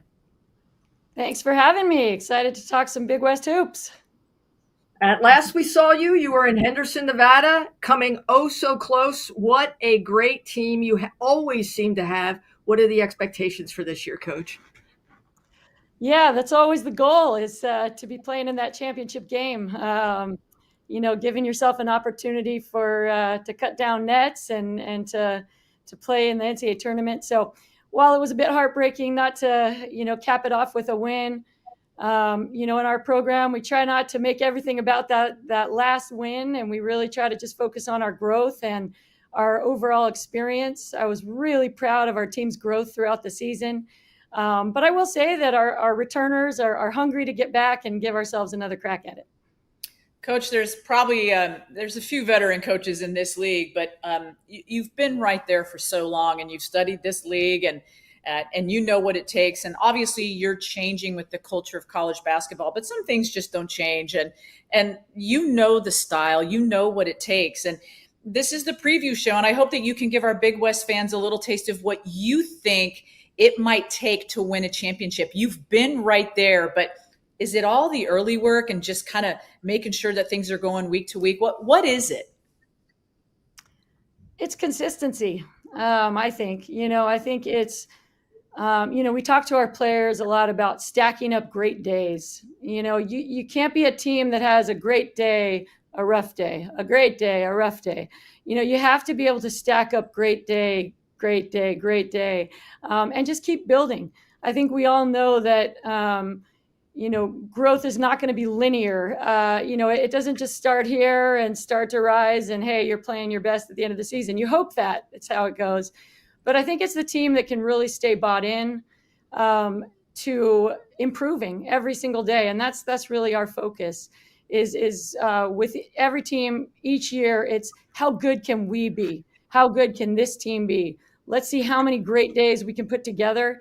How many, is everybody still bought in January, February towards coming to practice with a lot of joy and excitement and still trying to just be the best we can be. So I think the teams that tend to, have the most success down the stretch are the ones that just focus on the little improvement every single day and stay really bought in. Coach, you are always the hallmark of consistency. 2021 is the last time you won the Big West Championship. You came oh so close last year. You graduated a bit of talent. Who's going to take the scoring load for the team this year? Yeah. I mean, every year you have great players that graduate, right? And obviously with Sydney and Tova and Mozzie, that was, a bulk of our minutes. But one thing we like to say is tradition never graduates. So, we really feel strongly that if you work on the program's culture and really focus on keeping the relationship strong, that you can kind of insulate yourself a little bit to the loss of great players with graduation, because you're always going to have that really strong foundation. So that's been our focus. But obviously, different people need to step up, and we have some exciting players that we're really going to count on this year. I think, a couple in particular. We have Megan Norris, who's coming off a great junior season, was a preseason all-conference selection. Megan is our rock. We like to play around her a lot. She's our inside presence. She's our defensive stopper at the rim. But also she's really expanded her game, and she can shoot the three, and she's a playmaker. She's a fifth-year senior. We're going to rely on her a lot in terms of scoring. With Sydney Burns, graduating last year, that was somebody that really brought a tremendous amount of energy every day and positivity. And I've been really pleased with Nia Epps and her role in terms of not just court production, but her leadership. She's really taken her leadership and her energy and her talk on the court to another level. Last year, she was an all-defensive selection. She's extremely disruptive on the defensive side. But I think we're going to be really able to count on her to be a consistent scorer for us, both from three and at the rim. She's been tremendous in the preseason so far. And then we have our all-freshman selection from last year, Ryan Bennett, who is absolutely playing like a vet. She's somebody who just seems to make the right decision at the right time. So we're certainly going to be putting the ball in her hands and letting her do just that. And then we have, some exciting players to kind of round it out from there. Jen, I wanted to ask you about Ryan, because I felt like when you watched her last year, you felt like this is somebody that has such a huge upside, and her early talent really, I think, shined on the court. And you just mentioned how you're kind of going to use her. Can you just go in a little bit more in terms of, you say you're going to put the ball in her hands. What are the expectations when she has the ball in her hands?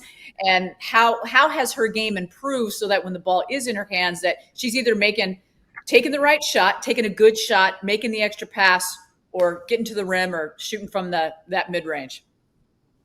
Yeah, I think it's rare to have someone come in as a freshman who's just so ready.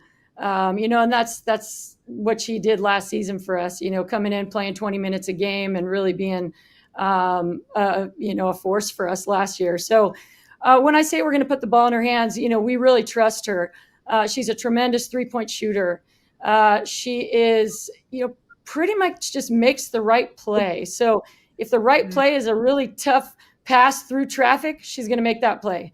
If the right play is just a simple one more pass to an open shooter or an entry pass into the post, she's going to make that play. She never tries to do too much. She just sort of, she's steady, she's solid. And so, when we look at stats throughout practice, she has, been assisting without really turning the ball over. I think an area that she's really grown in is her mid-range game. And that was a focal point for her in the offseason. So being able to not only shoot the three, get to the basket, but be able to pull up in the paint. And then also just kind of playing off of 2 feet has been a focus point for us, so that when she uses her speed and is able to get into the paint, she can find open teammates. And that's kind of the hallmark of how we want to play this year. Selflessness is a huge value that we emphasize a lot in our program. And that's just not only as a teammate be selfless, but also on the court. We want to get the greatest shot possible every single time. And that's going to take us being selfless, creating for each other, being a spark for our team. And she's been doing great with that. Let's stay with Ryan Bennett. She is this year's K-Yow servant leader. Talk a little bit about that. Yeah, so this campaign is close to my heart and the heart of our program for a few reasons. And I'm so glad that Ryan is the ambassador for us, because I can't think of anyone who is more passionate than her. She's a great representative for our team. But the Tough Like Tammy campaign will be coming up, and Tammy and I have known each other for a long time. She's an inspiration to me and to so many people with how she's attacked this disease and fought. And we want to be right there alongside of you, Tammy, and raise as much money as we can for research. And then, as you know, our former player, Genevieve Costello, who lost her battle to breast cancer at the age of 26, who embodied everything that we value here at UC Davis, who brought enthusiasm and joy every day. And so, this campaign, the Pink Game, is really a meaningful one for us. And we want to do everything we can to be, a voice with this campaign and to raise as much money as possible. So that's our goal. And I'm really grateful for Ryan for all the work she's put in just through social media and kind of raising awareness. So we'll be ready when the campaign comes. Jen, I know we got to wrap up. I just want to say one thing real quick. Can't stop, won't stop. And that is for Genevieve. Thanks, Tammy. And we're here with you. Thank you. Jennifer Gross, thank you so much and good luck this season. Thank you, guys. Tammy, what a fighter. I mean, it's always a pleasure to talk with her. She's so sage in her wisdom and she's so measured. And she has kind of that always fight mentality, which I find is amazing. And it's a reason UC Davis is always in one of those Final Four spots at the end of the season. Yeah, I love how, I've asked her so many times, like, you could probably be recruited away from this school and go to so many other schools. And Jen is very grounded. She is all about UC Davis. She's about growing her student athletes. And she said, that's why, we're in it. And she's special. Joining us right now, UC Riverside head coach, Brad Langston. Coach, thank you so much for joining us. Look at that smile on your face. That means good things are coming your way this season. Talk a little bit about the offseason, Coach, and how you're prepared to just dive into 25-26.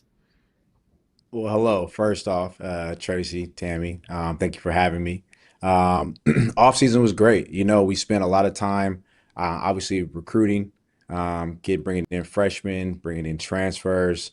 Again, this offseason, working on our culture, and then really just trying to put in our new offense, right? Trying to make sure we're playing with more pace, playing with more flow, and then, again, just building on our identity defensively. Coach, you're a coach that I love in your training and your practice to prepare your student athletes. You guys have put a lot of pressure on opponents for the last couple of years, and you try to make them uncomfortable out there on the court. I know there's a lot of that pressure comes from the training that you guys do, but tell us a little bit about that style, how it has served you well, and that kind of what we can expect to see with that pressure defense, and then how that sort of transitions to your offense, and so that you guys can score. Yeah. Well, I would definitely say number one, putting pressure on the ball starts with just a willingness, right? A willingness to defend, a willingness to compete. So that's where we start. Next, I would say just, again, knowing the scout and taking away whatever advantage the team has, right? Whether that's an individual player, a style of play, just really, really being prepared from that aspect. And then converting those misses or turnovers into points, right? And that's something we got to get better at this year. We had a fair amount of steals, a fair amount of rebounds that we could have pushed. So our growth this year is really just taking that and then finishing on the other end. Coach, talk about the players returning and kind of getting back into that successful mindset as you kind of vie for top 4, top 5 of Big West. Yeah. Well, first, obviously, we'll start with Shelly.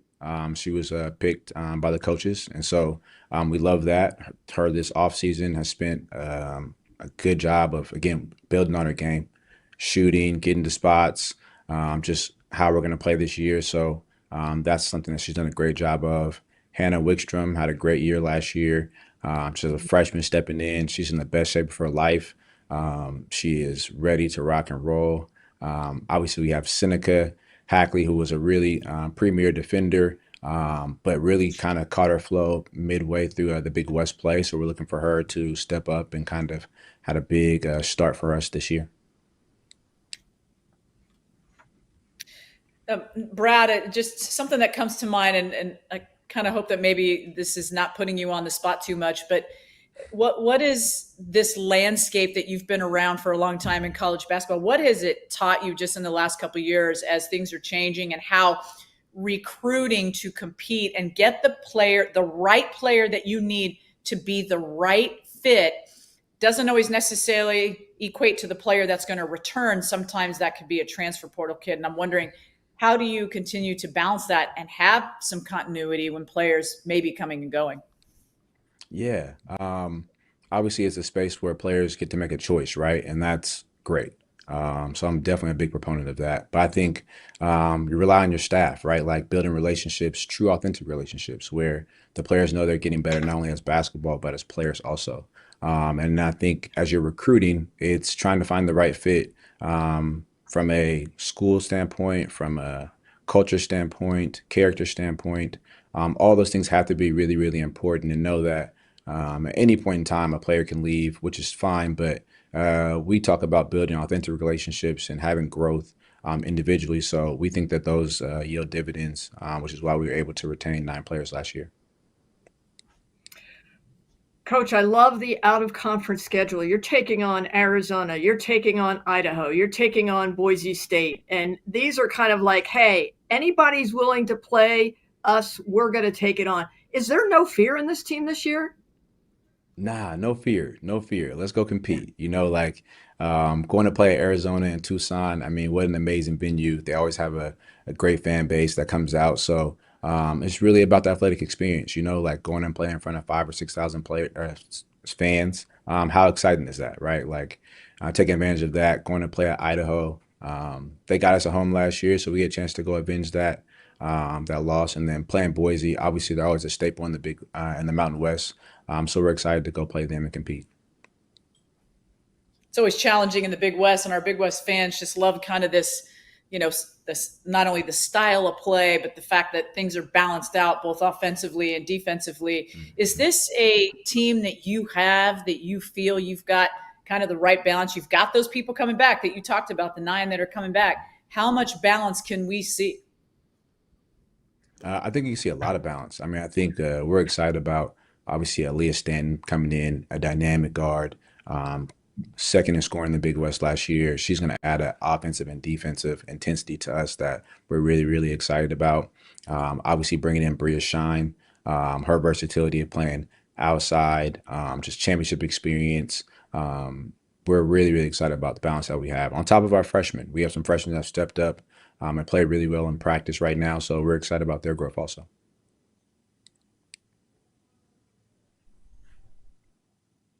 Of the Big West tournament, which was a lot of fun. Everybody thought, you were oh so close as being that upset surprise to continue to go on. How many more missing pieces do you have to go for the championship this year? I think we're ready right now. Our team is competing. They're again, we talk about it every day. Just our culture words as far as being connected, committed, competitive. I think we have enough offensive pieces now, along with our defensive identity, to make a push for that top half of the league. And then when it's Big West tournament time, you see what you have. So much of this SoCal region, Coach, represents an opportunity to learn from other coaches that aren't necessarily in the league. And you can do that. And I know that you have done that. And I'm wondering, what have you kind of plucked little pieces here and there from this SoCal region that has really helped build your program? I was just at the John Wooden Award Banquet on Tuesday, which was amazing. But I got to walk in with Lindsay Gottlieb, right?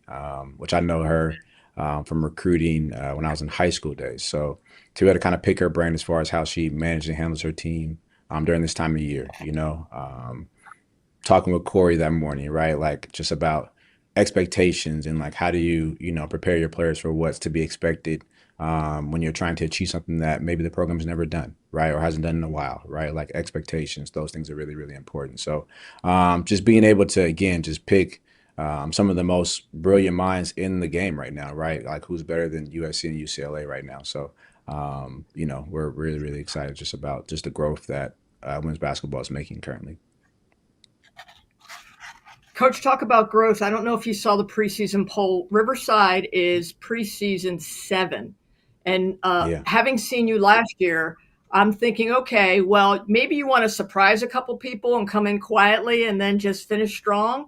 But I felt like you're stronger than a 7. Any thoughts on that preseason rank?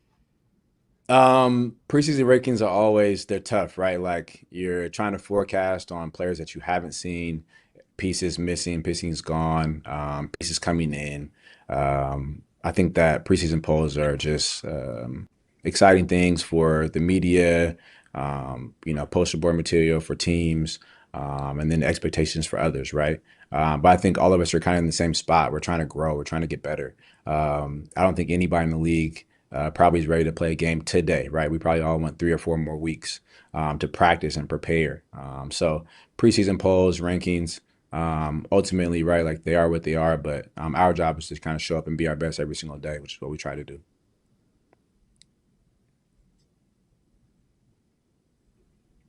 Brad, I'd like to just kind of ask you, Tracy and I, we always like to ask the coaches, is there sort of a philosophy or a canon that you follow when you go to practice every day? And if so, what is that? And if you look back at the program and what you've done so far and where you want to go, what is your takeaway? What are you most proud of?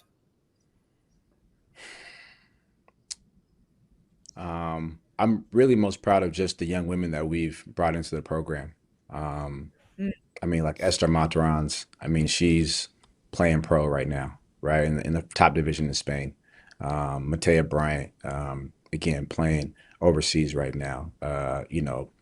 Obviously having Jordan Webster grad transfer go play at a Power 5 ranking, right? Like, but these are just amazing young women that are going to be amazing just in life. And so really, really proud just about just the growth we're making just as young women on and off the court. Are they getting better at basketball? Absolutely. But to watch the growth they're making as young women to women and entering the world and the next phase of life, that's something that obviously as a head coach, as a staff, that's what we hang our hat on. Coach Brad Langston, I feel like you are a mentor on and off the court. You are so understated, yet so exciting to watch. I can't wait for the upcoming season for you and your team. Good luck to you, Coach. Thank you. Thank you. Look forward to seeing you guys later. All right. Have a good one. Tammy, the talent is so amazing in this conference, and it's just exciting to see the caliber of coaches that have stayed in the conference, that want to be a part of the conference. Like Renee comes in and she's got championship pedigree.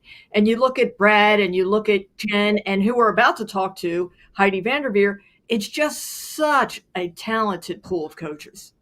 Yeah. They think about these players that have to get ready and the scouts. They're going against tough competition. Coaches have to out-coach their coaches on the sideline as well. And somebody that might know a little bit about that, Heidi VanDerveer, who's joining us. Hey, Tracy. Coach hey, Tammy. VanDerveer. How are you all? Hi. Good. From Good UC afternoon. San Diego. Hey, getting into the NCAA tournament, Big West champion crown. You get the team the first year you are eligible to win the tournament and then to go into the NCAA. What's your summer been like, and how was the victory celebration? Well, I think, first of all, it's a great run through the tournament, obviously. Very competitive league, very competitive tournament. Fun with our men. I think that, obviously, their magical run as well. And it was a good weekend to be a Triton. It's always a good day to be a Triton, but it was a good weekend to be a Triton. And then just the excitement around campus was fun. I know that kind of our campus woke up to athletics, which was great for our university. Obviously the support of our Chancellor Koslaw is great. His Vice Chancellor, Allison, and Chief of Staff, Kelly. So I think it was fun to figure out that you can study hard and play at a high level of athletics as well. So it was a great, like I said, great run for the Tritons. And then we just had a busy summer, recruiting and getting back coaching, and have a whole new team, pretty much 6 new players, and we're getting ready to roll. You mentioned I'm new not players, gonna date but Tammy. Sorry, I was going to say, Tammy, I'm not going to date you, but like if when you were playing, this would only been your third practice. I think this is our 60th practice or 50 something practice. So I'm not even going to talk to you, Tracy, about, back in the day. So yeah, you are dating me and you just dated me, and that's totally fine. This old body sorry, is had to do still it. hanging on. Yeah, no. You talked about the new players, but I know you are so high on this team. So tell us what you got from a top level down. Give the UC San Diego Triton fans just give it to them. Yeah, I think we have a great mix of veteran experience that has evolved over the last 6 months, led by Sabrina Mogg, Gracie Gallegos, Janae Mahan, Rosa Smith. We have a grad student, Damiola Sule. A young kind of I call her veteran. She's a sophomore, Nikki Polacek. So those are our veterans, and I think they've given us tremendous, I'll say not championship, like understanding championship culture. We've always tried to do that, whether we, won a championship or didn't. Understanding the bar is very high here. But they have set a standard for our team, no doubt. And then you bring in Michaela Rose and Dominique Maxey as transfers with experience, and then have just youthful exuberance in 4 freshmen, Lev Feynman, Michaela Farewell, Tatum Jones, and Nia Price. So it's a good mix of, hey, let's get to business and let's have fun. And it should be a good mix of both. So very excited about the progress of our team in, mid-October. Michaela Rose, of course, the Big West Defensive Player of the Year, transfer from UC Riverside. Yeah. You lost a little bit, and I've heard you say, look, we could be more balanced offensively this year, but you also get the conference's Defensive Player of the Year. Are you focusing defense? Are you focusing offense? Or do you have more balance than you've ever had? I think we have really more balance across the board in every, competitive depth. I think Michaela Rose obviously gives us not just a point person. She's a kind of a combo guard, but Dymo is an excellent defender. I think it frees up some of people behind him. Our 2 guards can pick up and really stoke up our defense. Vanessa Nygaard, Miranda Cito, and Alex Young, who work primarily with our defense, have done a fabulous job. I mean, Vanessa really, I think, has given us a roadmap. Last year, I think our defense was pretty good, very good last year, but I think it's even better this year. And then Fanique Allen, Bibi Asakochi, working with our offense and really, kind of giving us the balance that we need to work off our defense. And I think I told you this, and you might not believe me because I really like offense, but defense travels. We play a lot of excellent offensive teams in our league with great variety, so our defense will have to be solid. But then you have to score to win, right? So I like that part of it too. But I think we are more balanced. We did lose a lot, but I feel like what we added gives us a better mix across the board. Coach, so much focus in women's basketball is about kind of that defensive end of things because it can kind of create so much offense. I'm wondering if you were to look back at your championship year last year and then kind of look ahead, is the theme still kind of defense? I mean, was that what kind of drove you? Was that engine last year that got you where you guys went? Well, I think you have to have something you can trademarks. I think we evolved our offense. Our offense was behind our defense quite a bit last year. We started out, kind of it's a puzzle. You have to put a puzzle together every year.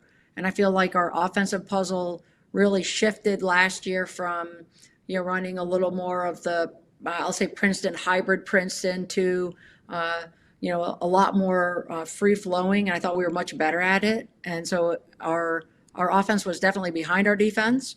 I go back saying I think Vanessa came in and really, gave us, especially in January and February while our offense was catching up, gave us a chance to be in a position to be, not just in the Big West tournament, but obviously, and then I think our offense and confidence and, just being on a roll at the right time propelled us obviously to a championship. But I do think it started with our defense and, again, then our offense joined the party and then, magical things happen, right? it was fun. I just want to jump in before Tracy. No, can I just jump in? I just got a follow-up question because Vanessa Nygaard, I think, is such a great addition to this program. And I think she did bring a lot and has to offer. So how does a former player like that, of that caliber of Vanessa Nygaard, and by the way, I drive up Interstate 5 from San Diego to Orange County, and I pass San Clemente High School. And I just think of Vanessa Nygaard and what a stud she is. But now she's applying herself and mentoring these student athletes. What is it like to be able to have them look to her and say, like, gosh, she knows how to do it. She did it. Yeah, she did at the highest level. I think it gives our team a lot of confidence, and she gives our team a lot of confidence. And I feel like, part of being coaches, not empowering Vanessa. Vanessa doesn't really, she's, at the highest level. But it's also Fanique and Alex Young and Brittany and all our assistants, I feel like, do a great job of preparing our team. And, I got a great seat. I can help orchestrate things. I can, troubleshoot and problem solve. And, but they all do a great job. And, I think the young women on our team really buy into their energy. And honestly, they all have all the young, not young, all the people that work with them have tremendous passion for basketball and for helping other people be successful, which I think is the key to, taking them where they want to go, but they can't get there by themselves. Talking about making other people successful, you are so modest. Let's just look back to what happened since you won that Big West tournament. You were on SportsCenter twice for top 10 plays. You got a chance to throw out the first pitch for the San Diego Padres. You did. Don't remind me of that, Tracy. Okay. Go on. Keep going. You galvanized a campus in La Jolla, California, in UC San Diego, which was electric when you and the men had captured the titles. You go just up the road to the NCAA tournament. And you, Heidi, you have the background. You come from a family of educators. You've coached in the WNBA. Yeah.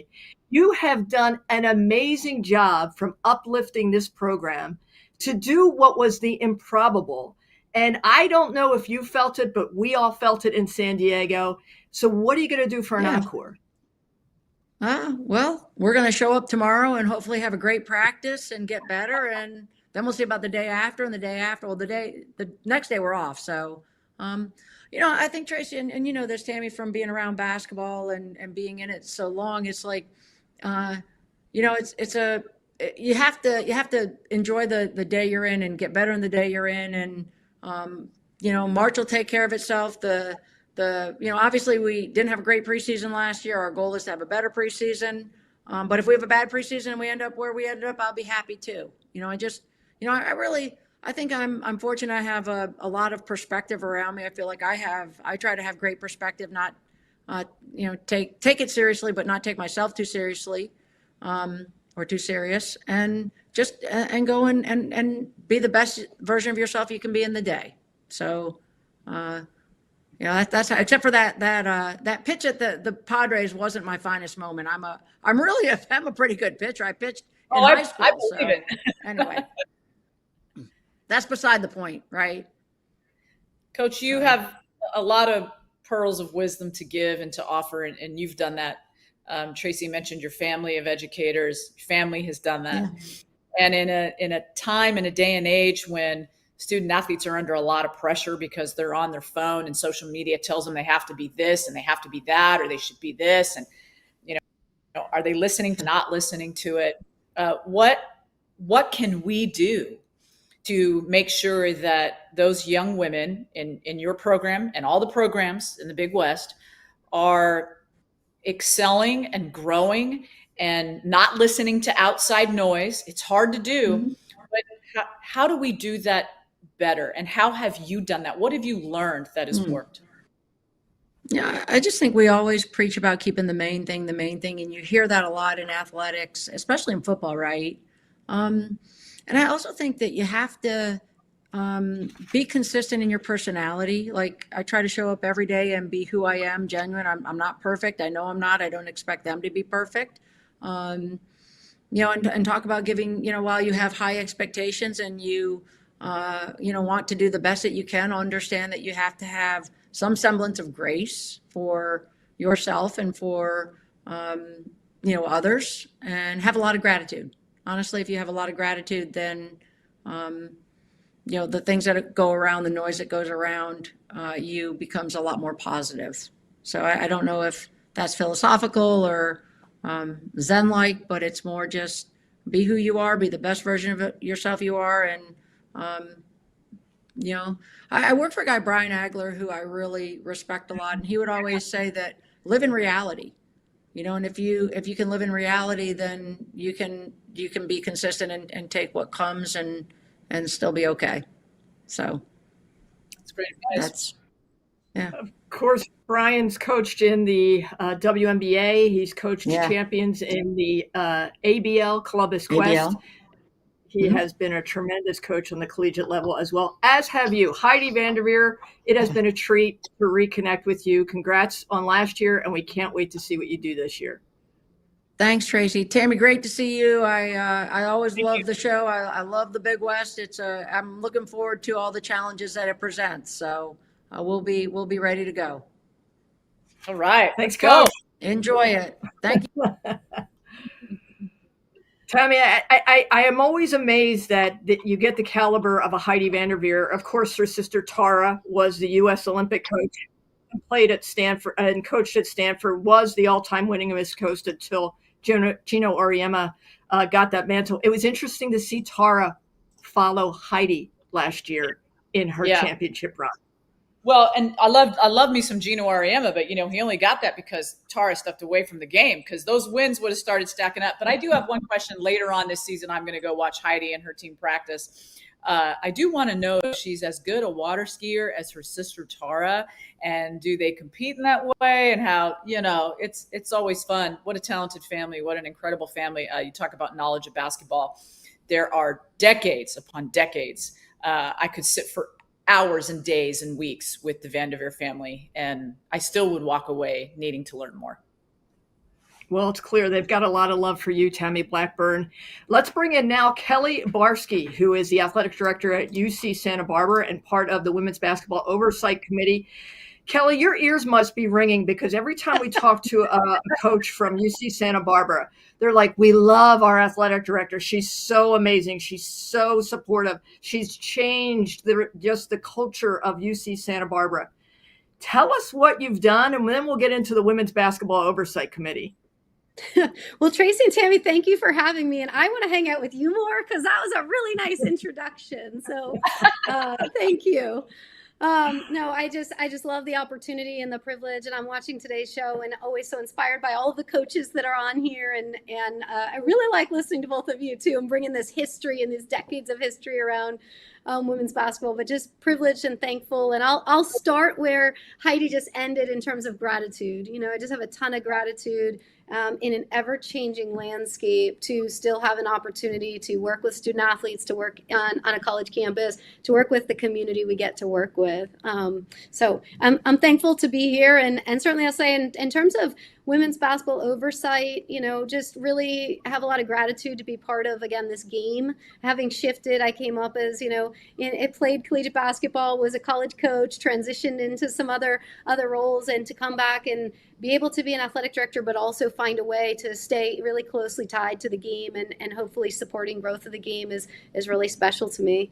I'm, in awe and inspired, as you've all been talking to, just watching, the growth and what these unbelievably talented athletes and student athletes and coaches and how they've used their platform. And again, I was just watching with Heidi, so I think, it just builds on that. You're talking about the VanDerveers and their decades of history, and there's so many amazing coaches and student athletes and have built this foundation for this moment. And so to see now the moment arise, and the moment's here, and the student athletes and coaches and media partners and people involved in the game that are taking that moment and running with it is something really, really special. And I'm really proud and privileged to join and help in any way I can. Coach, let's say you were tasked tomorrow with infusing women's basketball, and you can only choose one thing. What does women's basketball need today, right now?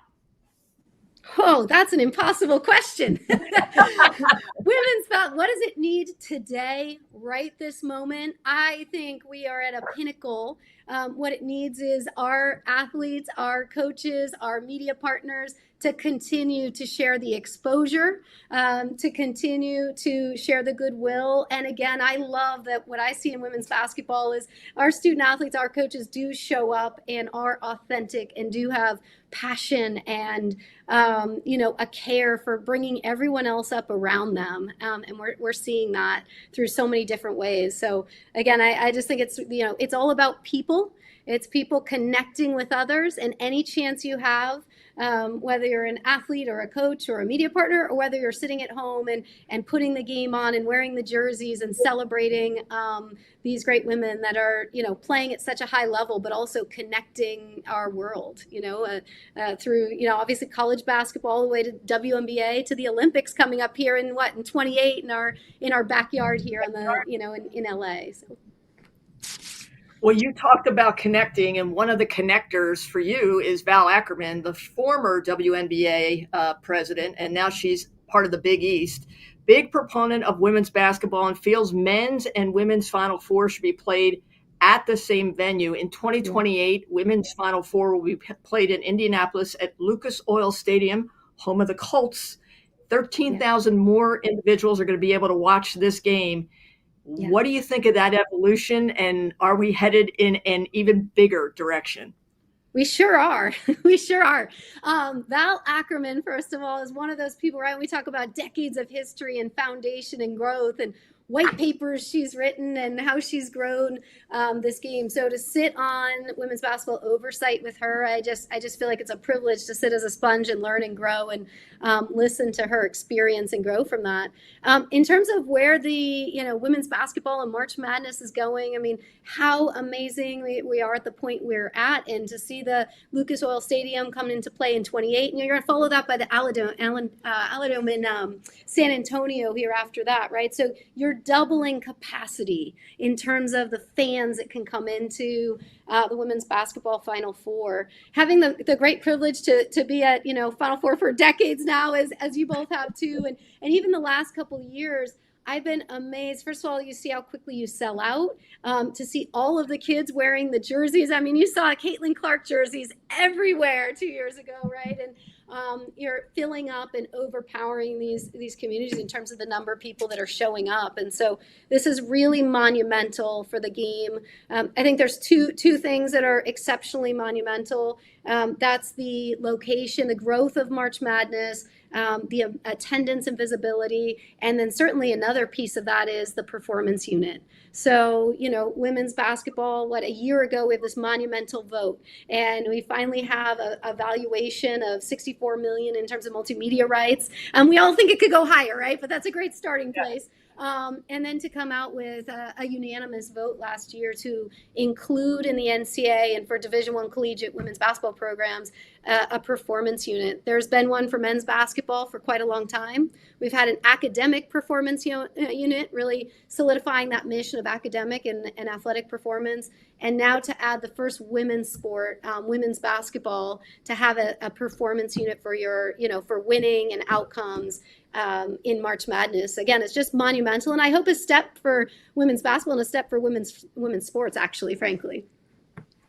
How has the name, image, and likeness and just the ability for these student athletes to be able to go out and get their own sponsorship? And you've seen so many women's players sign deals, and they're representing companies, and that gives them more exposure. And I'm just wondering how we can continue to bolster that, continue to support that.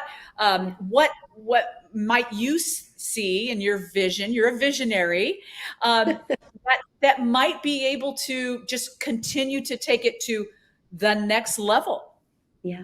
Well, I think that exposure is everything. I mean, I remember being a young kid watching, and I didn't see women's sports on TV much. I knew about the national champion, but didn't get to watch it as much. So really, that visibility, that exposure, young girls and others being able to see these women competing at this high level and these coaches coaching at this high level is just massive. And so I think the exposure throughout, whether that's TV commercials, whether that's sponsorship of different brands, I think it's time. And as an industry, we needed to move into a place where student athletes and students and athletes in general can really realize their true value and be able to engage in some of these industry standards. So I think, it's an exciting time. You're looking for growth all across the board, collegiately and beyond. But yeah, I think exposure is massive. And so that plays into the commercials, the media space, the social media influencers, the product influencers that are women's basketball players out there and athletes out there being able to share their name in authentic selves, but also being highlighted for being these, superpowers in terms of athletes. Kelly, you talk about making an immediate impact when you are moving from interim athletic director to athletic director at UC Santa Barbara. You pick Jo Evans, and she wins a Big West title. You get Renee Jimenez, and she gets 18 wins her first season. And it's looking up for both of those programs. How are you doing it and changing the face so quickly of UC Santa Barbara women's athletics? Yeah. Well, first of all, again, it's gratitude, right? I have incredible gratitude to be able to work with the amazing coaches I work with across the board. And we've got 20 programs, and you just mentioned 2 really special ones. And I look to, my goal as an athletic director is to help serve and support and lead alongside our head coaches. I want them to have the people in terms of their staff, the resources they need to recruit and retain, and the support and engaging community throughout our activities. And so, yeah, I look at, like I said, this is a great privilege and a job, but the privilege of being an athletic director is to serve and support and connect and work with the great leaders that our head coaches are.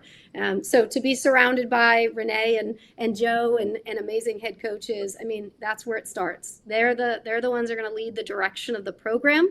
And they're going to be the masterminds behind these programs. And I just hope that we can, that I can be helpful along with our staff, our community, our campus, and in serving and providing the needs and the resources and growing resources that allow them to do the work that they're so good at doing.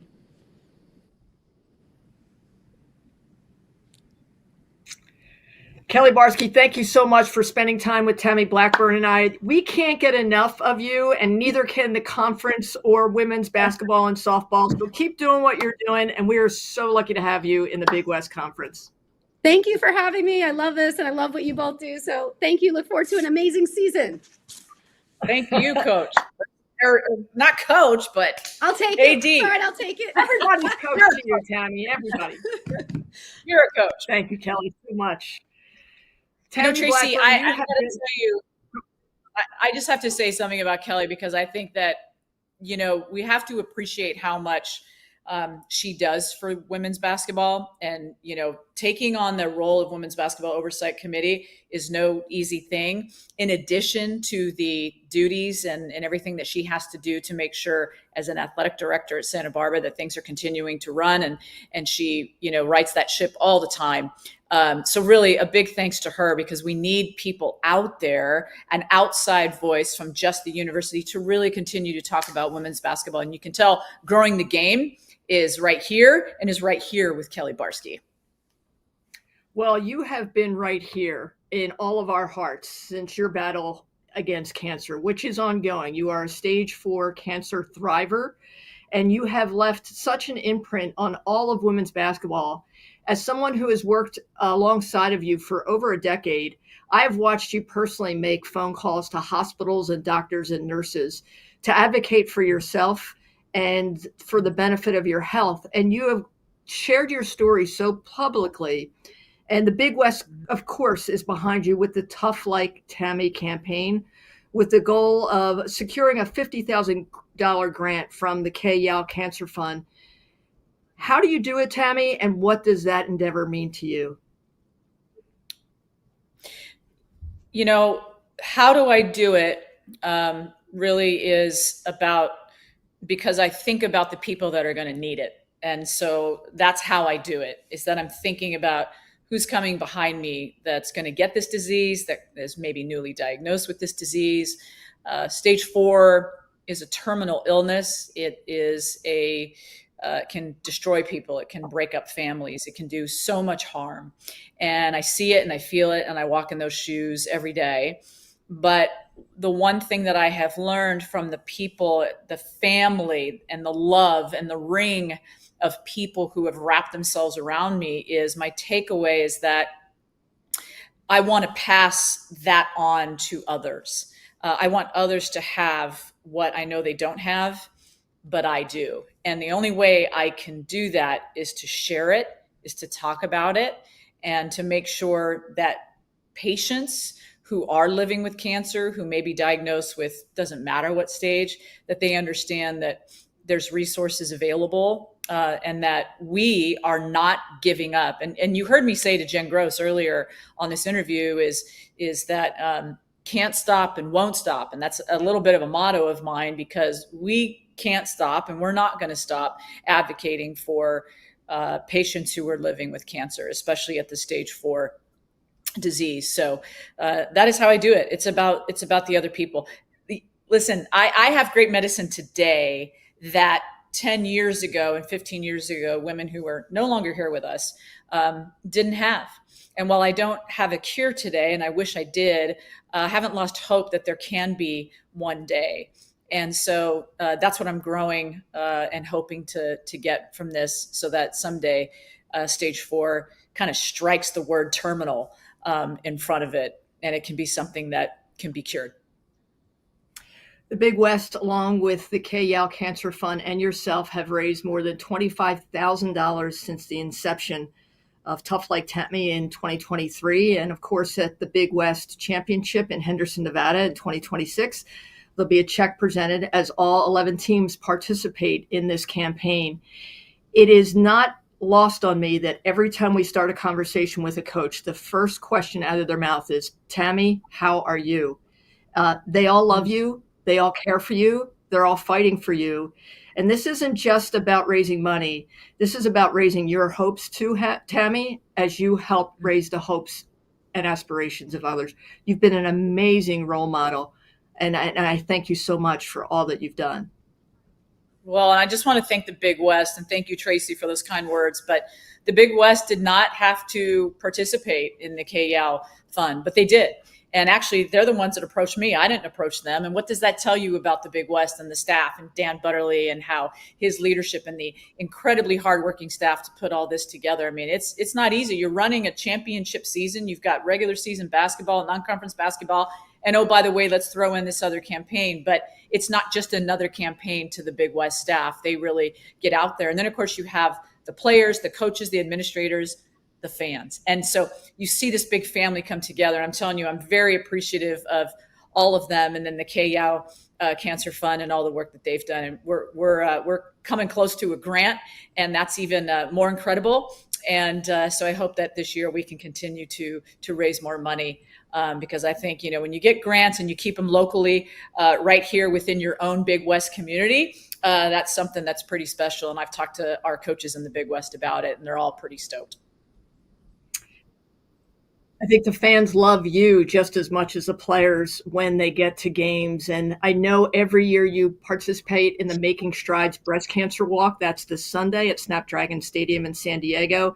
I know you've got an event that's going on. We're all going to be walking for you, Tammy Blackburn. Again, thank you so much for all that you do. You have been amazing. Thanks. Much love. Thank you. Amy Wright is with us, the head coach for Long Beach State. Coach, how are you? And welcome to the show. So excited to see you. Hey, Tammy's geared up. She's ready for you to take the floor today. Tell us a little bit about this season, what you're excited about coming into 2025-26. Yeah, I mean, probably just a new look us. I'm fortunate. I had 9 out of 10 kids return. So we were able to retain players that know the expectation here. They know me. So there's no surprises. So I'm really excited for kind of people to see kind of the talent that we had on the bench last year and just letting them display how good they are and how they've really come into their own now with opportunity. We're losing 4 out of 5 starters. But they got to watch those guys play and learn from those guys. So they know the expectation. So I'm just really excited for people to get to know us kind of all over again. It feels like his first year all over again. You've had the opportunity the last couple of years to kind of see what it takes to be in the Big West, and now you've got these players coming back. And can you kind of help our Big West fans really understand where your focus is with your team and some of the talents that we'll see out on the floor? Sure. Yeah. I mean, the Big West, it's a grind. I mean, you're playing Thursday, Saturday, and these are like big time games that if you sleep on anybody, you're kicked in the tail. And that's not what you want by any means. So it's a grind, and just having familiarity with coaches, what systems they run, how they win games. I think that's been kind of a great learning experience for me. But to my team that I'm really excited for, these young women this week, I have 3 returners. I think you did go ahead and highlight them on the bottom there. But Ken and Kaw has been with me all 3 years. And then Michael Richards and Jacoya Jones-Brown, those were my 2 all Big West freshman team selections. So we're excited to have retained them and bring them back for this season. But then there's some people that maybe were on the bench or maybe transferred in that, kind of give us the look that we're trying to go for. We're going to have a little bit more of an inside presence, which I do think offensively that's really needed. We haven't had that. We've had a lot of 6'2", 6'3" guards down there.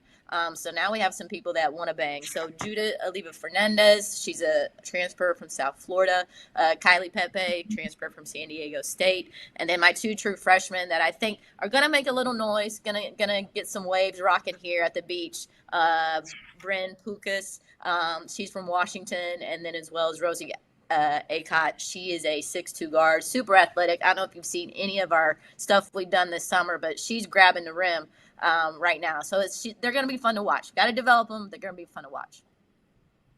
Coach, you're one of the few head coaches that's talked about retaining the core. I mean, you had 3 all Big West, 2 all Big West freshmen. You talk about wanting to do a fast pace. You're talking offense. It's like there's an excitement about you of you can't wait to get out there and unleash all this talent. And to have that chemistry return, you're that much further ahead of everyone else. You are preseason pick. When I saw you last year, you tied for 5th. Coming in this year, preseason pick 6th. I look at that as a sleeper, that you've got so much more engine, but it looks like they want you to prove it. Yeah, I mean, it is what it is. I think it's rightfully so. A lot of people go by the numbers and the analytics, and what do we have right now on paper? Not a whole lot. So that's okay. That's okay. It's good. We got to have something to prove. Last year we started the conference play 7-0 and started feeling really good about ourselves. So I think this is a great experience that the returners had from that, and then now we can go into this season just one game at a time, focus on the practice, focus on our purpose today, and then we'll move forward in terms of getting better, steadily growing to reach our ultimate potential. And thank goodness we're not there yet. Nobody wants to be great right now when it's almost November. You talk about purpose, you talk about focus, and we know that you really like to get after it in practice, but you expect that that's going to transition to a game. You want to run, you want to rip, you want to rebound, all of those things. And I'm wondering, you get a player, you mentioned Pepe from San Diego State. I happen to watch being in the San Diego area. A lot of those games, you're getting a great player in her, but also what you have. How does that talent allow you to kind of do what you're continuing to build on? And I mean, you learned from one of the best, and I think Gary Blair. And I feel like, I had to mention him because I know that he means an awful lot to you, but he's one of the best to do it. And you can see that on the court with you, Coach. Yeah, no, I appreciate that. Nowhere near being compared to a legend. I mean, he's in 55 Hall of Fames. I used to tease him when we were working together, that I was in more Hall of Fames than him. So at this point, him going into the Naismith Hall of Fame, we're tied. So I still got some work to do. But no, it's funny you mentioned that. It's still, we want to get 80 possessions up a game. We still want to take great shots as quickly as possible. But what I'm finding with this group, watching them and coming together, they want to be told what to do, when to do it, and why they're doing it. So fortunately, playing for Coach Blair, as a player, I didn't want to be told what to do. I already knew. But working with him and playing for him, he had a multitude of sets. He was a phenomenal set play caller. And so we're actually going to incorporate some of that because of the different players that I have. It's not that they're not high IQ, they're very high IQ, but they enjoy understanding that aspect of the game of what we're doing and why we do it. So again, it goes back to that purpose that we're playing for and purpose of every possession that we're going to have in games. I hope you're having T-shirts making waves at the beach, because that was a great slogan and already it's sticking with me. Really great. And I know you've got a little international flair this year to bring into some of the mix. Tell us a little bit about kind of the recruiting in the off season and kind of what are some of the new pieces. Yeah, I mean, we really focused on recruiting the kids that we already had. That was super important to me. We're trying to build and grow. So obviously we all know we're dancing in the portal. We're working, on freshmen, and we're working on JUCOs now. There's a lot of different opportunities. So I think coaches, they navigate in 3 lanes, and your lane is your university that you're in. So what is Long Beach State or whatever Big West school allowing you to operate in the recruiting scheme? Then you're working with the NCAA rules, which is the same across the board. And then, you're kind of working on what fits you as a program.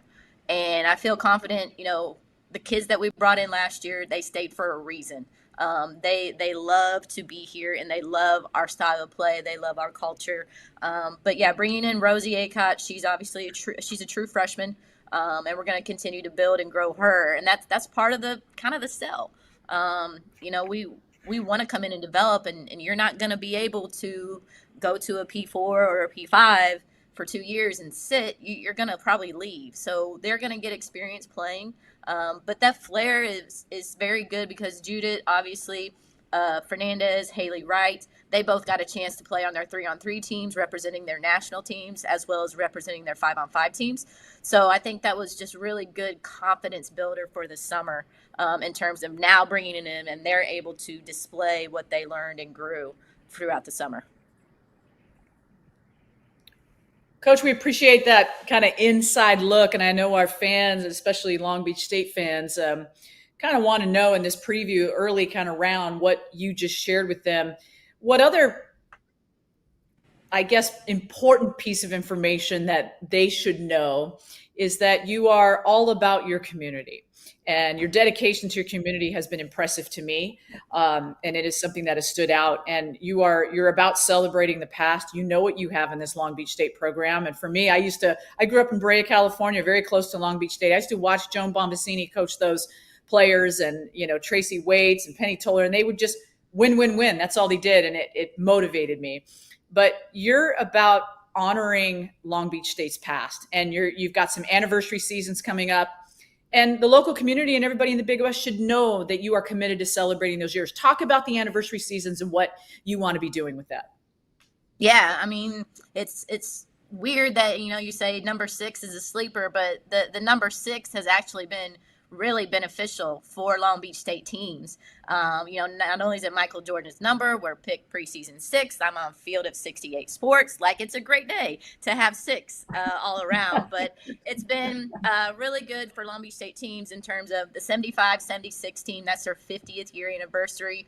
They went to the AIAW tournament. They were led by Kathy Fisher and Cindy Simonian.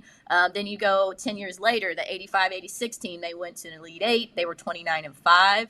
Then you go to 20 years celebration of the 05-06 team, who were Big West champions. And then 10 years ago, the 15-16 team went to the NIT, and they were 24-9. So I think just the number 6 has just been truly impactful for Long Beach State women's basketball teams. And so we just want to roll the dice and see where we land. No pun intended, us going to Vegas, and we'll see how we can get there. Coach, thank you so much for your time. We love your enthusiasm. We love the chemistry, and we love the slogan. So good luck this season. We can't wait to see what you have in store. All right. Appreciate you guys. Thank you for all you do. Thank you. Thank you, Coach. Tammy, do you know she was drafted by the Detroit Shock in 2002 when the WNBA had a Detroit Shock team? Yeah, I mean, it's she's so cool.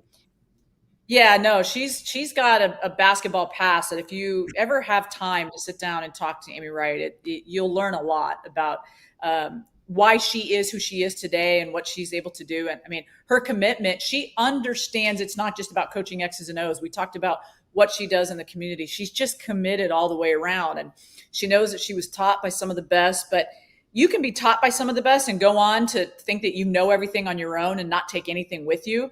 She's not that way. She has taken everything she can with her, including her experience and being drafted by the Detroit Shock. And as a great player, being coached by great coaches, she's applying that now. And guess what? She has a major footprint and heartprint that she is leaving not only on Long Beach State, but in the game of women's basketball.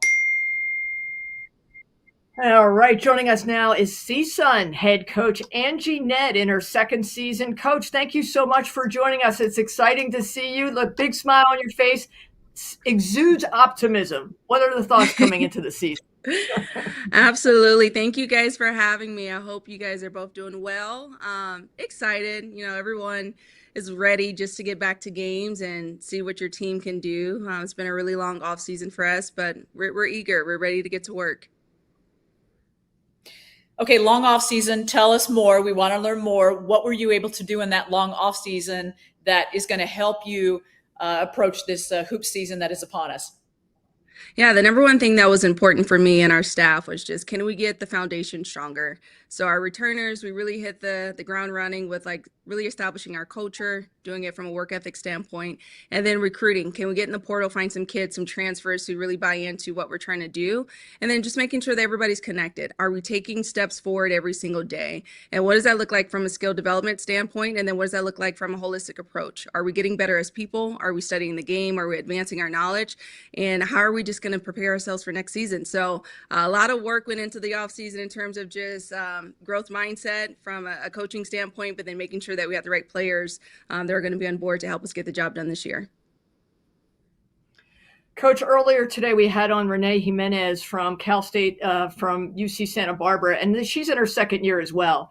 You come from Cal Baptist, where all you did was win, winning the regular season WAC, winning the tournament, and you knew it was just a matter of time before you took the culture you had there and brought it here.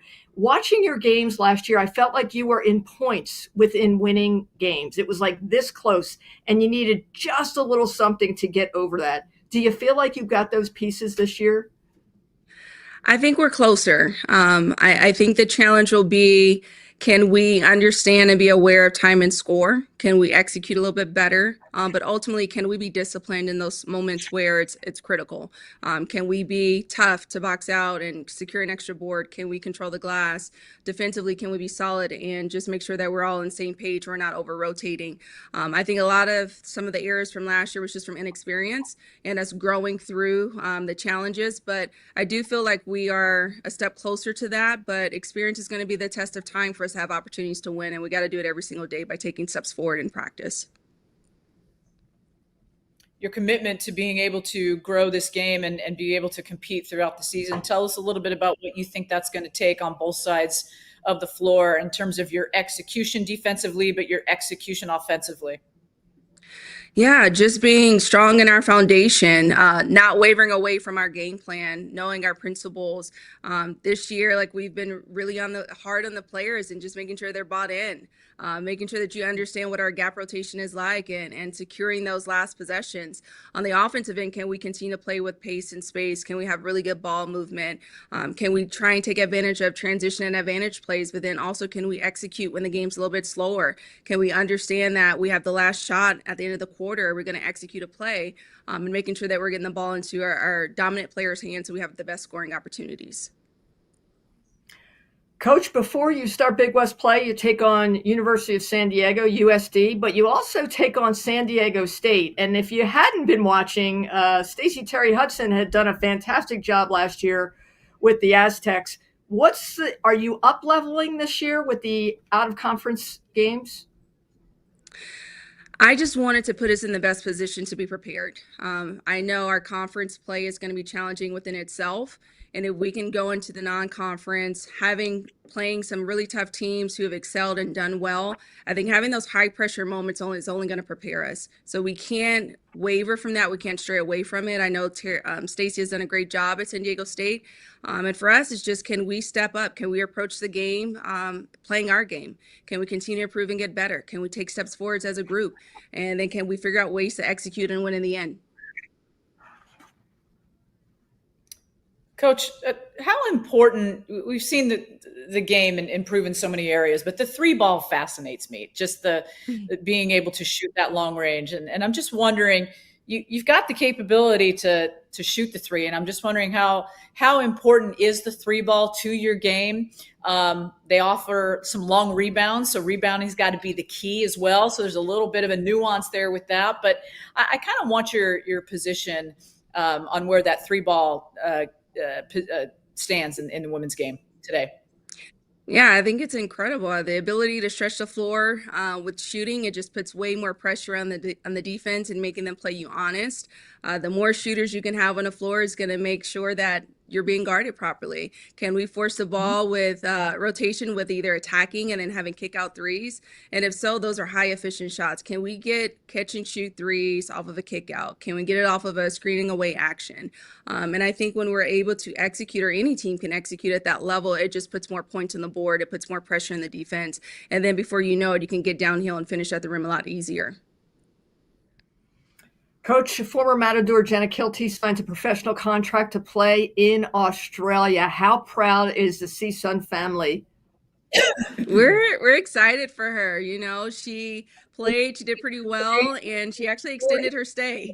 She's there now, enjoying it. She will be returning to campus in a couple weeks just to check out how the team is doing. But she's a phenomenal kid. She's always dreamt of just playing professionally, playing at the highest level, and to see her have that opportunity and just enjoy basketball, and then now exploring a different culture and being integrated into what it's like to live in Australia. I'm just really proud of her and just all the commitment and hard work that she's done to get to that point. We know international recruiting too. I mean, players leave and they go play, but also being able to recruit internationally. Coach, talk about how the international game and the international style of play kind of mixes and creatively weaves itself into not only the women's game at large, but the Big West. Absolutely. I think there's several teams that are currently recruiting internationally. For me, I want to recruit the players that fit our style of play, and that could be from anywhere. It could be from down the street, it could be Northwest, and I think there's a lot of talented players internationally that understand the element of the game. And I think it's fascinating to see a player from Spain or from Australia come and play with someone from California and just have this shared unique experience and connectivity on the court. And just the knowledge and how the basketball game has grown internationally has been significant. I mean, you've seen it. There's so many players dominating across the U.S. right now from an international standpoint. So I think it's integral for us to be able to recruit abroad, but then also making sure that we're recruiting at home and connecting those pieces to build the best roster to have success on and off the court. Speaking of success, Coach, you know, being now in your second season, the learning curve kind of behind you, do you have certain kind of, what has been the greatest growth curve for you as a head coach in the Big West? I think the biggest curve is just trying to understand where my players are, right? I did come from a winning background, and understanding where they are to get them to understand where we're trying to go. So the perspective of the game of where we are in that moment and winning that moment for that moment. And what does that look like on a day in and day out basis? So today in practice, our focus could be heavy on rebounding and boxing out.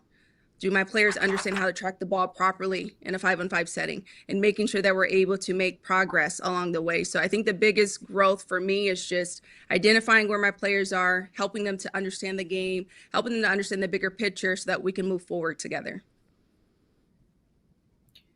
Coach, as we kind of wrap up this interview, do you have an idea yet? I know it's early in the season, there's still a lot to be played, but do you kind of have an idea of what might be the key as to what wins the Big West Women's Championship this year? What's that going to be, and what does that team look like? I think that's a loaded question. And Jen Gross Hawaii said is. consistency. I'm sorry. Jen Gross from UC Davis said consistency. So we're good. Well, I like to kind of get some different answers. I mean, that's definitely part of it. The Big West is interesting. There's so much talent across the board. But I do think the teams who are consistent but locked in and mentally tough and understand just the simplicity of a play, whether it's on the offense or defensive end, and they can actually dominate that and minimize errors, will have the opportunity to win. And who's been in that moment? Experience, it tells a lot, right? If you've had the experience of winning and you know what that momentum looks like at the end of a game or in a championship moment, you have that confidence, you have that poise and that composure. So I think there's a lot of layers to that. But as you know, it could be anyone's night. So whoever shows up and who's dedicated to the mission at hand and has the least amount of errors and can strategize and execute, it's very likely that team will win. So excited to see who that will be this year. I don't have the final answer, but curious to see. It's interesting you say that, Coach. A lot of coaches that come into a conference say, I'm not just coaching them physically. I'm coaching them psychologically. I'm coaching them emotionally. I've got to get them to reach a level of belief they've never reached before. And I feel like that's what you bring into this picture, that you have aspirations that are here and you've got to get your players to think, come join me because this can be a fun ride. Absolutely. It's a huge thing. You don't know what you don't know, and you don't know what you've never experienced. And it's our jobs as leaders to make sure that we're pulling the best out of everyone that we're working with and working for. And my job is to serve my student athletes. And it would be a detriment to me if any of them left here graduating or transferring and not feeling like they got their best out of the experience. Yeah. Well said. Coach Angie, Ned, thank you so much for joining us. We're so excited for the season. We're so excited you are part of the conference, and have a great season ahead. Thank you so much. Thank you. I appreciate you both. Appreciate you, Coach. Thank you. What another great addition, Tammy. I mean, you get the caliber of a former winner at Cal Baptist, the associate head coach, winning conferences, winning tournaments. CSUN, she's coming in, and you watch her on the sideline. She believes every game they can win, and that's where it starts. Something that stood out to me last year was I was talking to some other coaches, and she was in her first year last year, and they talked about how much she meant to that Cal Baptist program and what a critical key cog she was for them having that winning season. The fact that she comes over into the Big West and she continues to elevate the Big West in terms of women's basketball. And they said it wasn't going to be long before she was going to have that program turned around. There's no question. I mean, just listen to her, right? She talks about moments. She talks about different styles of play. I mean, she has a basketball mind. And the other thing I appreciate about Angie, Ned, that we didn't get a chance to talk to her about is she is a student of the game. She might be the leader of her program. She's a student of the game, and she's learning from people around, from the best around Southern California. And she just wants to be a basketball sponge. It's great. Yeah, she's very measured, and you could see the calculating going on in her mind, that she's thinking, and she does have that student mind. It's fun to watch. All right, joining us now, Cal State Bakersfield head coach Ari Wideman in the second season. Ari, welcome to the program. Great to have you here. We're saving some of the best for last here, huh? Let's go. Yep. I'm happy to be here, so thanks for your time. It is great to have you. Talk a little bit about the expectations coming into this season and how the trajectory looks nothing but up for you. Yeah, no, I'm excited about this group. I mean, the expectation is to keep building, right? I knew when I was taking over this program that it was going to be a rebuild, but I thought we did a great job, with our recruiting class and especially in the portal. And so I'm excited for these guys. They've been great, and they buy into the style of play that I believe in our philosophy. So it's been good.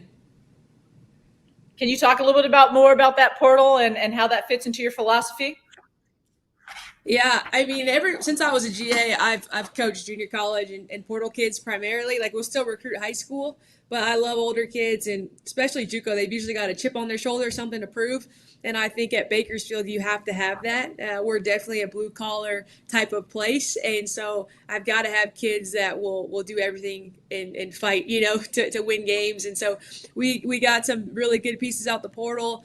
One of our kids, Krishan Coleman from Morehead State, I mean, she had multiple freshman of the week. She rattled off some 37-point games. We got a really good grad transfer from Idaho State and Maria Diaz, kids who can score double figures. And like, I'm a pace, space, create type of person. So we got to score the ball. We have to defend in this league, but you have to be able to score. And so I think we did a nice job of getting some kids that could put the ball in the basket.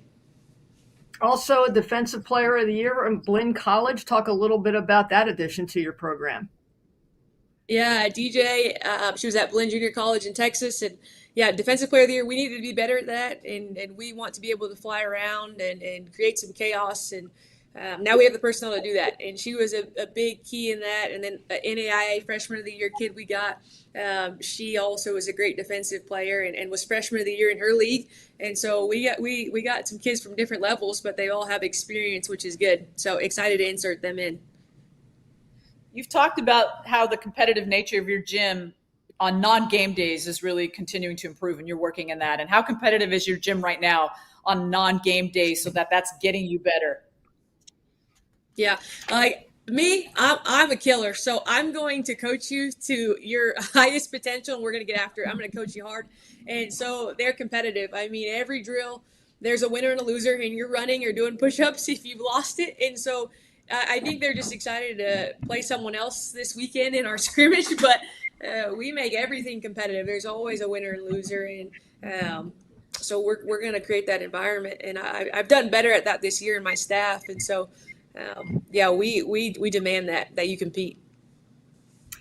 Coach, preseason, you are picked 11 in the conference. And every time I see that in a conference, it's that team that's picked toward the bottom that overachieves and overperforms because they want to prove that they're better than everybody predicted them to be.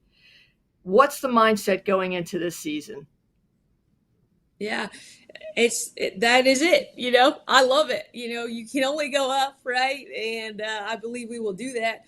But I have a chip, and it just got bigger with that, you know, and I'm going to motivate our kids to, you know, have a bigger chip too. And like, remember that ranking when we're playing. And so I'm excited. It's fair, but now I'm ready for us to work. Like, it's not about talking. Let's work and let's prove that we should be in the mix. You know, you have to earn that. How hard is it with kind of the demands on our student athletes these days? How hard is it to get them to kind of get in? You talked about you're going to coach them all the way through every practice. You're going to get after them. You're going to get the best out of them. They're having a day where they're tired. They're having a time. They've got some personal stuff going on. I mean, life is happening all around us. And it seems like at pretty epic levels today, especially for that generation of student athlete. And I'm wondering how you kind of adjust yourself and how you kind of shuck and jive really with what they're kind of going through to get the best out of them. Yeah, I mean, I have good relationships with my players. Thankfully, you know, I'm 33. I'm not far removed from it, but I mean, I have open door policy. Like, these guys, like, we have good relationships with them, you know, like whether it's a team retreat or they're at my house watching WNBA games, but like, I relate to them as a human too. And we're always going to do our check-ins. We have our weekly meetings. But like, when we're in between those lines, we definitely try to separate the two. Like, when we're here, we're having fun, we're getting after it. And then if there are things we need to address outside of the court, let's do that. But we try to protect our space when we're on the floor and maximize our time together. Coach, you retooled your coaching staff this year, essentially bringing on a lot of new faces. What was the thought behind that? And what do the missing pieces like Ray and others bring to the table? Yeah, you know, I talked to some of my mentors about that, but I'm very much like, you have to care about impacting winning. And those are hard decisions, but I made some changes. And Coach Alvarado, I'm really happy to have, because he's been a head coach, you know, almost my lifetime. And so he's helpful, a defensive mind. And, you know, he's done every level, JUCO, high school, D2. And so I love having him around. He balances me out. I'm definitely a high energy type of person, and he's pretty laid back. Like, he gives me different perspective.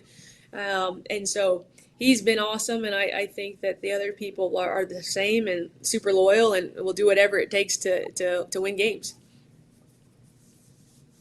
Coach, you got non-conference coming up here. Hoops is just right around the corner with tip-off. When you get to conference, and you look back at non-conference, what will you have expected to accomplish going into the conference from that non-conference experience? What do you need to have had done?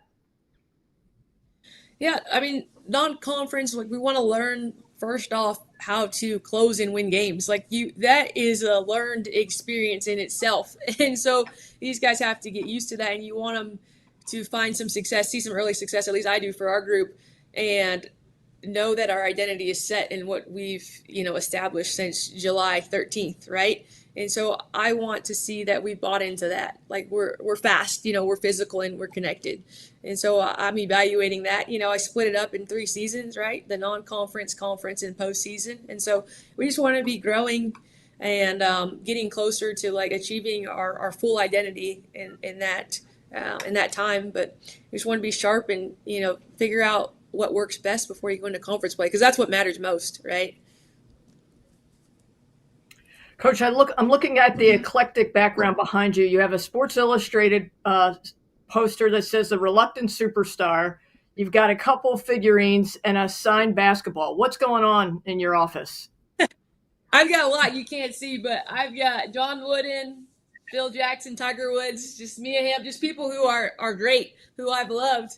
And they're all in here and they're winners, right? And they do those things. I got my first ball the team gave me for the first win. And so that's obviously cool to me. But I've got a bunch of stuff to be inspired. I always like to be inspired. Good people find good people. Good for you, Coach. Yeah. John Wooden's a good one, by the way. We heard from Brad earlier in the show at Riverside. He talked about being at a John Wooden banquet earlier this week. And we know what UCLA women's basketball means to Southern California and what the job that Corey Close has done. And she and her staff serve as such great mentors. And I'm wondering how you kind of pick, because, that is right up here as elite as it gets, and how you're able to learn from the John Wooden era, pick a little bit from Corey Close and UCLA, because those are things that are infusing into the women's game that continue. We see it in the Big West. I mean, you see it. It just continues to get better and better each year. And I'm just wondering what you can learn from that. Yeah, well, I've had great coaches, but my college coach, Jane Albright, was really close with John Wooden and also Corey Close. And so like I've been to those practices when I was a GA at Prairie View A&M, because I am a student of the game. I'm always researching people. But yeah, like I think there's so many people who have given to the game that we can learn from. And so I like John Wooden, but I also love Coach Hurley at UConn. So those are two different people. Nice. But they're people that can get the most out of their players, however they do it. But there's so many lessons you can learn from different coaches. And I go around practices all the time. And so you're just trying to find ways to be a lifelong learner and hopefully help your team, win some games. And so I'm no genius. We were 2-28. So I went to a lot of places to figure things out. And, it's a blessing to be able to learn from others. All right. Now you've piqued my interest. I gotta know, give me one takeaway from Coach Hurley at UConn. Just one quick takeaway. He is passionate as ever, and he is. He lives in everything. I don't do it that much, but I love that guy's intensity, the way he cares about the game, and he's an offensive genius first off, but he just gets after it every possession. He values everything, and so we're aligned in that regard. I might not do some of the things he does, but I love that about him. People who are obsessed with their craft, we're friends. Even if I don't know you, if you're obsessed, that's someone I want to be like, Now, Coach, if you were given the choice of going to the Lakers or staying at UConn, which would you have picked? You turned down a lot of money. I'd stick with college basketball. I'd stick with UConn because you're getting to help mentor and help young people. In the NBA, you're not getting that. But that would have been hard to turn down. 6-year, $70 million deal? And you got LeBron and other great players underneath your belt. But you could see the energy that you're bringing into the conference. Do you kind of hobnob with some of the veteran coaches like a Heidi VanDerveer or Jen Gross who have been in the league for a while and kind of learn from them how to navigate the Big West? Yeah, I stopped and talked to them a couple of times, and I actually almost worked at UC Davis, before I went to Toledo. So, but all those coaches, they have great experience, and they've been able to. They've had some time, but they've built some sustainable programs, and it's been nice that all the coaches have been welcoming, and obviously we're not competing yet, but they've given advice, especially being a young head coach. So they were awesome. Ari Wideman, thank you so much for spending time with Tammy Blackburn and I. We are so excited for your season in the Big West, for you and the energy that you bring to the entire conference. Thank you for spending time with us. Thank you. Take care, guys. Another great coach, another great prospect who has just so much future ahead of her. I mean, I'm getting out of the way, and I know that if I walk in the gym to play for Ari Wideman, I'm diving on the floor for loose balls. I'm going to do everything I can to get a rebound because, first of all, I don't want to run more than I already have to run. And I want to try to match her energy because it's inspiring. It just gets you pumped up, not only for the season, but how about practice every day? But I got to tell you, man, I'm running the other way. I mean, she's just going to continue to work hard and build it, and you can tell. So I just love the way that she's, learning from other coaches too. Talk about working hard. How about Coach Inouye? And what a fantastic job she has done at UC Irvine. Coach Inouye, that smile, 2024 Big West Championship, the winningest all-time women's basketball coach at UCI. I mean, I see people in Orange County just bow down to you because you are a fountain of knowledge and respect. And what's the thought of coming into this season with all the energy and wisdom that you bring to the Big West? Yeah, no, it's just very grateful to still be here and continue the success that we've been having. Obviously, growing up here in high school, and it's been nice to be home. Nice to be home in Orange County and be able to put a good brand of basketball out there. Coach, you started hanging banners here, and that's what you went to UC Irvine to do, right? And you've had some banner celebrations with your community. Talk about that and the goal of being able to getting back to that, and what your process has been for that, because that's why you're there. That's what you work so hard for. Yeah, no, thank you, Tammy. Yeah, I mean, look, it's not easy, as everybody knows, and to hang banners, I think it's just a testament to this program, to the leadership that I've had above me, guiding me and mentoring me, and then as well as my staff. I think we've been able to really look in and figure out what players will be successful here and figuring out how to get that done here in the Big West Conference. So these banners are forever. These players are forever welcome back. And when their families come back, they get to show them with pride. And it also allows me to point to it quite often with the newcomers that come in to allow them to see what we're here about. Coach Inouye, 7 players returning from last year's team that lost to UC Davis in the Big West Championships. And I saw your expression after that loss. It was, you're such a competitor. There was so much bottled up inside of you. Does that loss sit with you throughout the summer and make the teamwork that much harder to go and really apply this season and really put pedal to the metal? Yeah, I mean, of course, one thing about being in a conference like this with a 1AQ is it's the only one team goes. And so that tends to be the game that everybody remembers, including ourselves. But what we accomplished through that season and what we've been able to do here with those seniors that have been with me for 4 years, I'm just forever grateful for them. It hurts. It hurts because you want to do it for them and they want to do it for themselves. For me, I think in the locker room at the end is just holding those tears and giving them hugs and trying not to have them hang their hats on that one game. So I also think it's a good reminder to the returners that are coming back to see them and make sure it doesn't happen to them.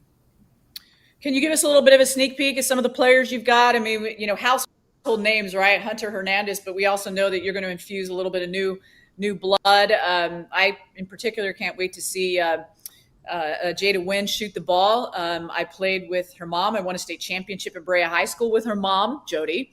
And but I know she's about as pure shooter as they come. But I just kind of want to get an understanding of what you've got with those players that coming back, and then the newcomers. Yeah, I think with Jada Wynn, just starting with her, I think it's a cool thing too, kind of coming back home to Orange County, just really playing in front of her family, really putting a name at Irvine for us, and just really making a name for herself here. I think she'll be a fan favorite. I think it's just being able to come back here. I'm excited. Obviously, it took a lot of work. It's not just a slam dunk because we have the wins around. I was pleasantly surprised and shocked when she committed. So we are really pumped about her.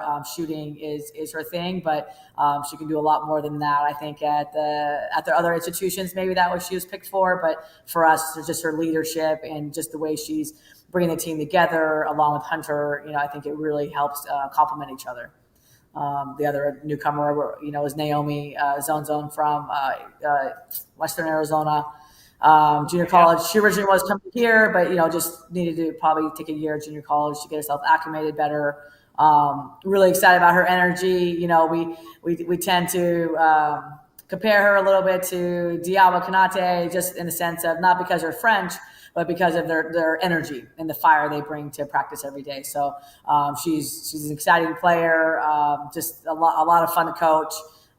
It's so funny though if she makes a mistake, she's like, I don't understand, coach. I'm like, you've been here long enough in America. You understand what I'm saying. So it's a lot of fun. It's a lot of fun to go back and forth with her, just in the sense of just having that kind of energy. I think the energy piece is important for our program, especially in the style of play that we do here.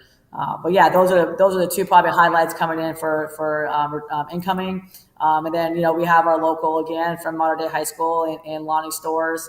Originally from the Bay Area, but really came down here, and to be able to pull a player locally from Mater Dei, even though it's not my favorite school, but that the brand and the product they have there is forever. You must get in their gym. And so to be able to finally have a player that comes from there is exciting for us, just to see what she's been doing. So she'll be a good one to have.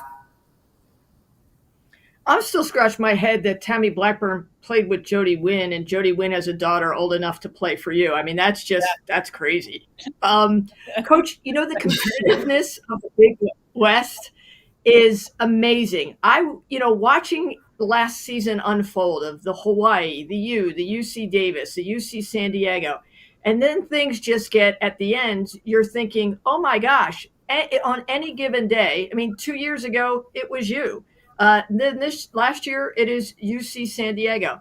Can you talk about how the league has really up-leveled?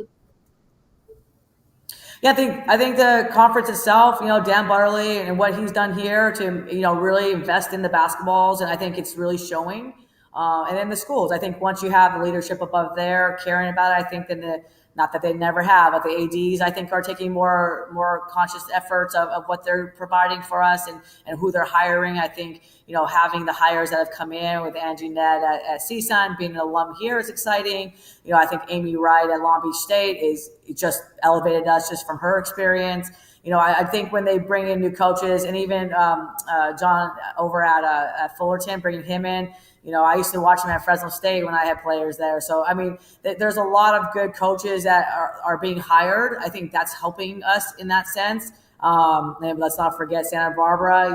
She's doing a phenomenal job. I've been watching her recruiting and what she's bringing in. So, I just think all around, and then the coaches that are already here.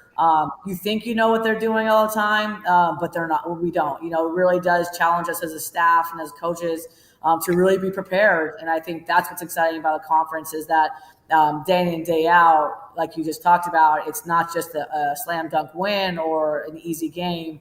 You really do have to work for it. And it's a real big testament to all these coaches in the conference and the way they prepare their teams. So, Coach, with that, then how do you as a coach and your coaching staff stay sharp, stay ahead of the game, stay one or two steps? Because these coaches are coming in and they're making you compete. I mean, the players got to play against each other, but the coaches got to coach against each other. And that's a game within the game. Yeah, I think it's a little bit of luck. Sometimes, a lot of times, the basketball guys have to be good to us. I think you got a little bit of that on your side. It sometimes doesn't fall your way. You know, I've been in games in conference that just nothing you do is working, and they're just a better team that night. So I think it's that. I just think, you know, a lot of film and just our players, you know, the buy-in and the understanding of every game that we play counts in conference. You know, we aren't at the higher level where, you know, six teams go to the tournament. You know, the actual conference play is critical. You know, it's really critical. So they can't really have off days. I think that's one thing I love about the mid-majors is that games, if you have off days, it can really hurt you. You know, you have to be ready to play. So I think mentally and physically it challenges us in a much better way, and it pushes me and my staff as a program to make sure we are well prepared as well. Talk about being well prepared. You have been to the Big West Championship in 3 of the last 5 years. In each of the last 4 years, you've had 20-plus win seasons. Coach, it starts at the top. What is your work ethic like, you as a coach? Because preparation for you, I mean, you are an amazing engine at the helm. I appreciate it. I love what I do. I don't think you can do this, especially in this world we live in today. I don't think you can do this without absolutely loving what you do. I think the players are what get me up every day. I think just to be able to coach them and to, you know, have a small impact on their lives means everything. I think the community that I live in here, just kind of being, you know, home for a sense, and, you know, having people that really do buy in and care. When the Irvine community cares, it makes you care a lot more too. And just the idea of our administration and the way they support us. Like, we know we're faces and we know that we are an example. And so that also makes me come to work all the time too. It has nothing to do with pressure. It just has everything to do for the fact of putting a good product out there for everyone to see. I don't have any shame of asking the veteran coaches in this league to kind of, you know, help us prognosticate what they think it's going to take to win the Big West this year. But you've seen it enough, and you know how the game changes because you are a student of the game. And can you kind of help us understand that in March, what might we have seen that's going to be the difference maker of the team that goes to that NCAA tournament? Yeah, it's tough. I think and consistency is huge. I think just understanding roles towards the end. I think, especially with so many newcomers this year, and you know, bringing in Jada and bringing in Naomi, I think understanding those roles on that side of it, and then just honestly, like I talk about all the time, and Coach Track was one that really instilled this. It's a little bit of luck and basketball gods, and I truly believe that. I'm not a big, you know, a Sunday person, but I definitely do believe in the universe and just making sure things are firing correctly. You know, we really pride ourselves on doing things the right way. I'm not saying anyone else doesn't, but just for our program, we really want to do things the right way and making sure that our players understand it. You know, this is about their lives, you know, 40 years afterwards, to make sure they're prepared. So if we cut corners here, you know, I don't want them to ever think they can cut corners when they leave here. So that's the fun part. I think the pressure for me is fun. I actually really love pressure. It's what makes me. I think that's the fun part of my players. They know it, and so I think just getting them ready to go and fired up in the best way possible. Emotions not too high. You know, I think my assistants can get them really high too, and so just managing them as well. They get so excited, and sometimes, you know, we've been doing this for a long time, so our excitement is literally like, let's go, we can get this done. But for the newcomers, are like, oh, maybe this might be a little big of a game. Like, so we have to really manage those expectations too along that side. So yeah, no, I'm looking forward to it. I think consistency is the biggest key for where we are, and just understand the roles at the end. Wait, are you telling me that Cece gets excited on the sideline? Is that really a thing? I wasn't talking about Cece. Cece sits there with her hands crossed, and, you know, I'm begging her to speak up. You know, she doesn't ever speak up. Who's Cece? I need 10 of them. Yeah. Coach, in a way, it's always a joy to spend time with you. You are amazing. UCI's all-time winningest women's basketball coach. Congratulations on all your success, and we can't wait for the season with you. I appreciate you guys. It's great to see you, Tammy. Good to see you doing well. Yeah, Thank you, Coach. All right, you guys. Yeah, she loves pressure. I mean, you could just see it. She is just uber prepared for no matter what life brings her. And you can bet right after the Big West Championship, she just dove right into this next season because she's a gamer. 3 years ago, might have been 3 years ago, I had the opportunity to spend a little time with Billie Jean King, and of course when the U.S. Open plays in New York and Queens and Flushing, there's this sign that all the players walk out through the tunnel and says pressure is a privilege. And I have said before to people that I just think Tamara reminds me of Billie Jean King a little bit, and kind of her mindset and how she accepts the competitive nature of sports and how she handles it. And that's a massive compliment. Well, speaking of compliments, especially compliments for the league, 4-time Big West Coach of the Year from Hawaii, Laura Beeman. Coach Beeman, aloha. Thank you for joining us.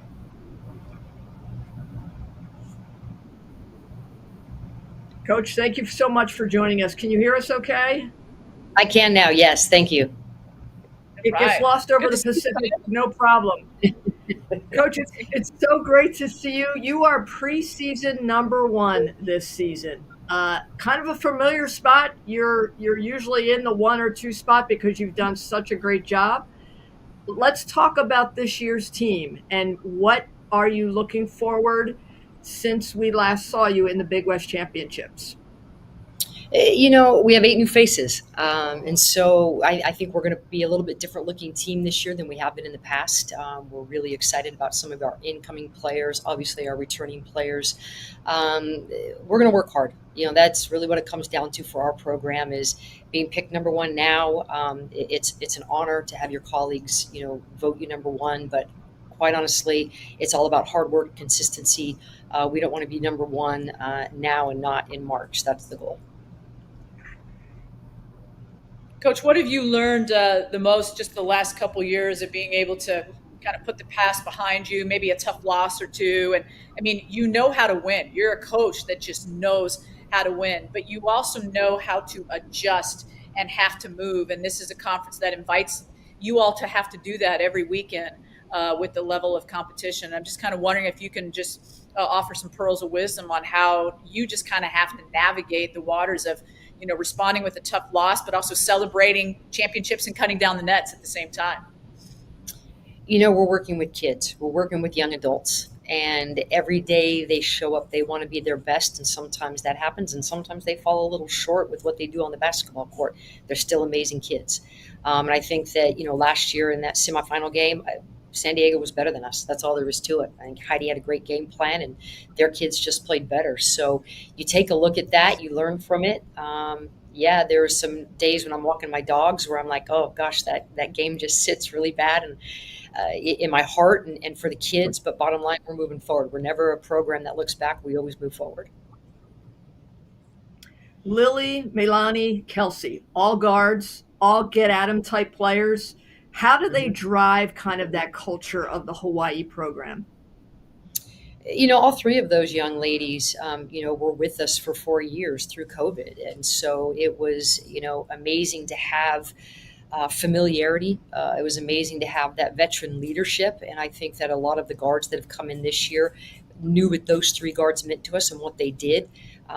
Those 3 kids love the state of Hawaii. They love the University of Hawaii. They love this program. And that's a thread that I think will continue to run through this group and through our locker rooms. So our incoming kids know that the bar was set high with, the past few years and what we lost. And I think they're up for that challenge. Coach, one of the things that impresses me with your program is that you teach your kids and you coach your kids, and you also allow them to kind of learn and be an extension of you and your coaching staff on the court and make their own decisions and be independent. And that's just a really special way to be able to be coached. How is that opportunity for them going to be when you've got these 8 new players that you're going to expect not only your coaching staff to help those new players, but you're going to expect those veterans to help those new players? And what's that going to look like? First off, I have to give all the props in the world to my staff. I am very fortunate that I've had continuity for 12 years with Alex Delaney, and I've got Flo and Kalila Jason, they've all been here 5+ years. And so it's amazing when you have that kind of consistency and you all know each other very, very well. We all kind of have the same philosophy that it's about making, helping these kids become their best off the court so they can be amazing on the court. And that goes back to some of that independence that you're talking about. We really encourage our kids to fail. We want them to fail. We want them to fail forward.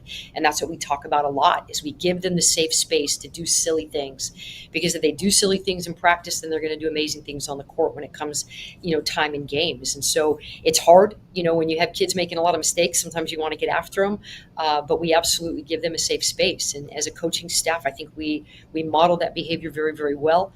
Our veterans model that behavior well because they've been put in those spots. And so now we have to get a group of incoming kids and transfers to really trust us that when we say we want you to fail, that's exactly what we mean. Coach, you watch different pockets of the country at different eras really grow the game of women's basketball. And we watched Connecticut kind of start it. We watched Iowa more recently and South Carolina. I was amazed to see the fan base that follows Hawaii women's basketball and traveled to Nevada. You were on local news, you were on national news, you had radio. It was so much excitement around women's basketball. You have grown women's basketball in Hawaii. People love you. And what is that like in that state to be able to keep players home? I know you've recruited 11 international players, but they love you, Coach, and they love what you're putting on the floor. Well, it has been a joy of my lifetime to be the head coach for this program. It gets me very emotional to think about the support that I now have in this community, and how much they do embrace me, embrace my family, love these kids. We are the Aloha State, and that is about ohana. That is about, empathy. It's about vision. It's about leadership. It's about all the different things that makes Hawaii more than just an amazingly beautiful place. And I am so fortunate that I have a community, a university from the president down that supports this program. And so it has been an honor of my lifetime, quite honestly, to be the head coach of this program. And I think the community knows that. And so to bring in players from around the world that feel that love and feel that support, I think that when we get on the court, these kids play for a bigger power, no doubt about it. They play for something bigger than themselves, and I think that comes through. And I know that's something that every day I step on the court, I want them to feel from me. Coach, your backdrop, you've got some trophies there, very impressive. And I love the fact that you've got the nets that are kind of, hanging over them just to add to the effect. But it's a very special feeling to climb up a ladder and cut a net down. And for everybody, like you said, Ohana family, right, to take a piece and to share what it took to cut down that net and hoist that trophy. And I'm wondering if you can just kind of help us understand how the grind and how hard it is to get to that end game, but the feeling in the end when you are climbing that ladder. What is that like? Days are long and seasons are short, right? And so the daily grind of waking up and you think, okay, we got to get after it again. And I always tell my staff, we get older, these kids stay the same. So the lessons have to be the same from us every day. We can't forget that we're dealing with a new set of kids every year. And they might not know how to clean up their locker room, right? Because they're freshmen. And so we have to give that lesson again. But the daily grind completely disappears when you're climbing the ladder, and our band of, 50 to 75 strong are, just going crazy, and our cheerleaders are going crazy, and our fans are crying, and they've traveled, to the ninth island, and you see the look of joy and pride. I can't get through Costco half the time without talking to people about one of these great, kids that I coach and how long I've been here and just what an amazing feeling it is to be the head coach of this program. So, to your point, it is a very special place, and we travel well because this community absolutely loves these kids. And I feel very honored, like I've mentioned, to coach here.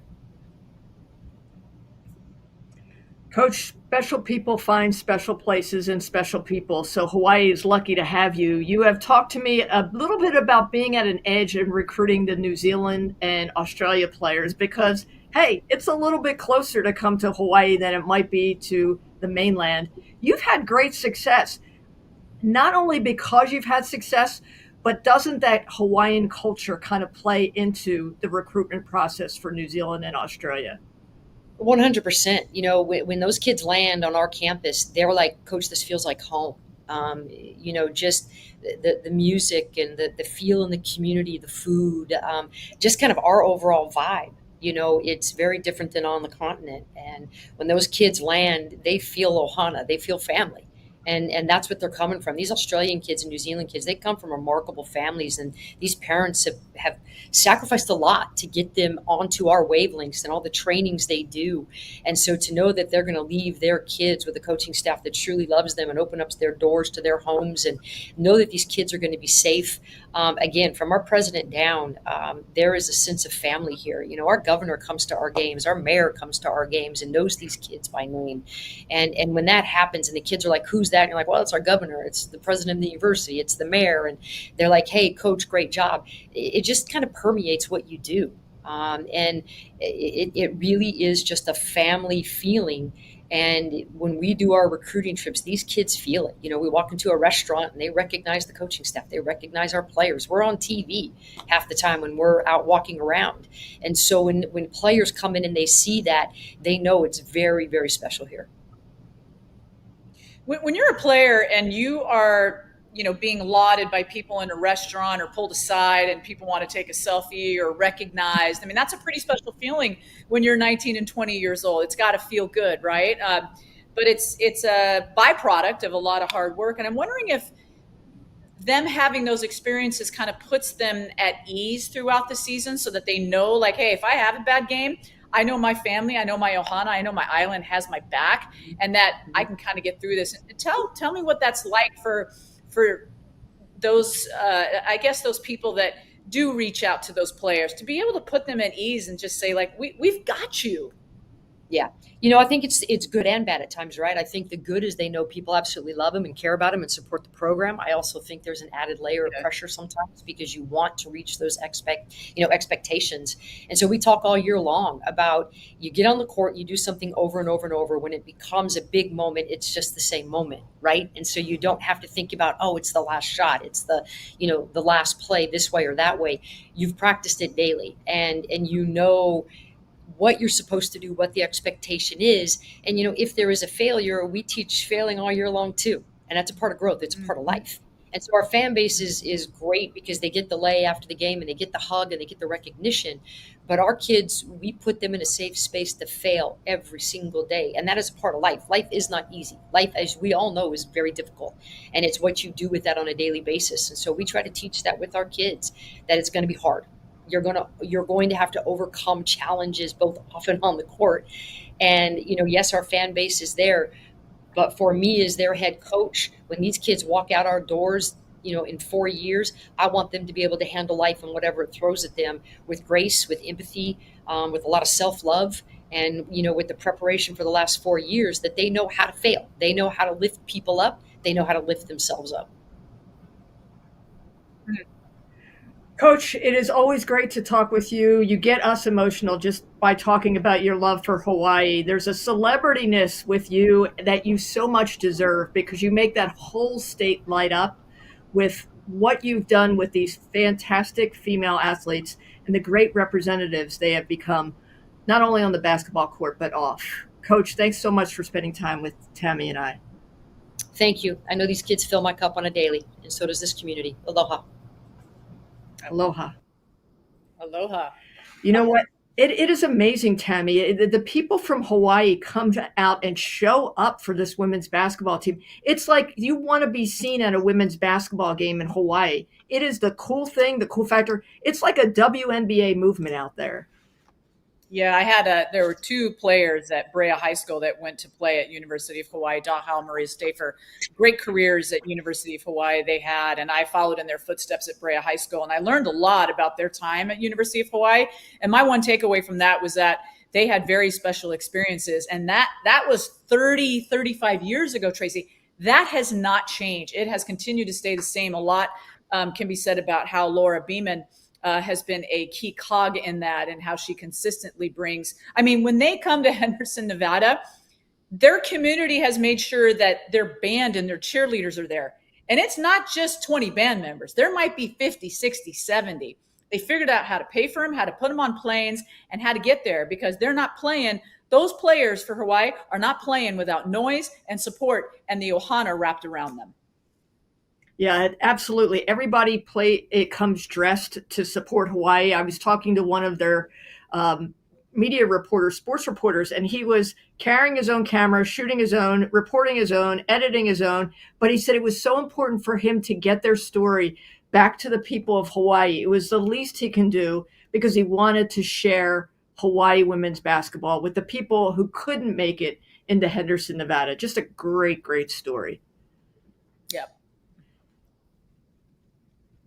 You look at their number one preseason, you look at coach, do you think in terms that they've got a little bit of a score to settle this year? Yeah, I mean, I think that they've been disappointed the last couple of years. I mean, I think they want to get right back there. I remember when they won it, and I just remember watching Laura Beeman and just the relief. And I think she's been sad for her players and disappointed, and that's what they work hard to do every day. So I wouldn't be surprised to see them there, but it's not going to be easy. Yeah, no, it never is. It never is. That's why it's Big West. Cal Poly, Chanel Stiers, welcome to the show. So great to see you, and thank you for making time. Thanks for having me. It's great to see you guys. When I see these two lovely faces, I know it's basketball season, and that's a good thing. It's great to see both of you. Good to be with both of you today. Thanks for having me. It's a Friday afternoon. Yeah, and we get to talk basketball with Chanel Stiers. I mean, how lucky are Tammy and I? This is so cool. I think I'm the lucky one. It's really, really good to see you guys talking Big West hoops and Cal Poly hoops with two of the best doing it. So appreciate you guys having me. What do you got dished up for us this year, Coach? You always have so much enthusiasm coming into the season, but you are so unpredictable. Upset here, upset there, business as usual. What's the season got in store for Cal Poly? Well, interestingly enough, I think this is kind of one of those reinventive years. We have a really, really young roster, which is exciting and also a little bit nerve-wracking, just from the standpoint of, they don't know what they don't know. So we've been trying to educate them in every way, shape, and form about what it's like competing at this level. But I'm definitely excited about seeing what they can do. We've really focused on pace of play, and I think that's been really fun to experiment with. I think in the past couple of years, you've seen a lot of ball movement, a lot of player movement, a lot of side-to-side action, a lot of inside-out, playing with folks like Natalia Ackerman, Annika Shaw, where you've got that really inside-out dual threat. This group's going to give you a little bit more of a positionless feel. And I do think, and again, it's you mentioned it. It's early on in the season, so I'm being really, really hopeful right now. I'd like to play a lot of kids. I think we've got some really nice depth, and getting those kids seasoned early and really seeing what we can do, and then hopefully, trying to really play our best basketball in March. Coach, there's a kind of a theme that we've heard today on this preview show that, pace and being able to create chaos and positionless. I like the way that you threw that in. I think that's important. I mean, I think people need to know how to play. I don't want to say out of position. If, they just need to be able to play multiple positions, right? They got to step up and play different roles. But what is that about pace and being able to run and create chaos and make your opponents uncomfortable that you have seen that has, led to victories and success in your very long term coaching career and playing not only at college, but at the professional level? I think you're seeing a real genesis happen where even at the highest level, when I think you guys were talking a little bit about the WNBA earlier, and, you look at the Asia Wilsons of the world, you look at the multidimensionality of a skill set, Alyssa Thomas. When you think about the highest levels, you think about players that can go inside and out and that can attack facing up, can shoot the three. And I think what's happened in the last several years is I think there's been a real genesis of shooting the ball and being able to stretch the floor. And I think kids want to play fast. And I think that, when you do open up maybe what you do and you're able to play with a little bit more pace, it also allows you to play more people.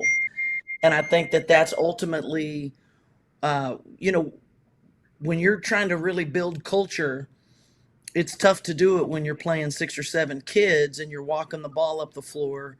But when you can play, kids 8, 9, 10, and who knows, maybe even 11 and 12 a little bit, I think that really goes a long way, not only in making sure fresh, because we know that the Big West is a gauntlet, but we also know that that tournament is a gauntlet in and of itself. And so, the excitement that the 3-point line, I think, has brought us has definitely continued to see, changes in the way that the way that they put in their offense. But I think the other piece of it is the way that the game is officiated.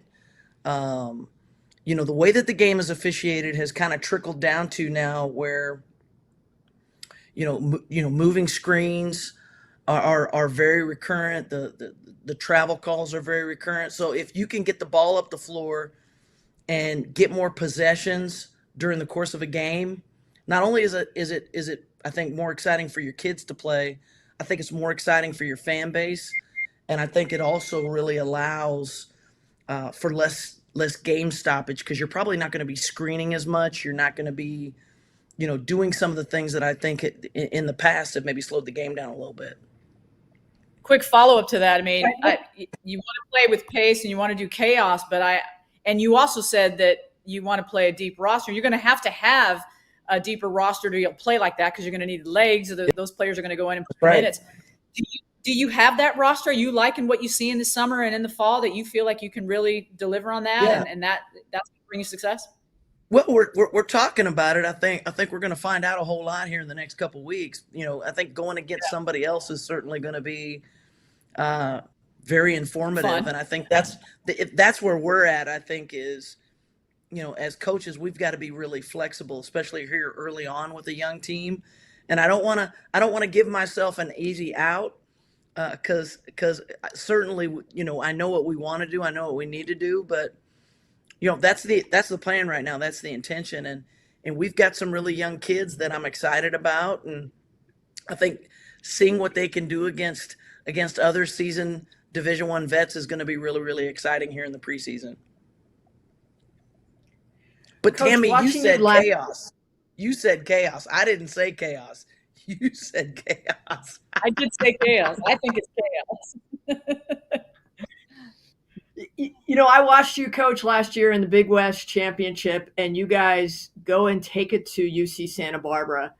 And even though there was a bit of chaos, there was a belief. And I really thought that belief was they were feeding off of you, because you have this air of confidence, whether it's from playing pro or coaching on so many different time zones and coaching some elite athletes. It was like they believed because you believed. And when you say I've got a young team, I'm like, yeah, well, Chanel's just going to do it again. I mean, they're all just going to believe what she believes because they'll buy into her system. Is that kind of part of your leadership style as a head coach? Yeah, I think that I appreciate that compliment. That's really sweet and certainly thoughtful of yourself to say that. I do think that that's one of the things that I think, especially with an athlete, you really have to engage them, I think, on a lot of different levels. And our staff does such a great job of helping me not only develop our players, but I think keeping them engaged through the course of a long season. As you guys know, this has really become a year-round thing. And I think especially with young players, the gauntlet of the season sometimes can be a little bit, a little bit of a grind. And so, for lack of a better word, we've got to be innovative as coaches and flexible as coaches to really meet them where they're at, to not only challenge them to grow and to learn and to develop, but, to maintain, I think, a certain level of belief in what we're doing and kind of keeping their eyes on the prize. And so we do a lot of different things in our program that I'm really proud of, and our culture building and our team building are certainly center to that. And I think that's what I think gives us a lot of that energy that I think that you feel when you watch our teams play. So when you head to Henderson, Nevada, because you've earned a chance to go there, and it's not automatic, by the way, you gotta earn that. Not every team goes. I guess what are you reminding your student athletes at that time? Because getting there is a byproduct of what they did in summer, fall, non-conference, and conference, and now they're in postseason, and then hopefully going to postseason, right? That's right. That's certainly the goal. What we do is we try to conjure up our best Elvis Presley. We'll bring the Viva Las Vegas. We'll bring all the fun music into practice for warm-ups. And then, we might even get some cards out. We might even get some dice out, and we'll just start talking about, you got to bet on yourself. And I do think that at the end of the day, that's what makes college athletics so fun and so special, is that you're dealing with, young people that are kind of on the verge of adulthood and navigating all those things. And so you get to be along for the ride with that. And you got to remember, they're 18 to 22. And so if you can figure out innovative and fun ways to keep it fun and be creative, I do think that makes it really worthwhile. So like we'll before we do a scouting report, in February, we might do a Bellagio scene from Ocean's 12 or Ocean's 11. So we're constantly trying to figure out ways to not only motivate them, but engage them, but make it fun. And, who doesn't want to look at clips of, Brad Pitt and George Clooney? I mean, right. Two handsome fellas, and who knows? And so like when we got over there last year, we promised them, hey, if we do our job and we make it to Henderson, we're gonna take you guys out on the strip, and we're gonna walk around and have a nice meal and enjoy the sights and scenes that it offers. And I think that's another thing that I think keeps it really fun. 2 years ago, don't tell anybody this, I'm gonna let the cat out of the bag with a Cal Poly secret. We took them to Carrot Top at the Luxor, and let's just only say, Chanel Stires taking the team to Carrot Top. And let's just say, I had my moments where I wondered if this was a good idea or not. But the laughs that we get, with the players that were part of our program at that time, and just the memory of everybody sharing that experience was truly something special. And we're certainly looking forward to making that happen again this year. Are there 2 tickets at Will Call in Henderson, Nevada for Elvis? I just wanted to know if there was 2 tickets waiting for him at Will Call. Well, interestingly enough, Tammy, 3 years ago, we stayed at the Westgate, which is the old International Hotel, which is where he did his Vegas residency in the late 60s and the early 70s. And so, when you walk into the Westgate and you're going in past checkout, there's a big statue of Elvis. And so we took the team over here, and we talked a little bit about, that this was one of those places that was really iconic and kind of built Las Vegas for what it's worth. So it was a little bit of a history lesson. It was pretty funny, because I don't think most of our athletes know too much about Elvis. No, and now home to Barry Manilow, there will be a Barry Manilow statue in the Westgate, by the way. That's his residence. That's right. Chanel Stires, it is always so much fun to spend time. We could just be here like into the weekend, because you're so colorful, so positive, and it's no wonder you're a successful coach. Thank you so much for spending time with Tammy Blackburn and I. Thanks for having me, and I just want you guys to know we really appreciate the work that you guys do, not only behalf of Tough Like Tammy and breast cancer awareness, but just the beacon of light you guys are for our game. We really, really appreciate the work that you guys do and the platform that the Big West has given both of you and myself included. So appreciate you guys, and have a good season. Look forward to seeing you guys down the road. All right. Thank you, Coach. Go Mon- Tammy, speaking of the Big West Championships, Big West Women's Basketball Championships are March 11th through the 14th, 2026 at Lee's Family Forum in Henderson, Nevada. Top 8 teams competing for a conference title. and the Big West's automatic berth to the NCAA tournament.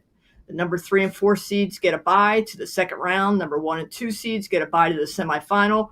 Parking is free with any suggested donation and any amount to the Tough Like Tammy campaign. Get tickets today at bigwest.org/2026. Also, Jersey Mike's is a proud supporter of all women's sports in the Big West and is pleased to present the Big West Women's Basketball Players of the Week each week during the regular season. For more information, go to bigwest.org. Jersey Mike's, a sub above. I'm hungry. Are you hungry after all that work? I am. I'm a regular at Jersey Mike's, by the way. I'm a veggie sandwich, regular, not the mini, and I don't get the giant, but I'm a regular in terms of size, and I'm a veggie on wheat. Mike's the hard way, and I love it. And we appreciate these sponsors because without them, we wouldn't be doing this. And so we get this platform because of our sponsors, and big shout out to all of them. And that's pretty great. And this is going to be an exciting season. And I think as evidenced by speaking to our coaches today, Tracy, we had a lot of good nuggets come through, a lot of funny moments. At the end of the day, they're all doing this for the same reason. You always walk away from this pretty moved, and you admire the work that these coaches do. And they do it for all the right reasons. Hawaii preseason 1, followed by Irvine, Davis, and then UC San Diego. And all the other teams are fighting for that top spot. So it's going to be an amazing, amazing women's basketball season in the Big West. Tammy Blackburn, it is always wonderful to see you, spend time with you. Thank you for all that you do in your tireless fight. You are an amazing human being, and you are also a beacon of light. Thanks so much for today. Thank you. Great leader, Tracy Warren. So honored to sit next to your side. A big shout out to our Big West staff, coaches, players, administrators, make all this happen. It's a lot of fun. There's a lot of work that goes into a day like today, but wow, a lot of good takeaways. That is going to do it for us. For Tammy Blackburn, I'm Tracy Warren saying so long and have a great women's basketball season in the Big West.